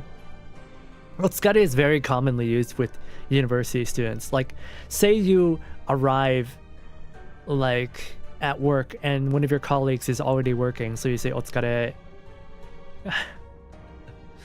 It's very like useful. I didn't know, because they don't teach you this in school. They do not teach you that otsukare has like a lot of different meanings. In school, they just teach you that otsukare is used for getting off of work, which it is, but like there's more meanings, because I feel that Japanese schools outside of Japan, right? Japanese school system, it teaches you like, what did they call it? Diplomat Japanese. So it's like not Japanese that normal people would speak. It's overly formal. It's overly stiff. Ne? Excellent, disgusting, meaning it's tasty in Quebec, but it's a little insolent in France. I understand. Like, what was it? 小姐 is like, you can use that in Taiwan, right? In Taiwan, in Hong Kong, basically outside of China, you can say 小姐, which means like little lady or like beautiful lady. But if you use it in mainland China, people will think you're calling them a prostitute. It's crazy, isn't it?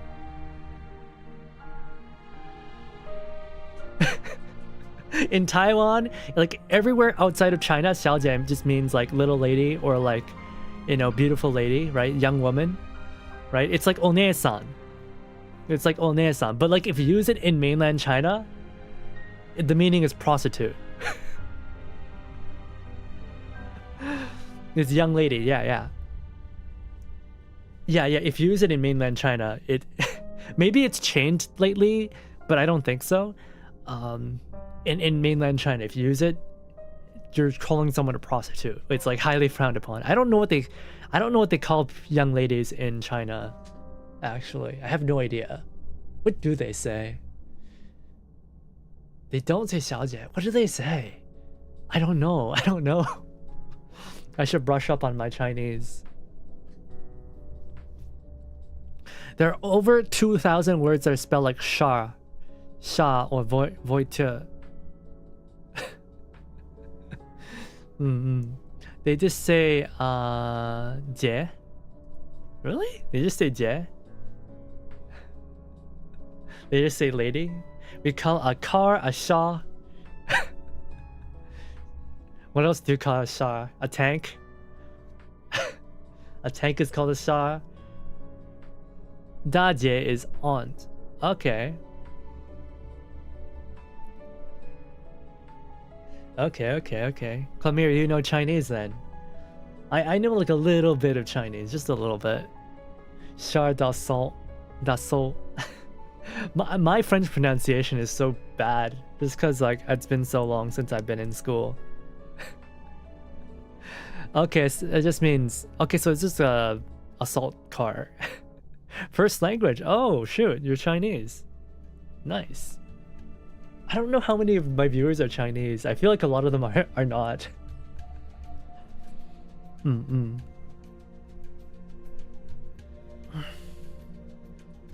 Yeah, this story is really good so far. I'm really enjoying it. It's a little bit low-key so far, but like, I don't know. I really enjoy Cheng Heguang.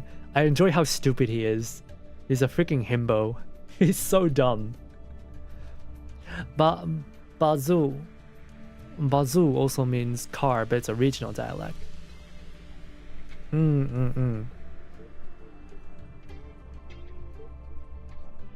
Man, I still can't get over this, guys. Hey, Mike-san, if you're still here, why the sullen look? How do you feel Something about weighing on you? this? How do you feel sit. about Let's see what this coin has to say. Heads. How do you feel about all this will be image? Well. Tails. And, how does this make you well, feel? How does let's this make just you say you're feel? in for a lucky escape. Wait. You saw? Oh my god, it's breaching contain. Wait. Wait, no, Mike-san, you play reverse as well, don't you?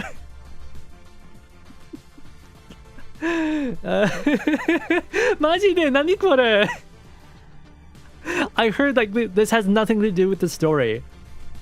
Right? In the Chinese patch, there's nothing of this sort. There's no pairing, there's no shipping, there's nothing like this. The artist just, there is no context, apparently. Apparently there's no context to this image. The artist just decided they wanted to do this for no reason. and like it's breaking containment. Like people outside of Reverse 1999 are seeing this. They use their free will. Oh. Will Smith, that's hot! That's hot! This is hot on... Yeah, look. 96,000 likes, 15,000 bookmarks, 11,000 retweets, 600 replies.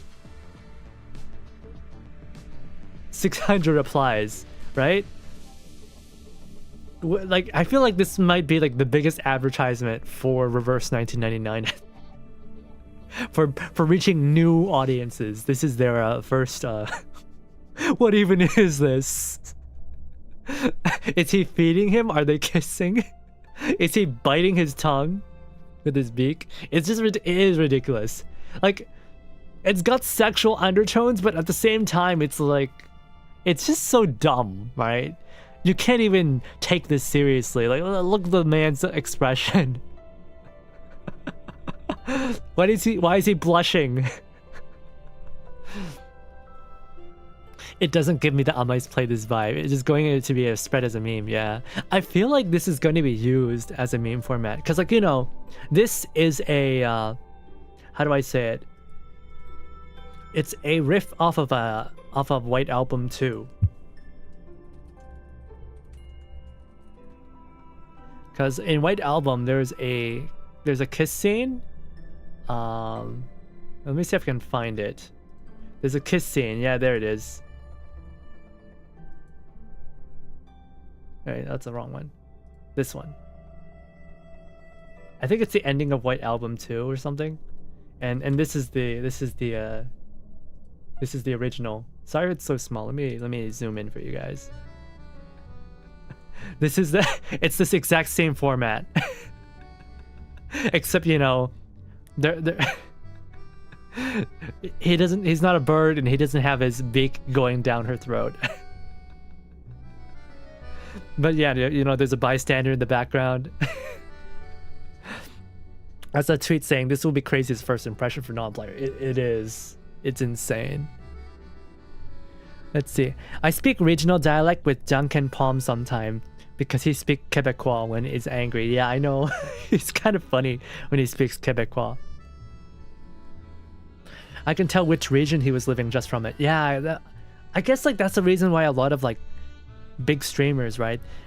If they're from like a identifiable place, especially if it's like Europe or Asia, they won't say their regional dialect because it's too easy to pinpoint where they come from.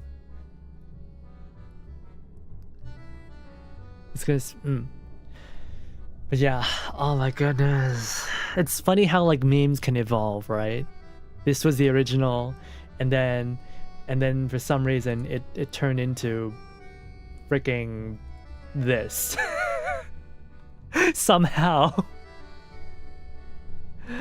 Oh my god. I don't know. When I saw this, I felt very happy. I don't know. Something about this image elicits joy out of me. I can't help but laugh at it.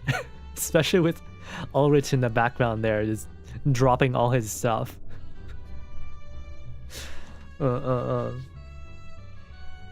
I'd say that Reverse 1999 has a very fun fan base. It's a small fan base, but it's a fun fan base. There's no drama, there's no drama. No one's spreading hate. Everyone's just like, why the sullen what look, the fuck? Something weighing on you? Come, anyways, sit. Let's see what this coin has to say. Heads and all will be it's well. It's past midnight, so Tails I'm gonna and, well, let's just say you're find in a way for to a end lucky stream. escape. Yeah? Let's see, is anybody streaming on YouTube that I can throw you guys? Oh, there's Xander. Xander's got a birthday donathon going on. I like that guy. Is there anyone? Oh, Santa Ursa's playing Pragmata. This is hard. Santa Ursa's playing Pragmata. I like Pragmata. But also, I don't know. Birthday donathon sounds pretty important. So maybe I'll send you guys over there. You still need to show him the boss of this gym is. Oh my god. Wait, no, I think he ended his stream. Crap. Let me refresh this page. Maybe I didn't get like stuff that was currently active. Oh yeah, he's not live anymore. So who is live? Ninja Sanji people? Man, Ryan's always streaming at the hours that I end. But I think I raid Ryan too much. I raid Ryan way too much. And everyone who... Oh, none of my friends are streaming. It's all the Ninja Sanji streamers. You know what? I'm gonna raid into Reia's Sumire. Still see some streamers playing Pragmata. I haven't finished yet. I still have more Pragmata to play. And honestly, I should have given it more time. I could have split yesterday into 2 streams. I got to the ending too quickly, I feel like. First time you're up ahead. I don't know if that's a good thing. Because like, if I go through the game too fast, then I'm not really getting my investment out of it. I was hoping to attract new viewers with that game, but I need to actually like make shorts so that they can discover me.